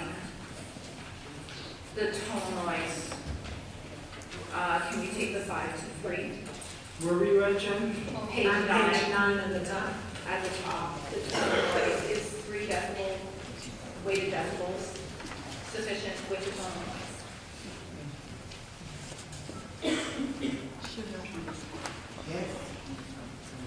That's what we see when we look at the ANSI and ISO standards.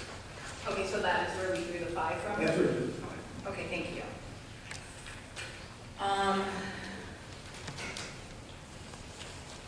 Same concerns as before. Obviously, I'd like to see a legal opinion on this.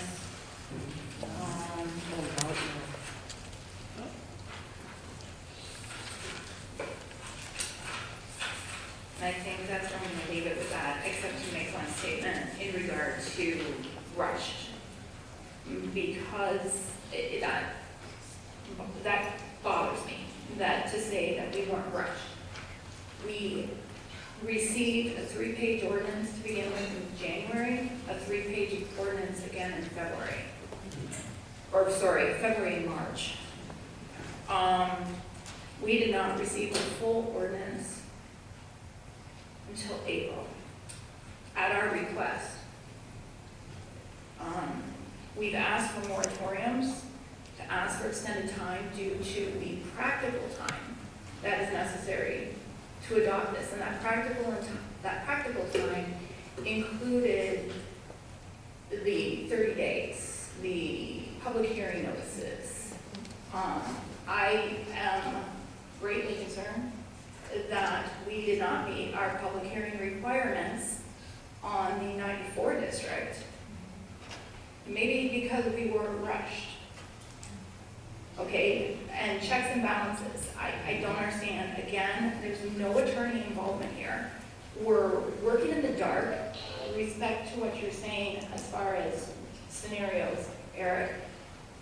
We've been in the dark. I've gotten more information from FOIAs on Facebook than I've gotten from this building. Yeah.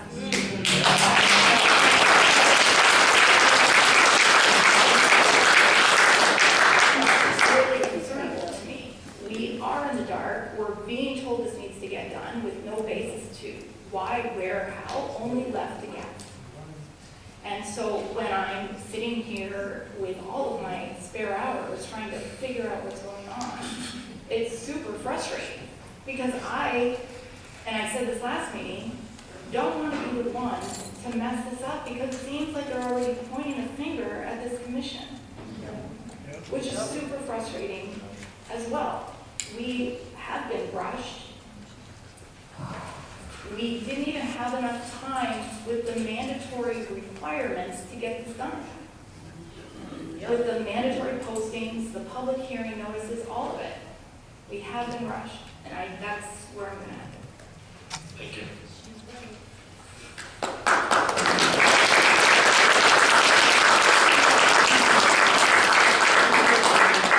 I would like to make a comment on what Jen just said with her spare time, because don't think she's got one damn minute of it. The woman works 4 jobs. Okay, She come is on. so busy, and this is where she's dedicating her life to, is to try and work on this. And I think everybody here, this is a lot of dang work. Yeah. And I'm not qualified to do it. I'm not, nobody here is. We need professionals.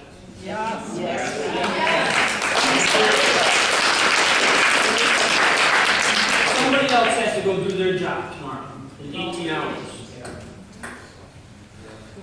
All right. Everyone's got a chance to speak. Appreciate it. With that, we're going to move back into public comment. Again, I know everyone's got multiple opportunities. We've heard you for months. If you feel like you still need to say something, please step up.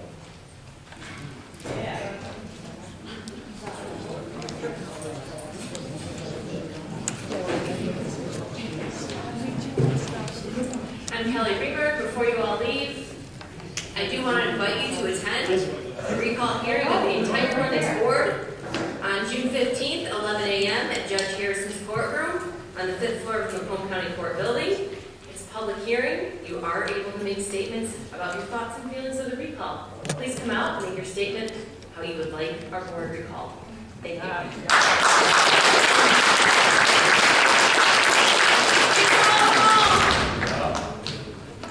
Brian Mason.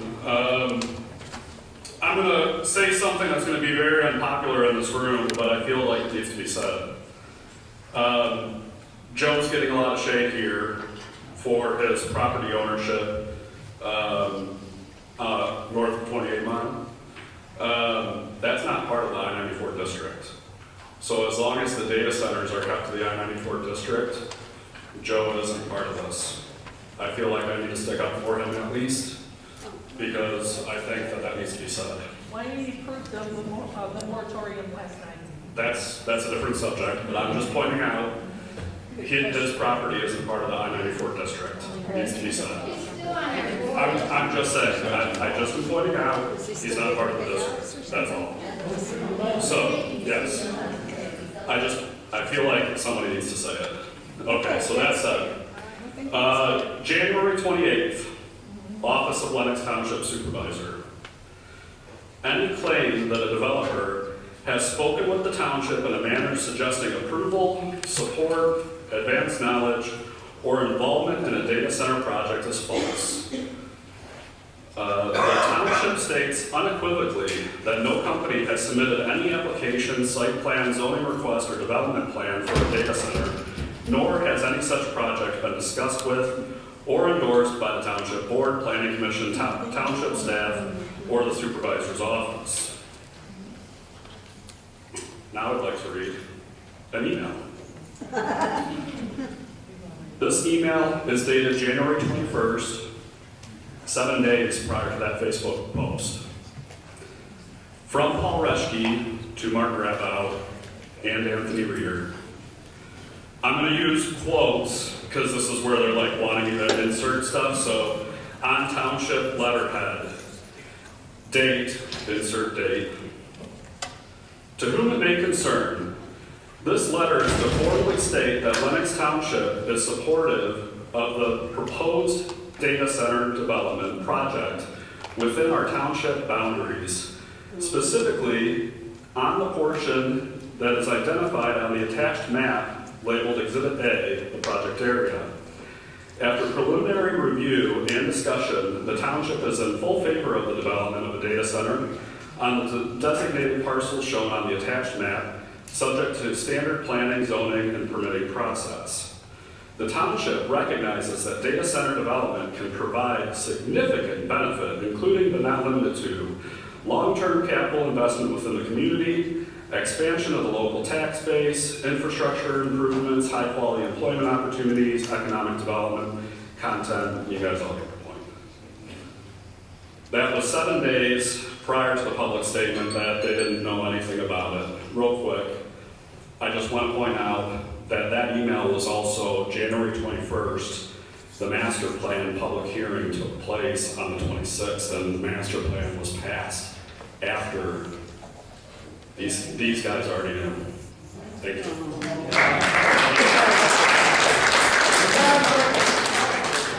Yeah, Eugene Conforti, previously at Frost Road, Lenox.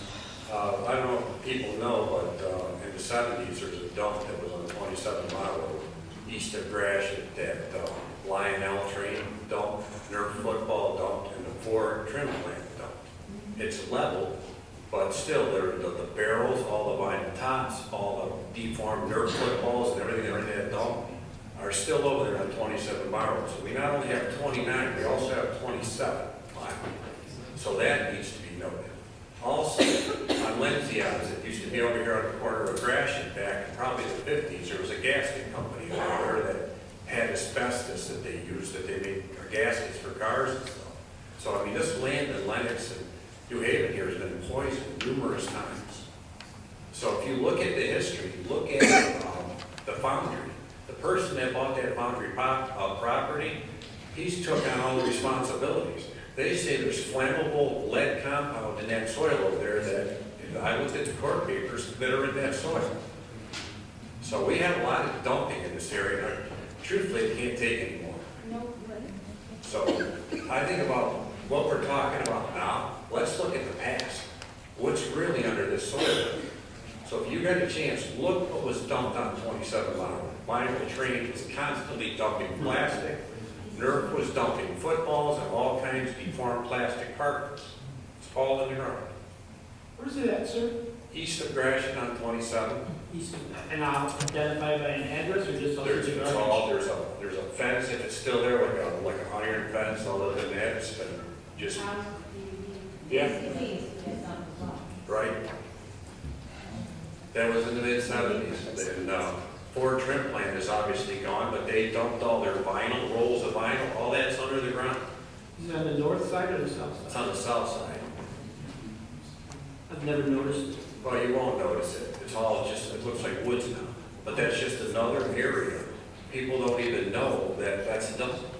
So you got that, you got 27 Mile Road. You look at the history of what would happen over here with this gasket company from back in the day. I read the court papers the other day from the 80s of all the stuff that foundry's been charged with. What the Clean Air Act and everything else that they would, I don't remember the exact term of what they were doing, but it's all in the court papers. If you look up the history of that foundry, you're going to be surprised at the court papers. So we're toxic in town, we're toxic around the perimeter, we got the dump. There's no possible way this place can take another load of chemicals. Now you want to talk about this forever chemicals that's going to be in the system? Who's going to want that? And sir, I mean, I can't point the finger at you, but you know what? If you are guilty at all, you got to sleep at night. And think about your grandkids. I'm thinking about mine. He's thinking about anything. You know what I'm saying? Are you going to stay in this community? I mean, so can you tell everybody in here that you are not moving out of this community? You're not going to sell out and move away. You're not going to head out to Florida with all the money you made. Is that where you're going to be staying when you sell your house? You guys, the 3 minutes is up. Well, just let everybody know, your friends and everybody else, what your intentions are. Okay, you all heard it. You can deal with the noise then. Okay. Thank you. Thank you.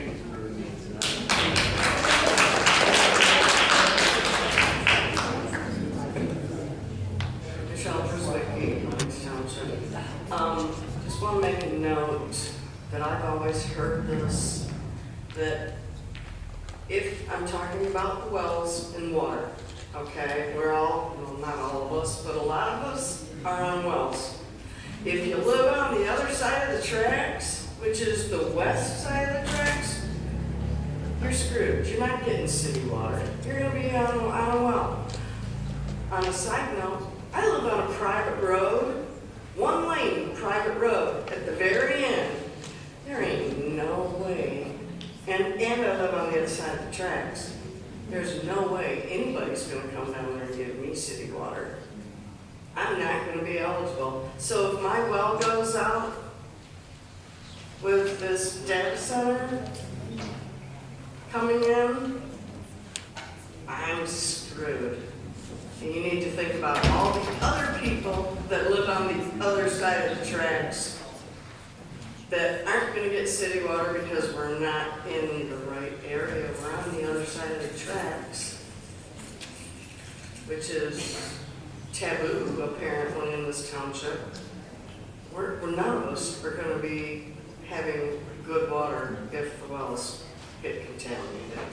Thank you. Thank you.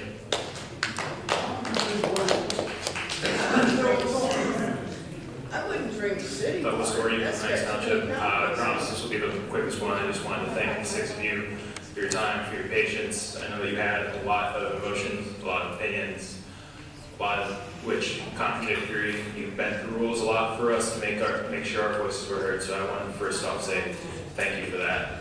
And thank you to everyone else who came out today, because I don't know about you guys, every time I walk into my childhood home, a 28-mile road now, I think to myself, how many more times am I going to get a chance to do this? And it kills me that everyone in this room is asking that question too. And I just ask that you just make the right decisions. And once again, thank you very much. Thank you.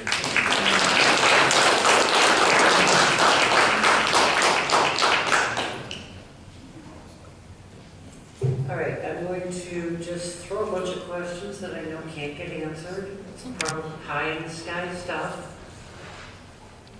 First and foremost, there's no way to put any sort of an emergency moratorium in place because the Board of Trustees isn't doing what, I mean, if you guys heard last night how that was taken. You guys asked for a moratorium. Everyone in this, well, we had almost 200 people here yesterday, and all of them were asking to extend it.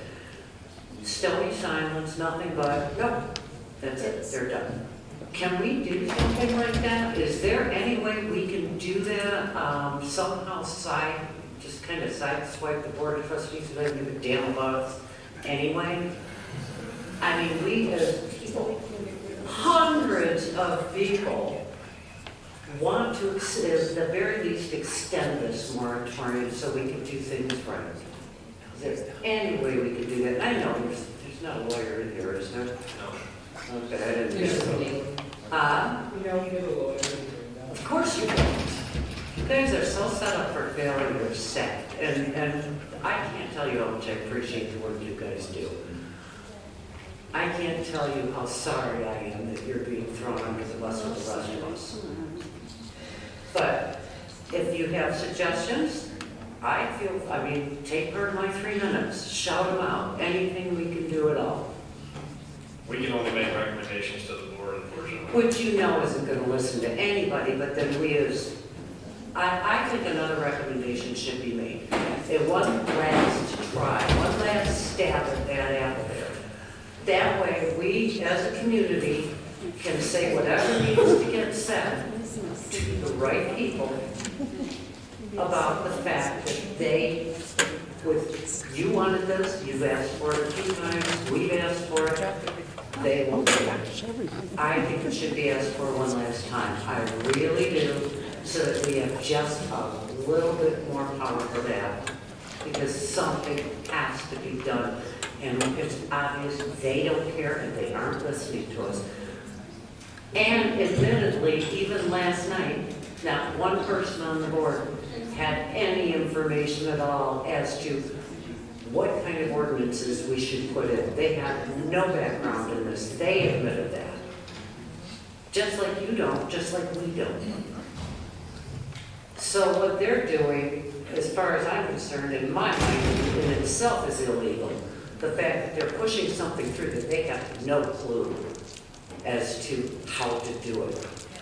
So if we could at least get that one more put on, or something, or any other suggestions any of you might have, Every one of us is behind you. If you have suggestions as to how we can do this, but you need our help, we're here for you.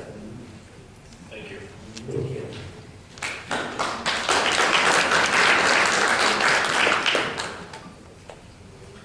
Lauren H. I live in New Haven.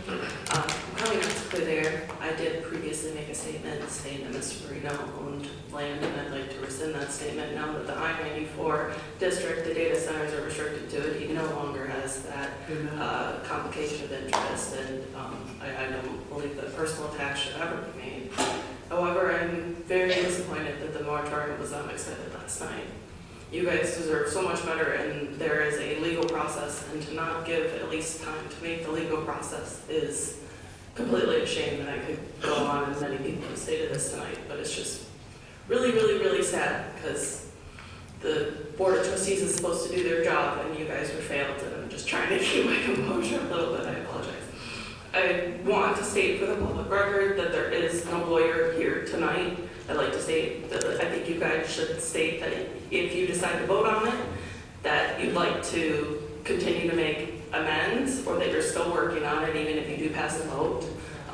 Make a motion to the board that you'd like to still work on it, or vice versa. If you don't pass it, go ahead and still say that you were working on it, and that there was no lawyer present, and that you were, and state in the minutes that they did not respond to your requests. And I think that would help for a lot of people that aren't here tonight, and I do read meeting minutes diligently, and I appreciate all of your guys' time.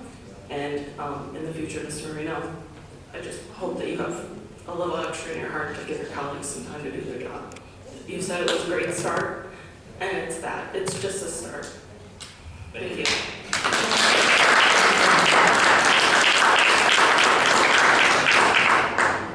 Hello, Joe Halford, back again from 28 Mile Road. The freedom of speech is a powerful tool for the public to make their points known and to show transparency for the public. So I appreciate the board being willing today to continue to keep the open comment sections unaltered. I hope that the rest of the board, for the trustees, would also keep that in mind. We fight for freedom of speech every day, and any action that is trying to extinguish that freedom of speech is not appreciated. Thank you. Thank you.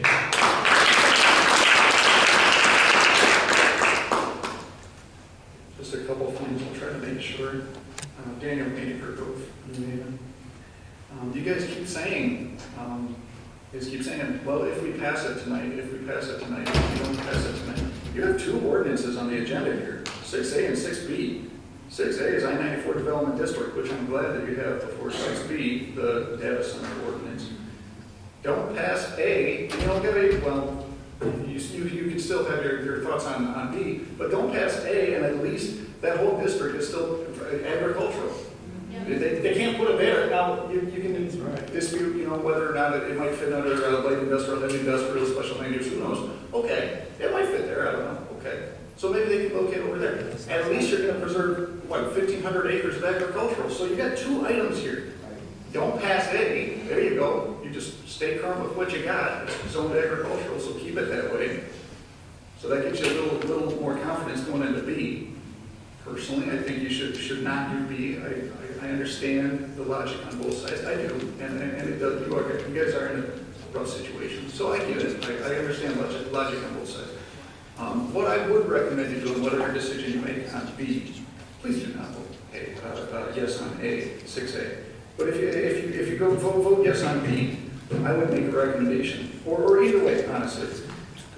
I just jotted this down in the last 5 minutes, so take it for what it's worth. But I would suggest either amending the agenda to make a motion, or otherwise requesting that actually I'd request each one of you guys make a for the record comment so that it be recorded word for word. Here's some suggested wording.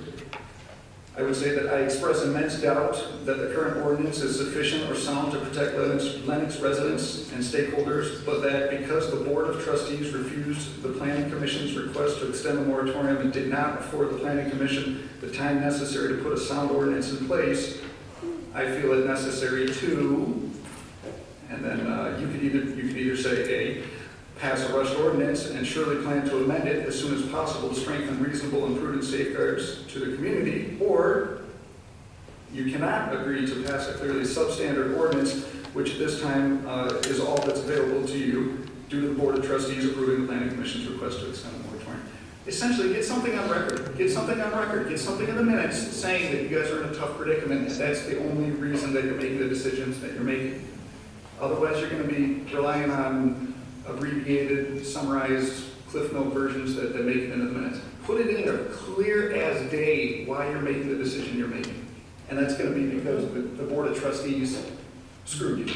The Board of Trustees screwed you yesterday. They didn't extend the moratorium. Let it be known that that's why you're making the decision you're making. That's all I got.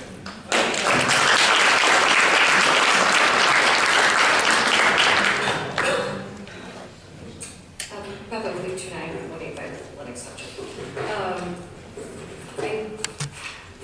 I'm only coming back up here again because I heard a comment earlier. It was said that most people don't have a problem with the master plan or anything else in there except for a data center. That's not necessarily the case. We're focusing on the data center because it's the worst bleeding wound right now that we have to address. So, because we're not addressing the problems we have with losing our agricultural areas, or about maybe protecting wetlands or marsh areas, or habitat, or bringing jobs into the community, doesn't mean that we're approving of the I-94 district. It just means the data center is the bleeding wound that everybody is kind of wanting to address first. So that being said, for me, being a record, I do have a problem with the master plan, because as the Lenox Township master plan, long-term, I have my glasses, sorry, vision development designed to guide community physical growth and to land use and infrastructure development over a 5 or 10 year period. It ensures that development is orderly, protects natural resources, and aligns with the health and safety and general welfare of the residents. So I would just ask, is heavy industrial in the I-94 district aligning with the natural resources, health and safety, and general welfare of the residents? No, you know that. You know that. So re-looking and addressing at the master plan of those high resource usage centers is probably imperative, because what happens if somebody wants to come in and say, we want to put a 500 acre solar panel field? Because that's a possibility too. Has anybody thought of the other things that could go into that area that could go, not just a data center, but what else could go in there? Is it protected in any of those ordinances of saying, because I'm pretty sure everybody in this room is not going to want a 500 acre solar field or like panel, like again. So what are you doing to protect us in those circumstances? So anyway, it's just very incomplete. So I would also recommend, he recommended, the person that spoke before me recommended not approving the I-94 district and keeping it agricultural. I think that's a great idea. Anyway, I'm just going to kind of piggyback on that, and I'm like, I hope that's something that is a reasonable explanation. I think it's just good. So I hope you do the right thing tonight.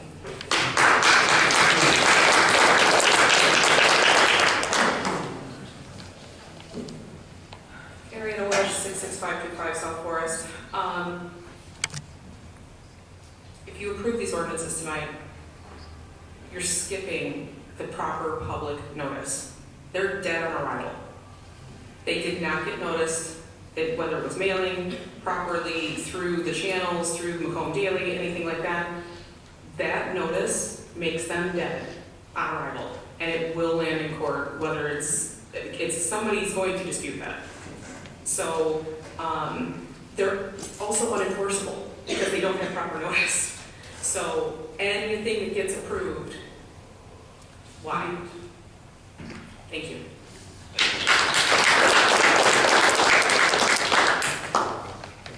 Hi, I'm Nancy Conforti, co-owner of Shirley Steel and property 26 Mile Road. My question is, Mr. Marino, you talk about you're not going to sell your property, you're going to keep Scarefest, and you want to have your daughter eventually. Okay, who is it? Okay, your brother. Okay, my question is,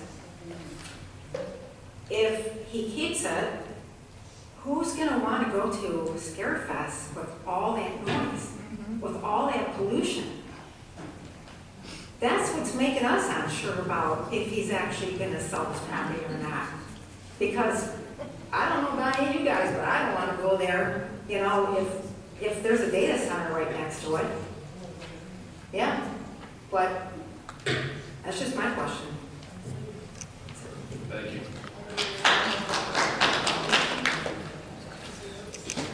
Hello. My name is Amy Morenza. I live in Cora Park, New Haven. I've come up here today, nervous of course, as many of us have been at this podium. I am just wanting to state my opposition of the redistricting of the I-94. I think that's our protection right now, and I think that needs to be voted down. Because that's a large piece of property that if we approve that, then we literally open ourselves up where a data center or a solar field or any of these heavy industrial things can go. Sure, we have some spaces in Lenox that they can go, but that's a really large parcel of land. So it needs to be voted down. Please. Thank you. Thank you.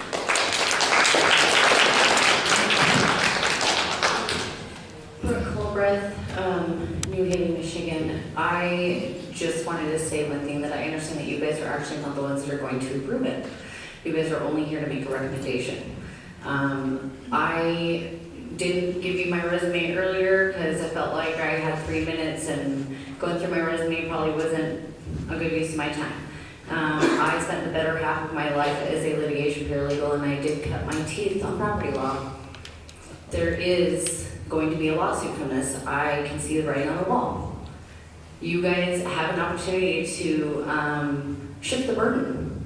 You making a recommendation to approve it or to not approve it, ultimately it's going to land on the trustees. So shift the burden and make the recommendation. No, because you did not have enough time. That is fair. That is a reasonable person. As far as the NDAs that we know now exist, I'm not certain if they exist for you. I'm not making any suggestions that they do or that they don't. Don't worry, because those NDAs can be pierced in a court of law. There is legal doctrine that will grant us the ability to pierce those NDAs. That lawsuit is coming, sirs. And ma'am, thank you, I apologize. Just make the recommendation no, because reasonably you didn't have enough time. That is reasonable. Just say no, that's it.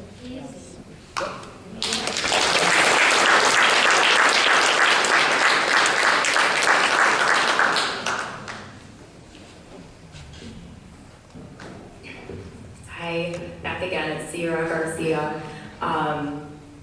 What was I gonna say? Oh, I don't have my notes. We're recording live. The Channel 4 news station had to leave apparently for some reason, so we've got a live going, just so people know if they want to see what was going on, and to let anyone who wasn't able to come in person know, to get some of the end of the meeting. Just a couple of notes too. I'm not sure if it was already said or if it's in there. I don't recall seeing it in the ordinances. Have we looked at, obviously we don't have an expert, is what we still need. Has anyone looked into radiation effects of data centers?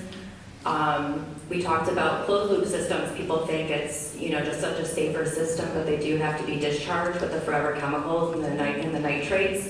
How is that going to affect the groundwater and seepage into wells? And other residents talked about the wells and their concerns. Well waters are from the aquifer. It's the same aquifer that provides our spring water. I just learned that in a real estate training, actually. Good timing. So it kind of just depends on your well and your tank about the quality of your water. So if people's wells are affected and contaminated, they're going to have to dig new wells. They may have to dig deeper wells. Who's going to cover that? Is that in our ordinance as well as covering new well drilling? We need to make sure that's in there. What else was it? Well, sorry, forgive me. I'm trying to remember off the top of my head.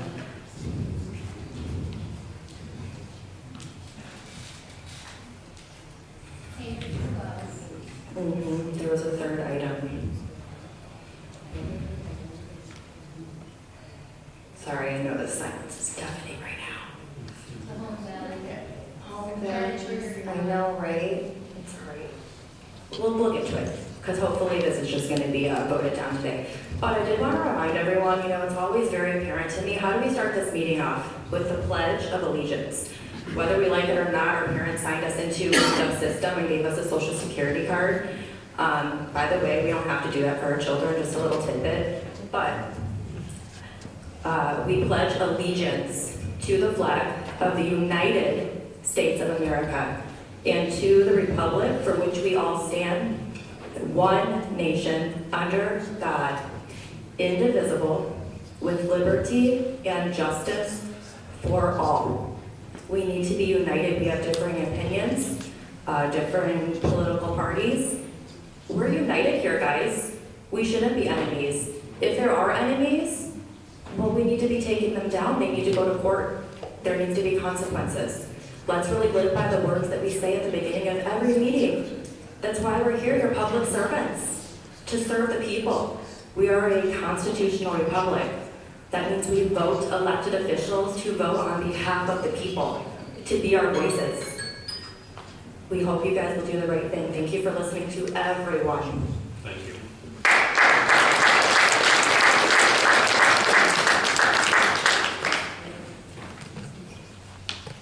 All right, we will move into unfinished business. 6A, the I-94 Development District, I-94 DD ordinance decision. I have two questions for Dave, because he's the only person here. Sorry, Dave. I-94 Development District ordinance decision. Have we fulfilled the public hearing requirements for that district? Based on the answers I saw, there was a 15-day requirement by state law. Okay, for both ordinances Yeah, for any ordinance. to be available. So we have not fulfilled the public hearing requirements. Based on the answer, no. Thank you. I piggyback on that, because for us, while we are just making a recommendation, if we knowingly make a recommendation, something to be known, is illegally done, all our names are going to be on those same lawsuits, and they're going to sue us. And they made the point to shift the responsibility to those guys, and that's where it belongs. Not on our, I don't know about you guys,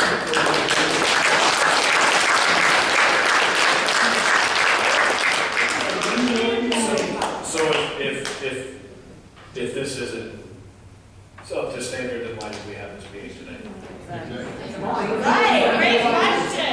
People realize they weren't going to get the ordinance. I mean, we knew in the last meeting when we set this that we had the ordinance and we made edits that would be incorporated in this copy when we got here. That was known. So if we would have known that, then we should have postponed. I mean, we all had an opportunity.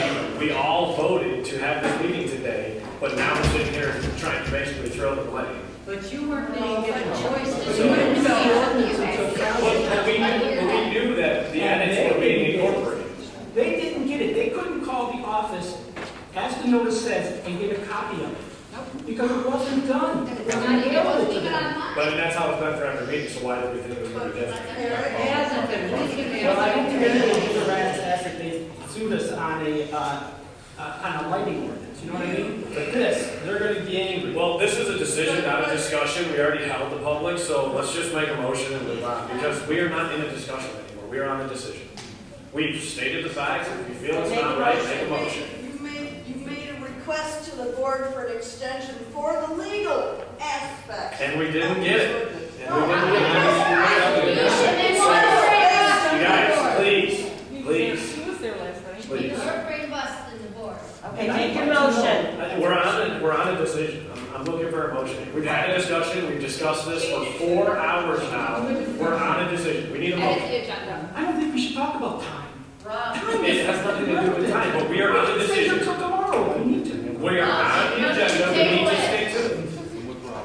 So if you don't want to do something, make a motion. Quit just sitting up here arguing and make a motion. I make a That's what I'm motion, asking. I make a motion that we postpone any decision on the I-94 Development District, I-94 DD ordinance. Honestly, I feel like I'd like a 5-minute recess before we make this decision. I don't think it needs to be influenced by anybody else. I'm not influenced. I want to make sure that what we're about to do or not do is legal. And I'm calling a 5-minute recess. We'll resume this meeting at 10:16. And what attorney are you asking? I didn't say it.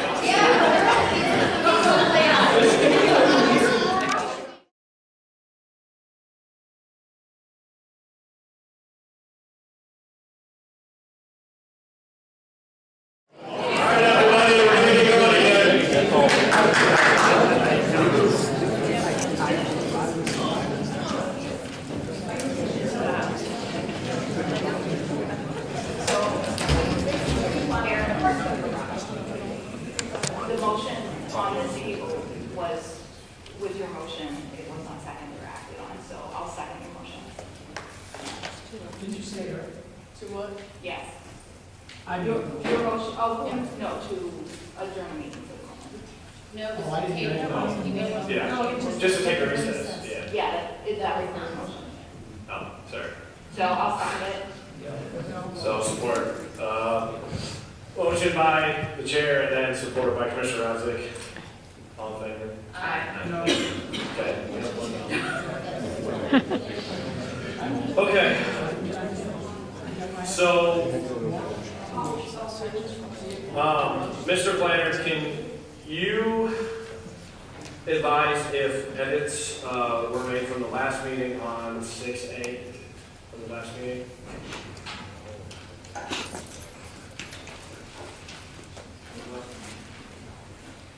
For the I-94 ordinance? The I-94 ordinance from the last meeting, there was some discussion, there was no edits made. Okay, so technically, as it was posted, It is, that one is... that one's still valid. It's still valid, okay. Could I interrupt on that? Because the notifications were not sent out on that one. For the people in the district, which is the problem with that one. And even if there were no changes made to it, which I don't agree, but even if there wasn't, the ordinance still doesn't get to these people until tonight. Oh, I'm sorry. The ordinance did not get to them. You could say all the stuff that we do, but they didn't get a copy of it. I'm just saying, if it wasn't changed from last meeting, it's been posted, it went through the legal process, and it's been, on the table now for a few weeks. I was making sure there was no minutes. We've had this the last couple of meetings. We have. And it's been out there on the table every time. The ordinance? Yes. These ordinances have been posted on that table for the last 6 months. Not the updated one. Not the updated one. Yeah, I mean, I've been coming to the meetings and grabbing them off the table. That's why all mine say draft too. That's here. So they are. Is there a date on it? Is there a date on it? Yeah, 5/17/2026. There are dates on the top right shoulder. So, we can make a motion, but for the I-94 Development District, being that it was there and that I do not feel it's in a violation of a window, the notifications being mailed out, that could be a thing. However, we make recommendations, and if something we do is not by the bylaws or acceptable, then the board would have to send it back, and we'd have to do this again and reset the hearings. and they make that decision. Just like if we made a mistake up here without knowing it, it gets to the board, they're the layer of protection. That's why we need And they would have to send it back. So for the I-94, I don't, the only thing would be the flyer thing. So in my opinion, that wasn't in the violation of the 15 days of no edits. But we need a motion either way. Can you restate it? I make a motion to postpone the I-94 Development District ordinance for further work. We have a motion from Commissioner Brunel. Support. The support comes from Commissioner Jabari. Can we get a roll call? I have a discussion on it. Well, we can't. If we have a motion, we have to go into it. No, when you have a motion, then there's discussion on the motion. So just so everybody knows, our God Save Us AI on Google says, is it better to have a bad ordinance or no ordinance? And AI's answer is, having no ordinance is usually better than having a bad ordinance. Poorly drafted or ambiguous laws can lead to selective So this is in regards to your motion using AI to say something that's not factual? That's why I'm telling you, we can't approve it. It's because no ordinance. Even by AI standard and everybody's standard out here, thinks that it's better to have no ordinance in place than to have a bad ordinance. And the notes on this thing just from tonight, of all the comments, tells me this has a lot of problems. So we're going to vote. You just made a motion, so let's vote. Okay, I'm just saying, I want discussion on the motion, because I thought it was crazy that AI even agrees with it.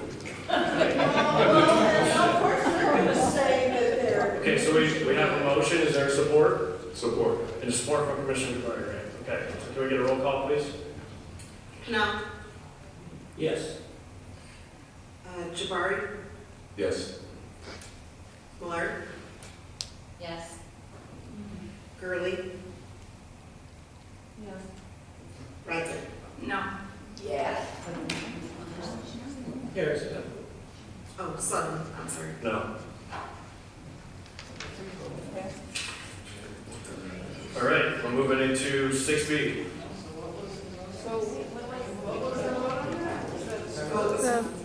No, Senate. I'm sorry, what? The no. Yes. I'm sorry, yes. I just want to say for the record that the reason I did vote no on that is because I believe a new public hearing is, notification is required. You voted to pass it. The motion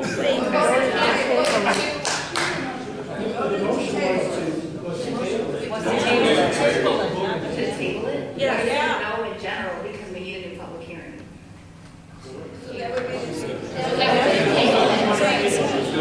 I mean, it's still passed, you know. It's fine. I just want to make sure. I just want clarity as to why. I would like to expand on that, to make a motion to set a new public hearing for the I-94 Development District requirements. Or ordinance, sorry. For win. Sorry, For win. Middahl.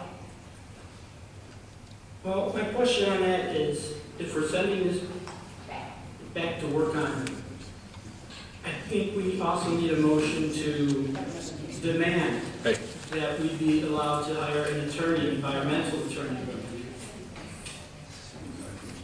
Yeah, we got, No, this it's a is, recommendation, it's not taking action.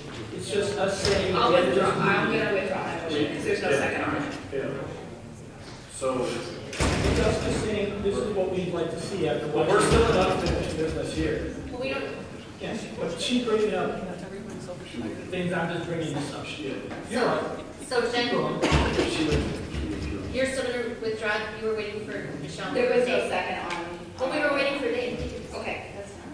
Well, but the thing is, if we set a public hearing today and we're saying that, it's like, there's a why are we gonna set a public hearing for 2 weeks from now? Are we gonna do this again and spend 4 hours and do it again? I mean, again, you guys, Yeah. if this was the case, we could have, been continuing to work on it. And instead, we just sat up here and been. About So, one more time this weekend. let's Let's go. go, we have 5 days to fix it before the next one.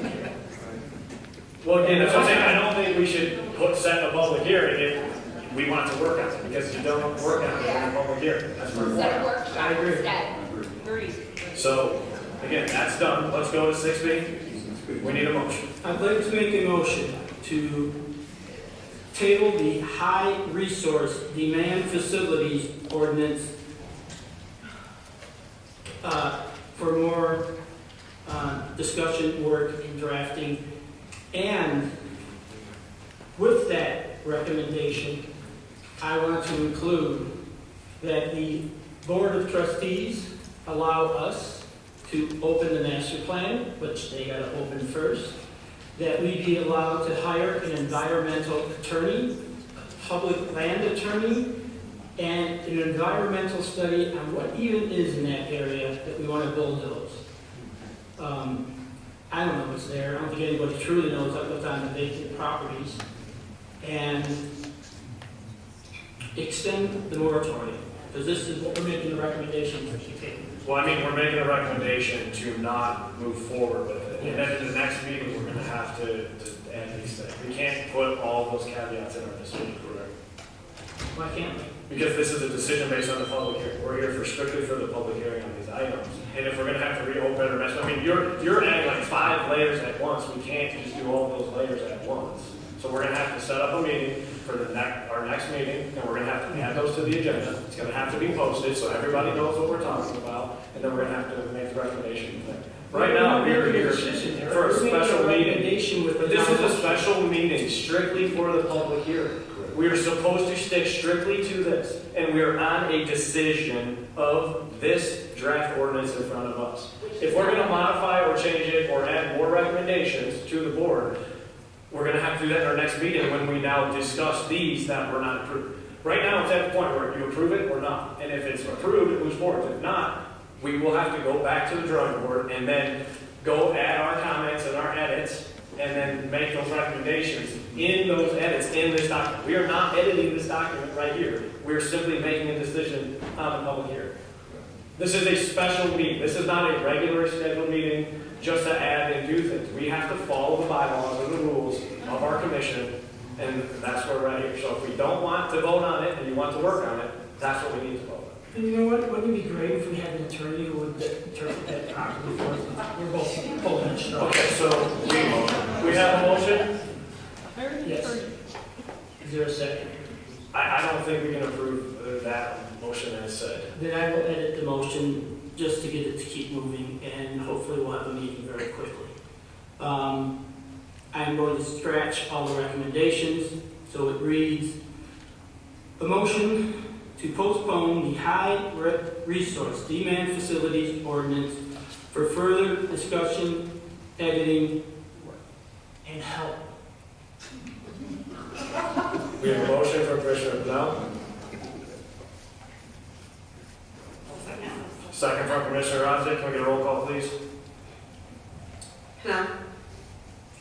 Yes. Rodzik? Yes. Jabouri? Yes. Muller? Yes. Sonic? No. Gurley?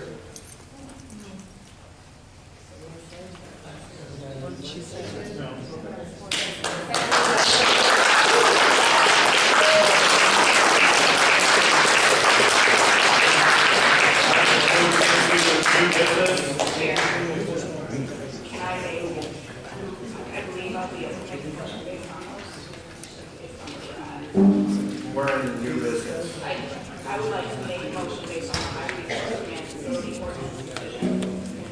I would like to make a motion to recommend to the board extending the moratorium from 4 months.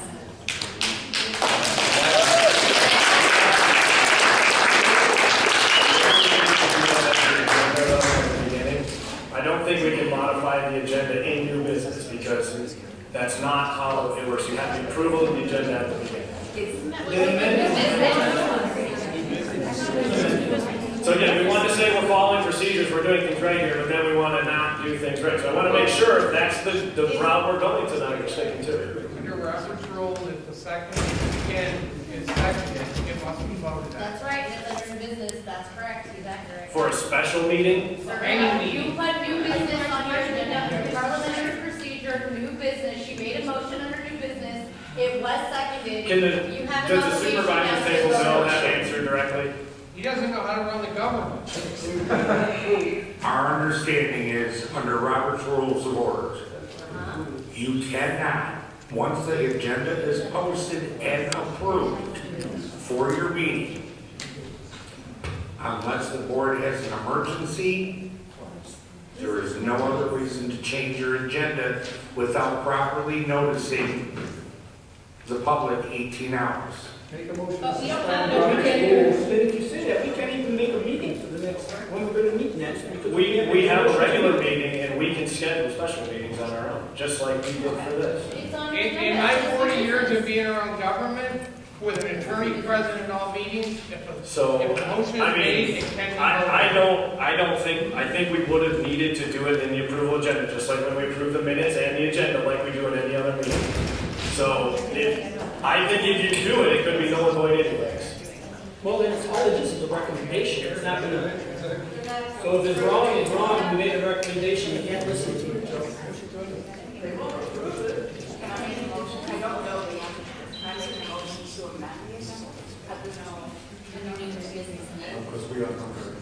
We've already approved the agenda, now everyone that's left and everyone that's not here isn't getting the posting, which is the same reason you just wanted to turn everything else down, because they didn't have proper notification.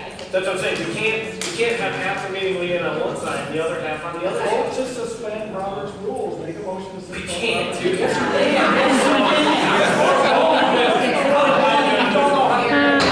Sir, you're gonna be asked to leave. Go Thank you. for it. Really? I will. I will rescind my You motion. don't know how, what they're Thank doing. you.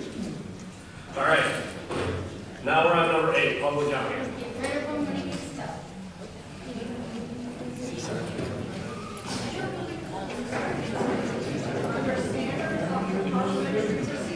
Okay, there's no public comment. We're moving into call from the table, number 9. Is there anything up there from the table? Dave, I just have a question. We did adopt Robert's Rules of Order, we moved forward. So since that B did not go through, if someone came in tomorrow, they could go right next to somebody's backyard, right? Because we have nothing set in place. Can you please let me answer, because I'm concerned about this? Go ahead. Yes, it's an order. You guys all got your 3 minutes. Please let them talk. Please. You all got your time and thank me for that, and now you're not giving us respect. The same thing in all these meetings. You guys start off good and you end bad. You guys need to be respectful. Because I'm under the understanding that because we did not say that we could take this as it is and amend it, if they come in tomorrow, they could go in the backyard of Decor Park or in my backyard without any stipulations. Is that correct? We will open up the ordinance, there's nothing in the books, we're gonna report what's in the ordinance, and we'll try to apply the ordinance that way. The moratorium is not in effect, it has been not been sent forward. So because the district wasn't approved, Doesn't matter. It doesn't matter, even without a district or with a district. They can go next to your house because we're not stipulating where they can go. That's what you just told. Is there anything else from the It table? doesn't matter, they can still approach. All right, we're not gonna engage. Please, it's not worth it.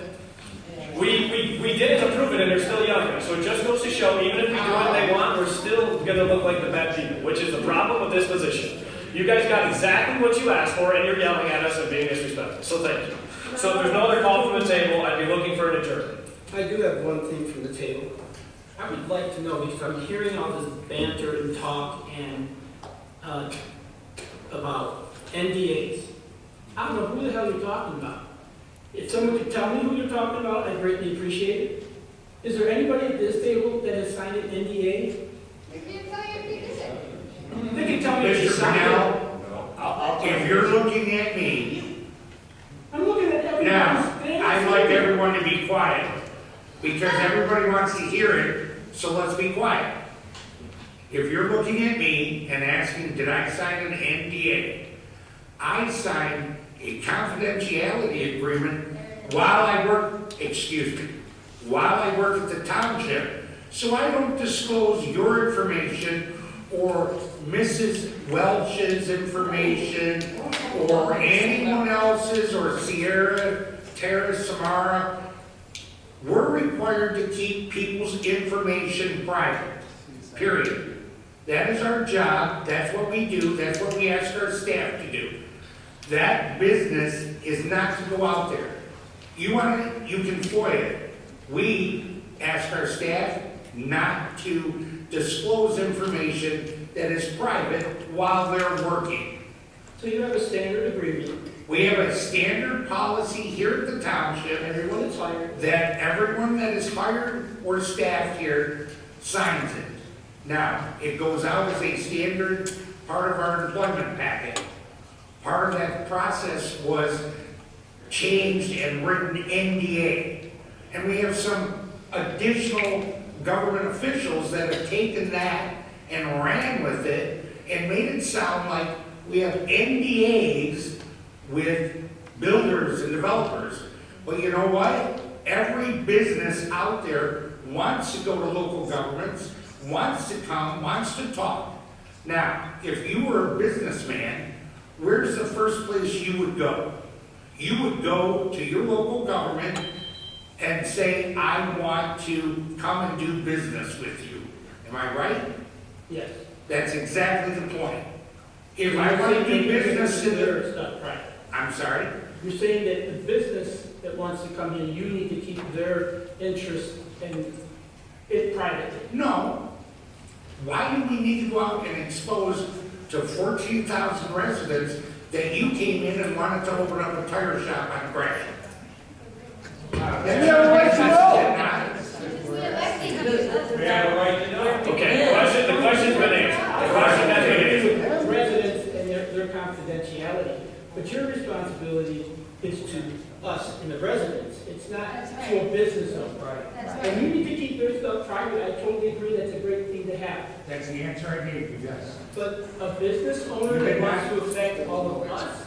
You did not ask me that question, Mr. Cornell. No, I asked you if you signed an NDA. You Correct, read it to I the answered that. confidentiality. Right, just told you that we actually, you know, if somebody comes in and asks about, hey, I want to do business here, here's the information, you gotta meet with our planner, you gotta meet with our ZBA people, whatever the process may be, we shoot them off into those areas, whether it's the building department, whatever. There's people that come in every day wanting to speak to the supervisor's office because they want to do business. Hey, you know what? Set up a meeting with planning, set up a meeting with our planner, our group. Hey, you want to sit down? We'll talk to fire, we'll talk to those people. We do that every day. People come in, they're interested in coming to the township. That's how we operate.